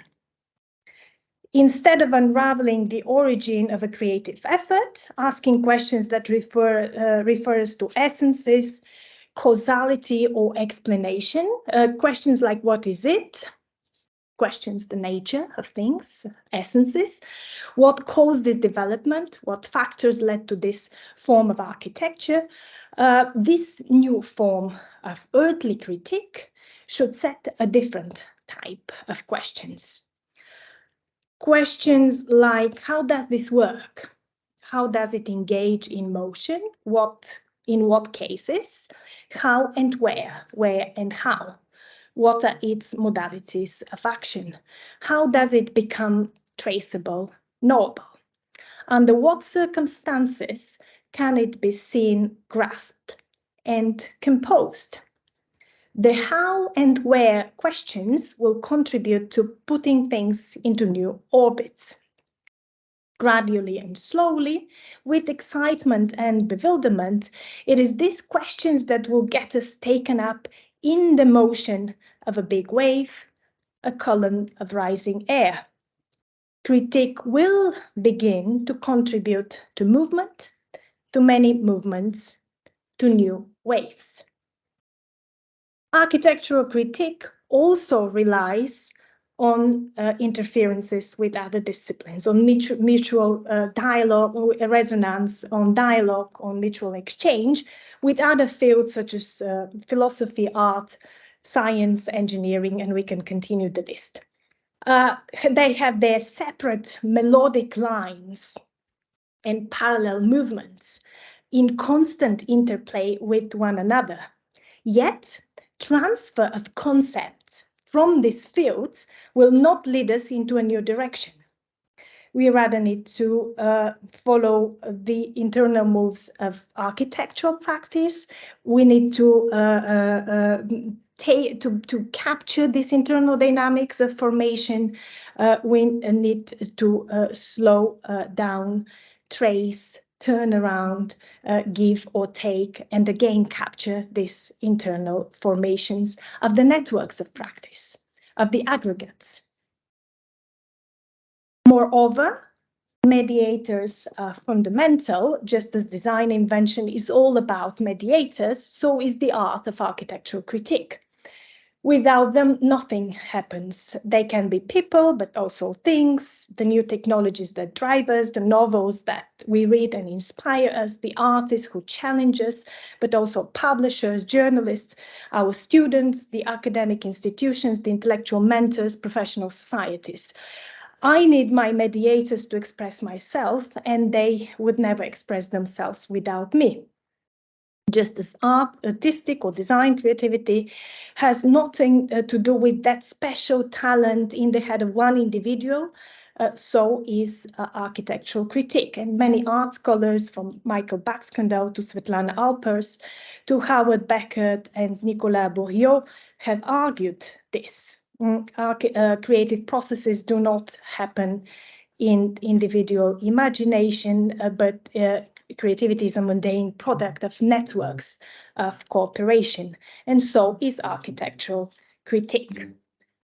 The new earthly style of critique will also rely on new types of visualizations of the networks of practice that will situate them in larger comprehensive networks and will enhance their understanding. So one picture or a series of pictures from one particular site of designing, like the OMA, or archiving, like the CCA, will not be enough. We'll need to see the connections between these specific sites of practice and other sites of practices and fully capture the network of practice. So that's why we should rely on inventive visual language of different maps and other digital tools.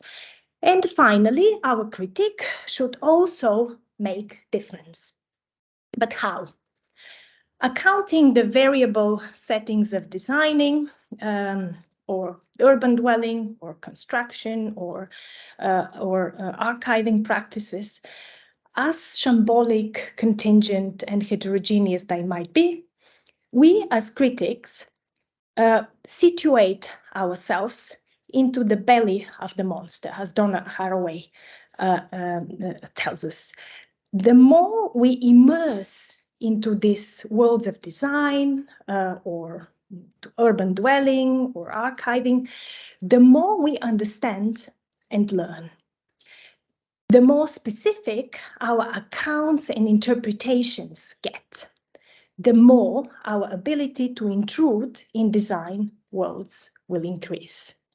At a certain point, the accounts we produce as critics will start interfering in our objects of study, according to the angle we take or the actors we follow. They will become performative. That is how we intervene, and that is how we can make difference. A new task for architectural critic is to be put forth only by following the connections between architectural works and the conditions of their making and use, placing ourselves on the right-hand side of the diagram, trying to follow architecture in the making, urban dwelling in the making, construction in the making, and we can continue the list, trying to trace and unfold all the networks of practice, trying to trace connections between the works and the conditions of their making and use, tracing particular ways of acting, moves and groupings, following the winds and waves of practice, will be able to contribute to a better understanding of architecture.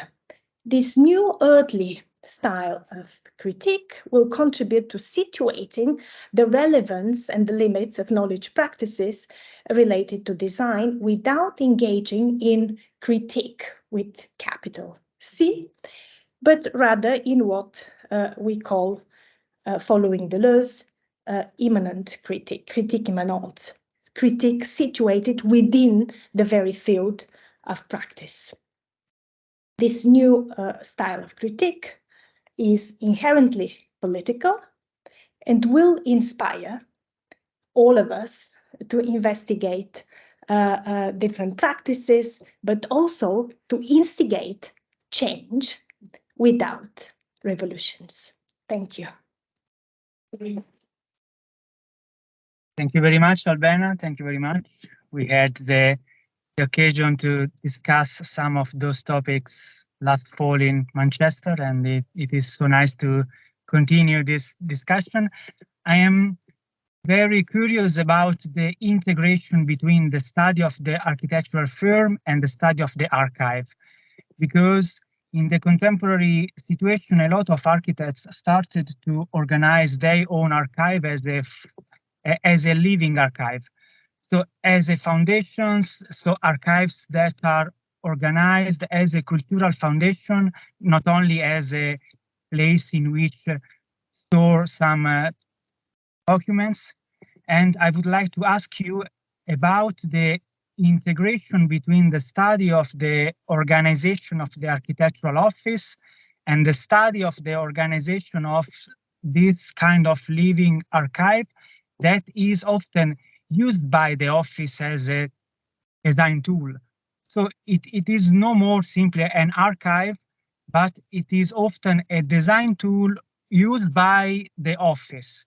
So I would like to ask you how to make architectural criticism as a kind of an integration between the study of the archive and the study of the office. Thank you. Thank you, Lorenzo. That's a great question. As we see, more and more focus is placed on the archive. You can hear me? Yeah.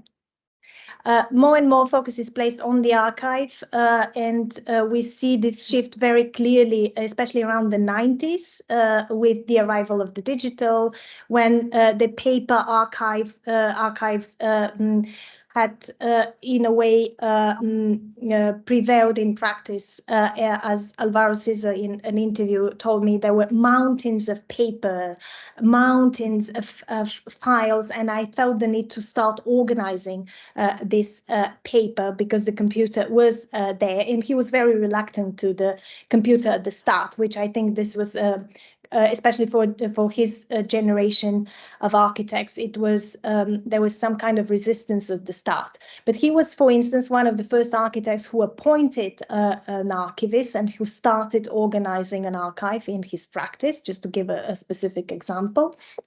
And this link between the archive in the practice and the design process became very important. I have seen it in my observations of the practice of Caesar, how important this dialogue between the ongoing projects on the second floor and the archival files on the ground floor is. So whenever the architects need a specific document, or they need to refer to a specific project that was made in the 60s or the 70s, they'll come and consult this archive. The archive becomes something like an extended technical memory of the practice that actually no one has. No one has that specific memory in one particular place, and this kind of distributed memory is extremely important for the practice, including the star architect. He will never have the kind of memory of specific projects, but will rely on the archive. So the connection between archiving and designing becomes more and more important. Although not all practices, we can see this happening in different way.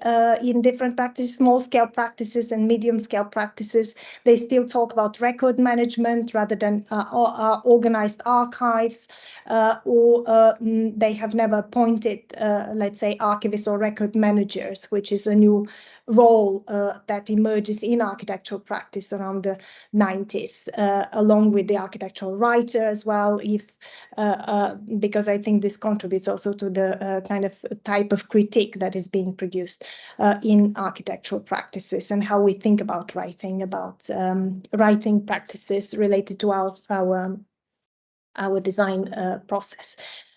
This is just to kind of take us back to the 90s, but what we see now, and especially in recent years, and I think you have done work on this aspect, is the kind of the movement of foundations. So we have seen star architects setting up foundations with Renzo Piano here in Italy, Norman Foster's foundation in Madrid, and Zaha Hadid's foundation, which was just appointed a research director literally a year ago, and they are also thinking about this connection between the archive in the practice design projects and the archive. And this foundation moment is quite new. I think that is something that we have experienced recently as well, which will enormously help us in terms of critique. And will in a way help us organize and structure this link between architectural practices and design process, and the way legacy is being formatted and structured by these legacy machines that the foundations are. I don't want to go into more details on this. Thank you. Another point I would like to touch before opening the discussion with the others colleagues is, if we assume that in the contemporary scenario, the design flow is divided in a multitude of different figures with a field of knowledge far beyond the architectural one, which kind of knowledge we have to integrate in order to make architectural criticism. So how it is possible to criticize contemporary architecture only with the architectural knowledge? Yeah, that's a very good question. That was the reason also I was asking Cynthia about witnessing. Yeah, which is, I mean, we're always in dialogue without even explicitly articulating this kind of interdisciplinary or transdisciplinary kind of orbits of architectural thinking. We're always in dialogue with other disciplines. Well, whenever we say witnessing, we, of course, have to question, is it a psychological way? Is it a phenomenological way? Is it an anthropological way of witnessing? And we can continue the list of all the other disciplines that we're actually in dialogue with in architecture. So it's kind of interesting because I cannot think of a more transdisciplinary field that architecture is, and therefore this kind of transdisciplinary dialogues and interconnections are extremely important. So we are a short answer to your question is that we are transdisciplinary enough. And I think Douglas was referring to this kind of alliances of architects. I think there was some kind of implicit critique there, the alliances of architects with the specific philosophical concepts from Derrida to Deleuze and recently Harman, which maybe Joseph will tell us more about.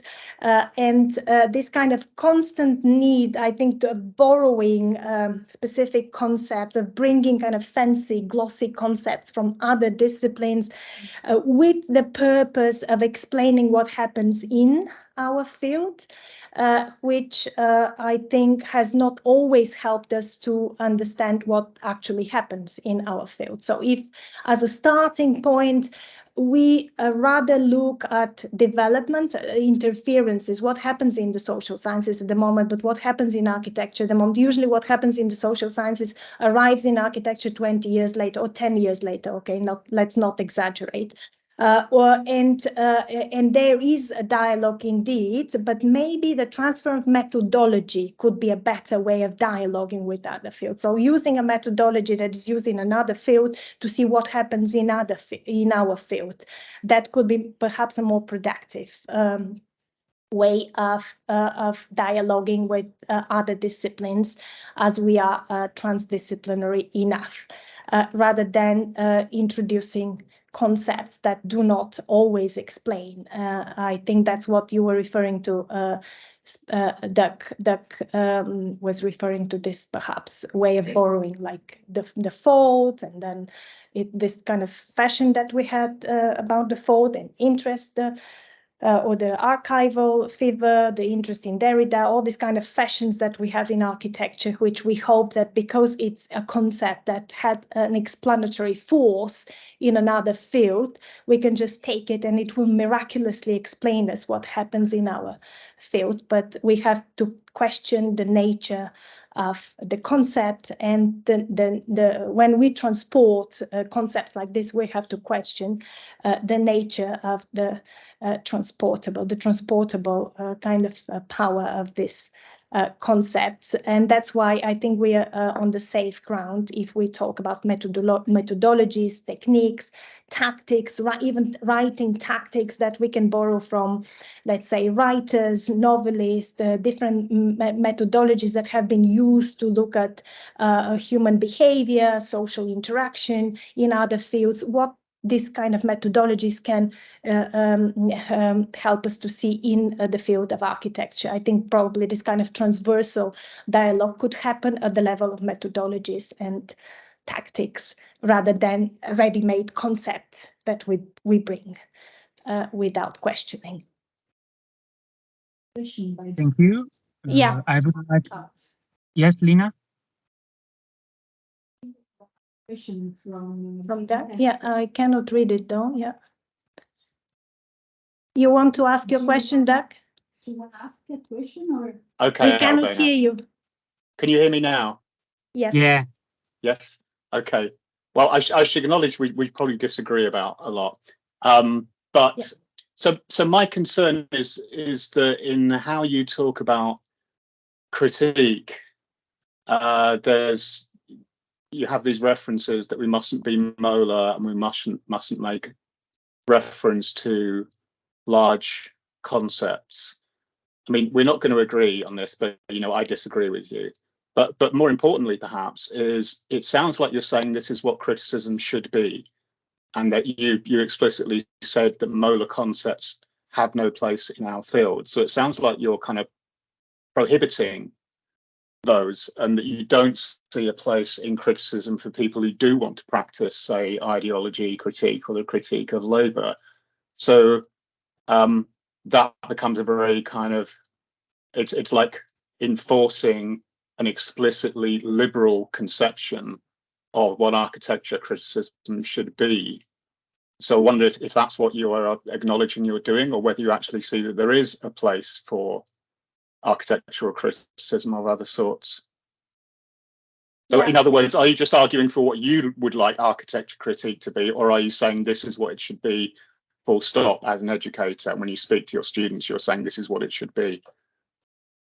Yeah, thank you. Just to explain where I'm coming from, I was a social scientist in my previous life. Yeah, and that's the position from which I'm criticizing the way we borrow from social sciences, because I think even in the current climate, we had this discussion in previous sessions as well, talking about injustice or talking about the climate emergency, all this kind of big concepts of the day, which are extremely important to tackle. They are already being tackled in the field of social sciences in a very specific way. So we have, before we refer to any of those frameworks or any of these concepts, we have to understand what this means in our field. That's what I'm saying. And by this, I mean really unpack and understand, for instance, what injustice means in this particular case, or what inequality means. Understand and interpret. That's my kind of approach here, rather than bringing a definition of what, let's say, injustice or climate injustice or any of those concepts is. That is a ready-made concept by social scientists investigated this phenomena at a social level, let's say, and bringing any of those concepts as a way of explaining what happens in architecture, for me, is replacing a reality that is multidimensional, that is very complex, with a concept that is fancy, but also very simple and does not explain anything. So we are in a position that we should not try to change the world. We should interpret it first, and by interpreting but not explaining it with those concepts. And through interpretation and slow interpretation, by fully unpacking this complexity, we might eventually change it.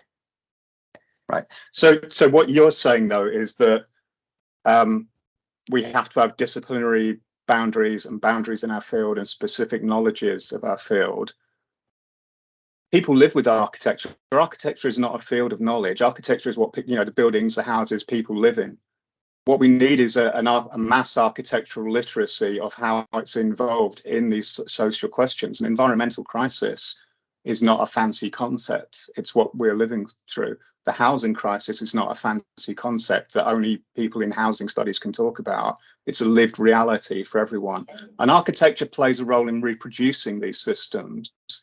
So I think this is the useful role that criticism can play, is producing a kind of literacy about the role of architecture in these, what you call kind of molar fields of exploitation and oppression.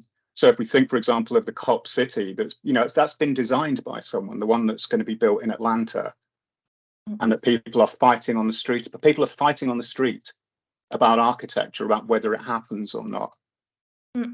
It's not a fancy concept. It's not a disciplinary field. It's the lived condition of people everywhere. Absolutely. Yeah. But there are many ways of understanding climate emergency. It's not a fancy concept, because if we only take one definition of it, it becomes a fancy concept in our field. But there are many ways of understanding, for instance, climate emergency. We have seen it with with Alessandra's talk, but this is just one way of interpreting. Even the scholars who don't even talk about the planet anymore, scholars who are objecting even the way we talk about nature, embracing this kind of 18th century concept of nature. But yet we continue to talk about nature and planet, and we continue to talk about Gaia and the whole kind of climate, new climatic regime. But this is a discussion on its own in the field of human geography and critical sociology at the moment. So which one of those concepts do we pick? Right? When we try to adjust our field to those concepts. So there is already a debate there. That's what I'm saying. We have to fully understand those debates before we pick. And I'm not against militant.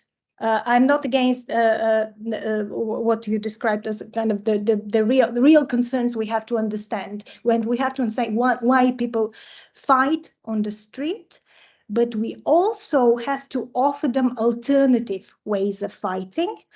And this is not a militant attitude. There are ways of changing things from within. And I think architects are better placed than any other profession in the world to change and reconfigure social relationships from within. But again, without going outside in the streets. At this point, but again, it's a normative. It's a normative. I need to say this is really important. To participate to this discussion. Yeah, I just think this is a very normative position where architects tell people what to do and what to think. I think it's ridiculous. Not to tell them what to do, not to tell them what to interpret the world differently. We're definitely not gonna agree today. Yeah. I think that the vision of an architect involved in the field it is perfect at this time. So I would invite Sten Allen to participate in this discussion. But I mean, can I ask a question too? Sure. Alessandra, you can. But actually, I saw a lecture recently. A lecture last year. No, you came to them to give a lecture. That was last year, I believe, or 2 years ago. I don't remember. But we keep crossing each other, virtually or not. But anyway, what do you mean by our field? You keep saying our field, and then you say that scientists don't speak anymore about the planet. What do you mean? And that architects should not speak about the planet. I don't know. Are you separating architectural practice from concern about climate change? Do you think we can afford to practice as architect without thinking about that? Not at all. Not at all. On the contrary, I think architects are perhaps better placed to rethink what you called assemblage, this kind of new ways of inhabiting the planet in new ways of cohabitation with plants and animals, and rethinking this kind of chemical balance, which is the problem you pointed to. I think architects are better placed than anyone, and this should be our field, indeed, because this kind of ecological crisis is partly due, and that's, I think, what our field can contribute more to, and by our field, I mean the field of architecture, is, for instance, produce more inventive visualizations of the relationship with the planet, which you problematize in your talk, because we still use very simplistic, whenever we talk about climate change, we still use this kind of very simplistic, naive interpretations of climate change, this kind of global picture. We're looking at the globe from a distance, or we're contemplating nature. Nature is passive. Nature is not passive, and you explained this very well. Nature can, especially the new concept of Gaia that we have, nature is reacting to us, it's responding to us, it's telling us that it's time to act. But how do we visualize this? We continue to use this kind of simplistic, either top-down visualizations or cybernetic visualizations of climate change. And that's why we have climate skeptics, or people do not even understand what climate change is, or do not believe in this, because we just don't find the right way of visualizing the problem. If we mobilize our visual skills to actually convey the complexity, the gravity, and the scale of the ecological crisis. This will be a first step towards resolving the climate problems that we're facing. So what I'm saying, that architects are better placed to solve any problem, including the climate crisis, because of the imagination and the way that we can reimagine the cohabitation of humans and non-humans, which is also, I think, something you referred to with the assemblage concept. Totally. And technology. I say the technology is part of us. It's part of being human. And the whole thing of the Anthropocene is making a confusion about this thing that technology is bad for you or whatever. But I want to point out that I try to make very, very clear, and I want to repeat this, that the planet is not responding to us. It doesn't speak any language. Not according to the Gaia discussion. Again, we are picking one concept, our not another. Extinction. The planet, that is Gaia, and this personification is again misleading, because Gaia is, it's a personification, and it's not talking to us, and it's not telling to us are bad. Okay, it's our preoccupation, but maybe we are provoking our own extinction. But we have to be clear about that, not continue with this strange thing about, the concept of nature that is good, or of a Gaia that is responding to us. No way. We have to be very, very aware that this is us. We are technological organism. It's part of us. This is what we are doing to a planet that has its own agenda. That's what I'm trying. Yeah, that's a discussion on its own. Yeah.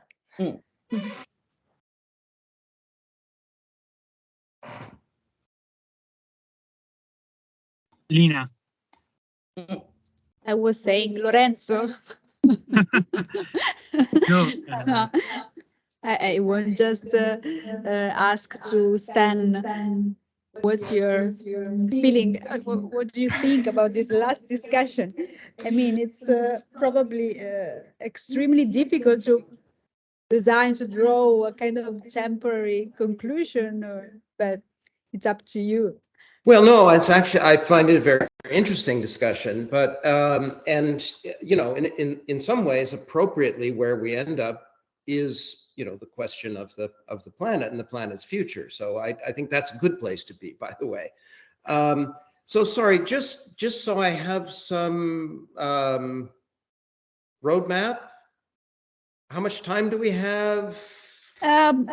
We have around 15 minutes. Okay. All right. Well, good. I mean, look, I guess I would comment a little bit just on, I mean, it's been a super interesting morning for me, morning and part of the afternoon for me. And even, I would say the sort of design of the event, that starting off with Bob and Cynthia, who've known each other for years, and I've known both of them for years, and in a way, certain very, very familiar debates. I mean, it was kind of astonishing to me to be reminded that the first issue of Log came out in the aftermath of September 11th, 2001, and the circus that was the architecture world's response to that event and the rebuilding. And by complete coincidence, I was walking around Ground Zero yesterday and thinking to myself how the architecture profession has failed miserably in dealing with one of the most fraught events of the 20th century in their response. I mean, it's, and we could go into that. I'd be happy to go into that much further. And I think some of the methodologies that Albina has laid out would probably be very, very useful there. I mean, the role of the media, it's certainly, it's not a failure that would be easy to explain by recourse to any single concept. So I really appreciate the methodology that Albina has sort of laid out there. And then, you know, this juxtaposition of Alessandro and Douglas, and you know, around the figure of Tafuri, and you know, Alessandro was sort of brilliant to, you know, you know, I mean, I don't think that current day students have any sense of Tafuri actually as a living person. That, you know, and some of the debates that you were talking about in, you know, in the 1970s that I think, you know, completely get lost, again, particularly in the North American context. But, you know, we really have to see a figure like Tafuri within a very complex intellectual atmosphere, and not as a kind of singular figure, apart from, you know, again, from the sort of network of people who are around him.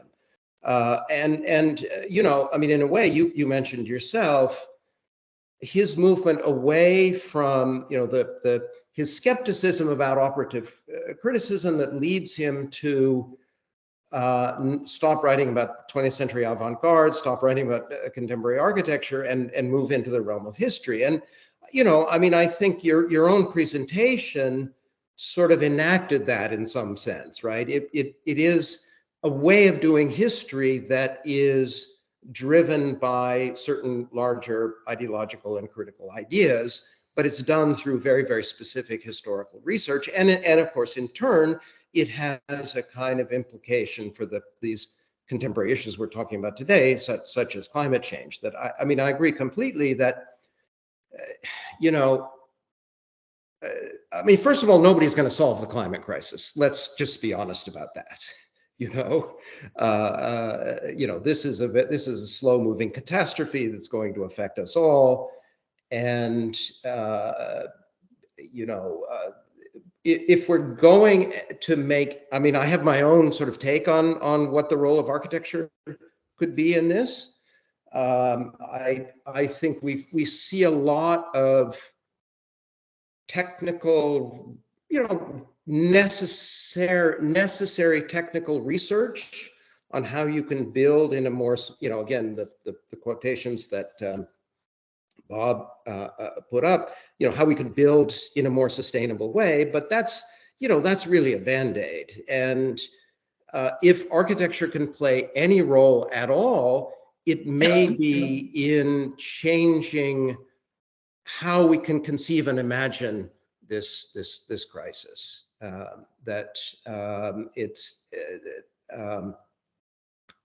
know, the potential for architecture to sort of resituate our worldview and allow us to visualize things differently, I think is it seems to me it's much. I mean, we need the technical research, but that's not gonna. That's only going to get us so far. But anyway, that's a sort of slight digression.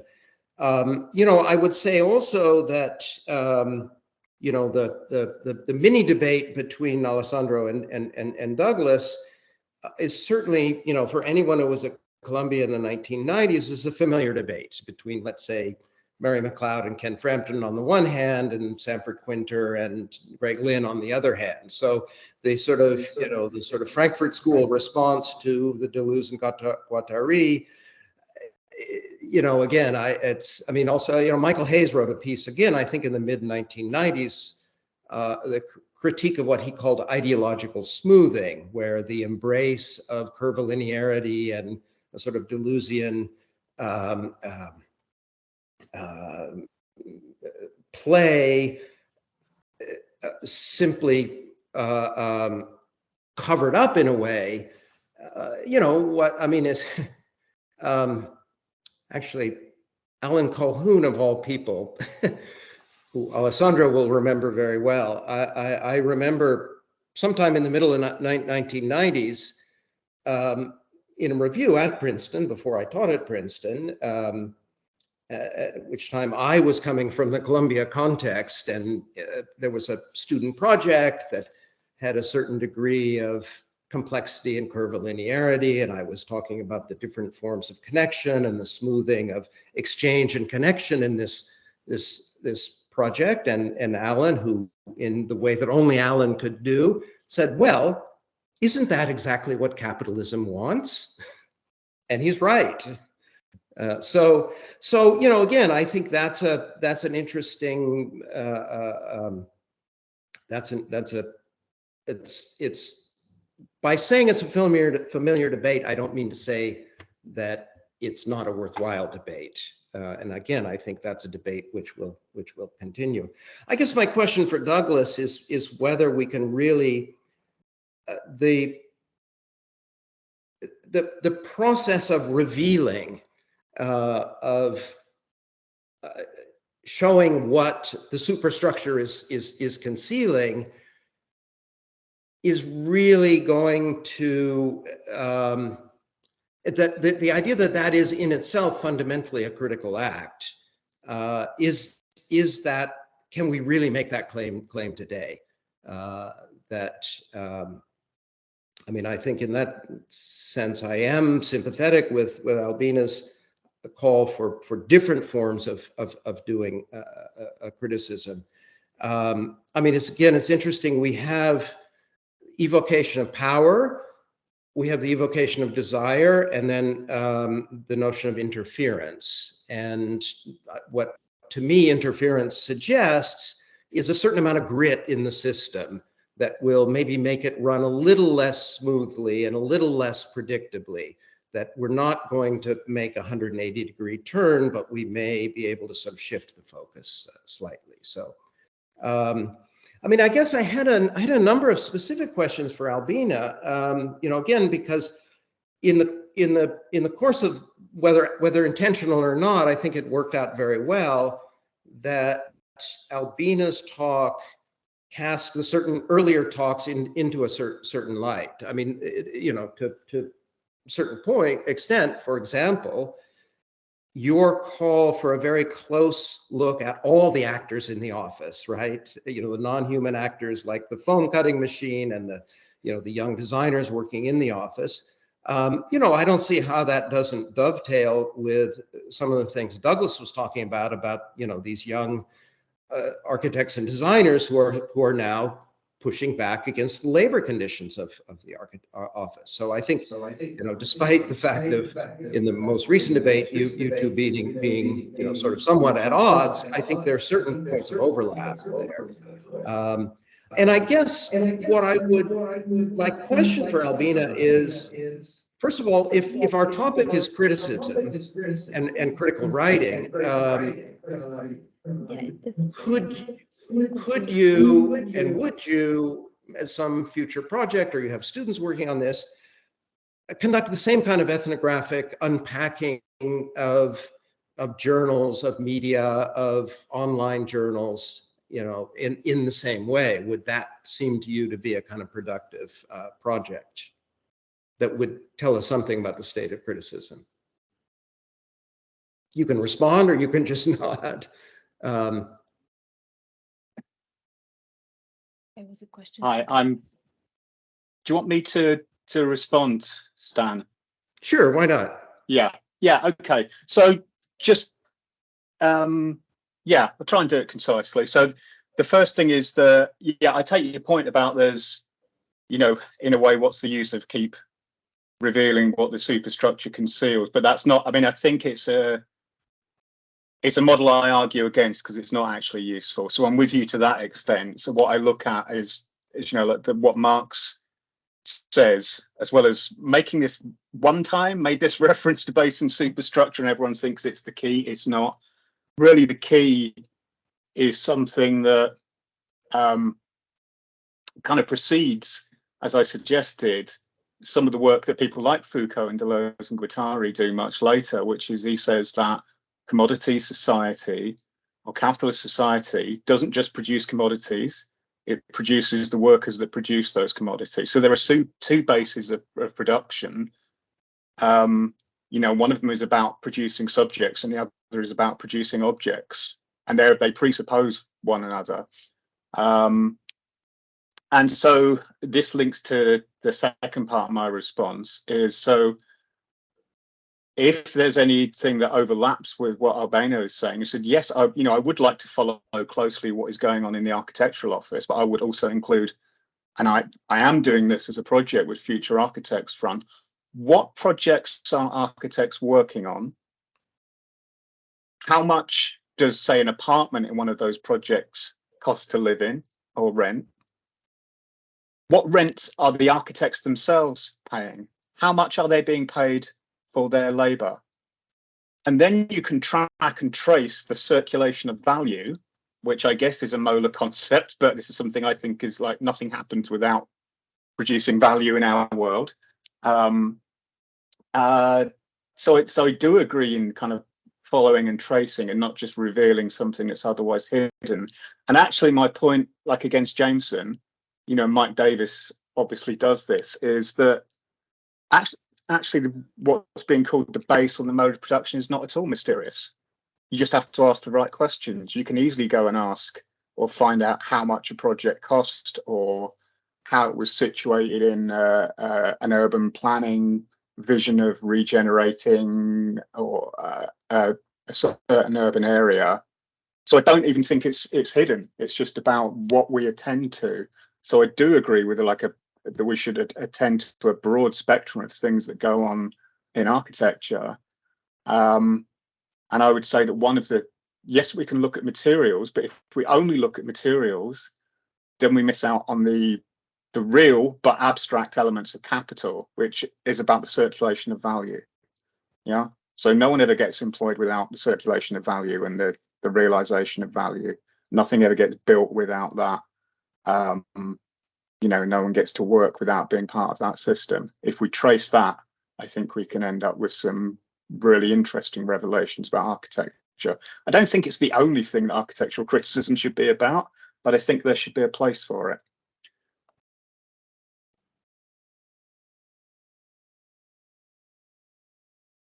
Thank you for the question. I think it's an excellent idea to also look at the process of production of architecture critic and the different kind of type of criticism that we discussed at the start with the semantic distinctions that Joseph has put on the table: architectural, journalistic criticism, critical theory, fashion criticism, and we can continue the list. So the mediators, the institutions, the mentors, the professional writers, all these kind of participants in the process, whether it's an ethnographic or a different type of tracing of this both individual and collective participants in the production of architectural critique, could be a quite interesting investigation indeed.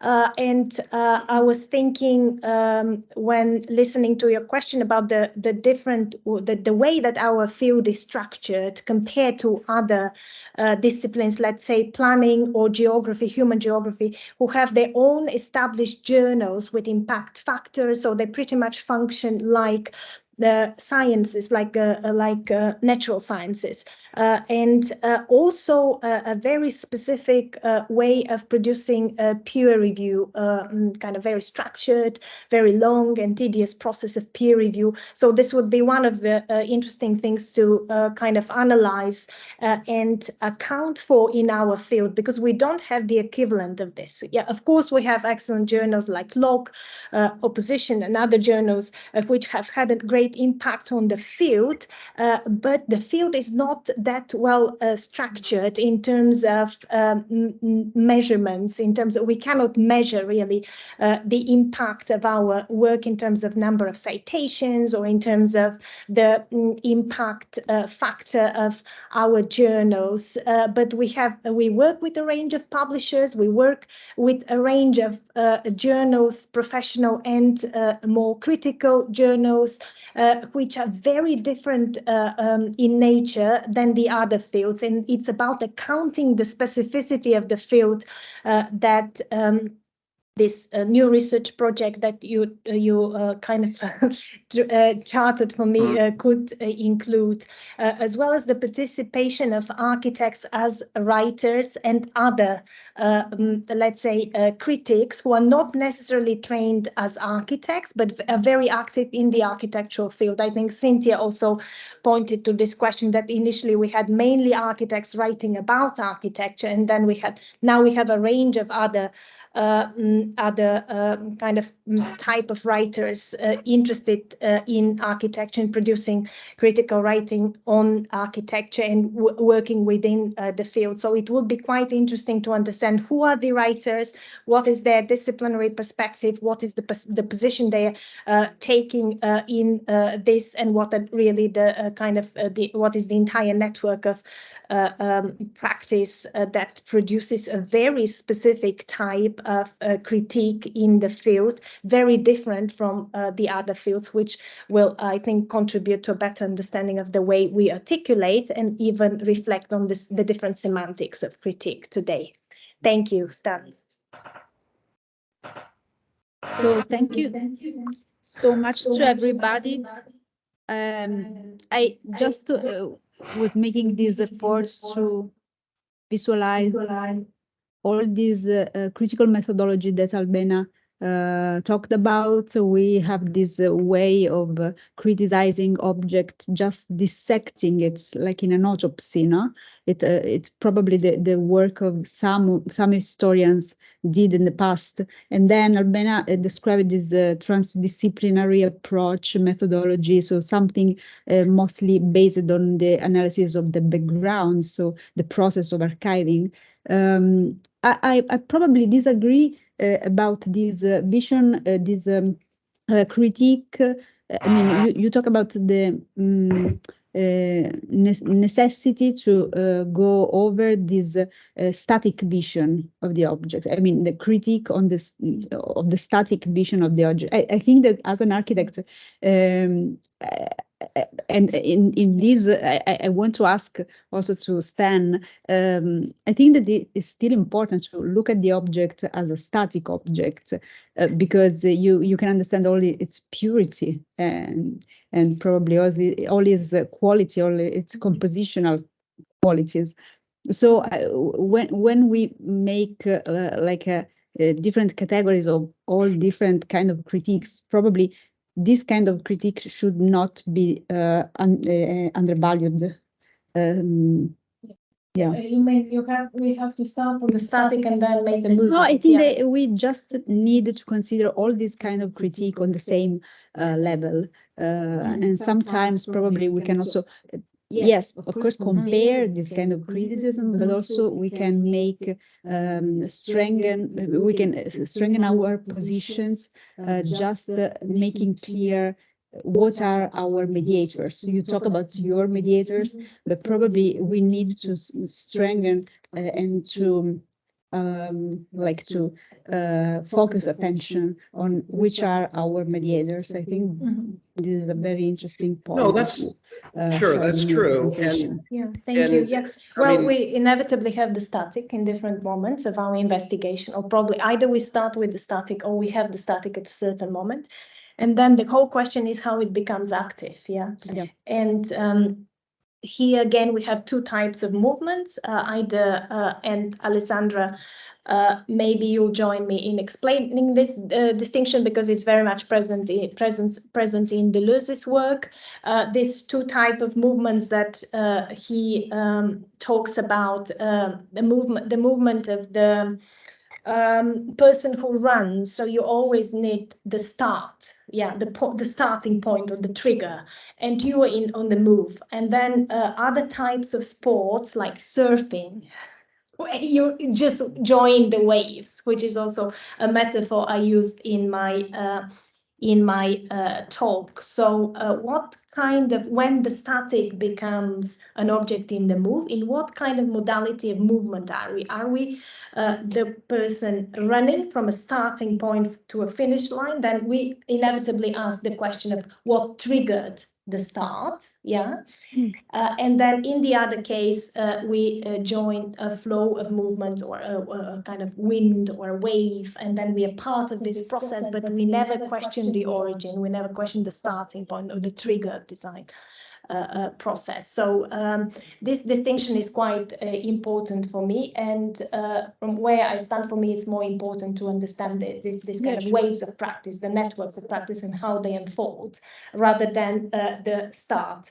and the final, the beginning, or the kind of the end process. Yeah, in the design. it's like, I mean, I had this kind of observation, because it's when you observe things from on a closer view. So sometimes you also need to take a distance from the object in order to evaluate it. Yeah, but it's not the backstage. Yeah, just wanted to kind of point out to this, because you were saying in your blurb. So it's not about looking at the final product of design, or contemplating a building or any kind of urban product and trying to understand its iconography in the static form, and then moving in the backstage to understand how it was produced. No, it's really being part of this movement of the process of design, or the kind of process of dwelling in a building. So how do we understand this building? This building, we have interacted with it the whole day. So we're part of this kind of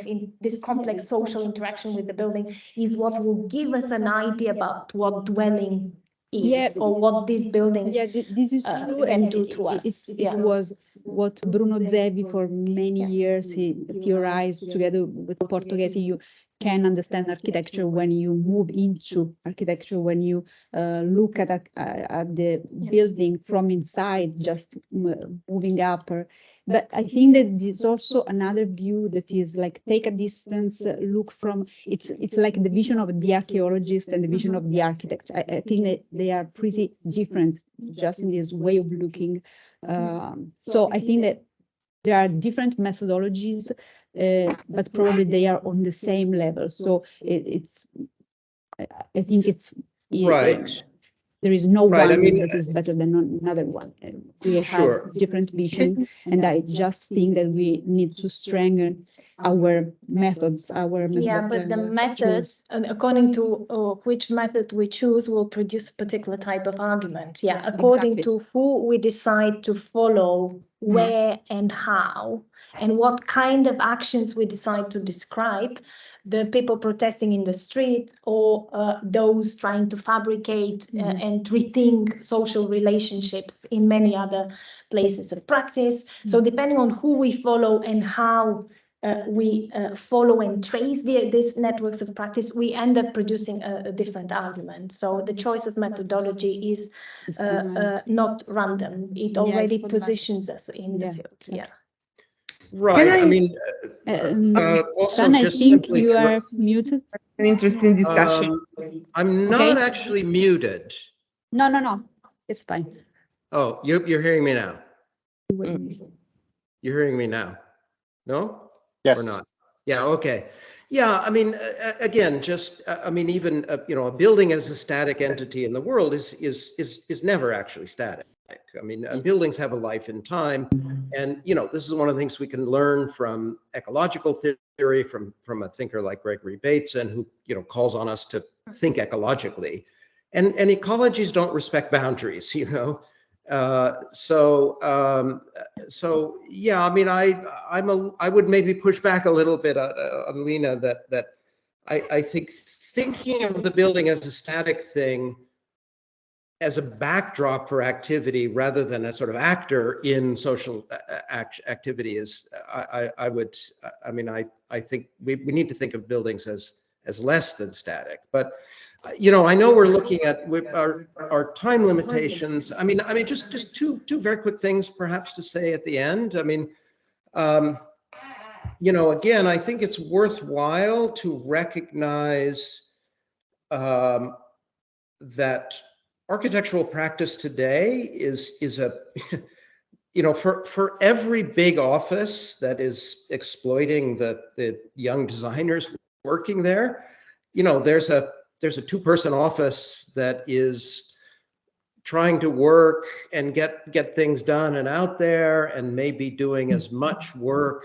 doing exhibitions and publications as they are building buildings. I mean, there's not a single model of practice or a single model of the office, and it's worthwhile, I think, looking at the full range of architectural practices out there. And maybe the last point that in a sense, I mean, is to bring up something that actually hasn't been spoken about at all today, and, you know, perhaps is the theme for a future conference. But we haven't talked at all about the role of education in this. In particular, I would say if we look at contemporary commercial practice, I think a phenomenon that I think probably dates back to the 1980s, where the strict separation between, let's say, commercial offices that were technically driven, an SOM, for example, and high design offices. I think in the 1980s, with the emergence of an office like KPF, who very, very consciously went and hired young graduates from schools like Yale and Princeton, students of Michael Graves, and said, we can take advantage of their design expertise, but because the structure of those offices was strictly separated between the technical side and the design side, it would always be sort of domesticated in a way. And KPF said, look, our corporate clients, they may want to see themselves represented to the world as aligned with, you know, the sort of deep history of Western architecture. And I think that process has only multiplied in the past 30 years, that the degree to which commercial architectural practices almost, you know, sort of turned the academy into a kind of research arm. So, the way in which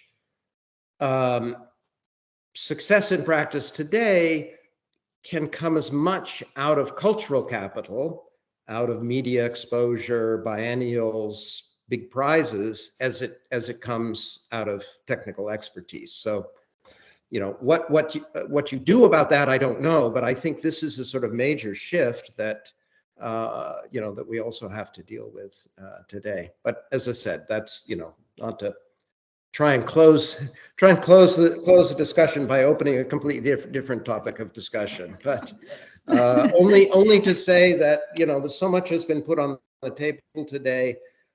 And, you know, that's really what you want a conference to do, right? You want a conference to trigger, you know, new paths of research, new paths of discussion. So, and I think that's been done very effectively today. Yeah. Unfortunately, we have to close, but I really want to thank you all, and in particular, Sten Allen. I'm really happy to see you in your office, and I really look forward to see you here in Pisa and then in Rome. So it was a real pleasure to see you all, and maybe we can propose to Albina to study our practices at this point. I have a new project. Yeah. Okay. Thank you very much. Bye bye to all. Thank you, everyone. Thank you.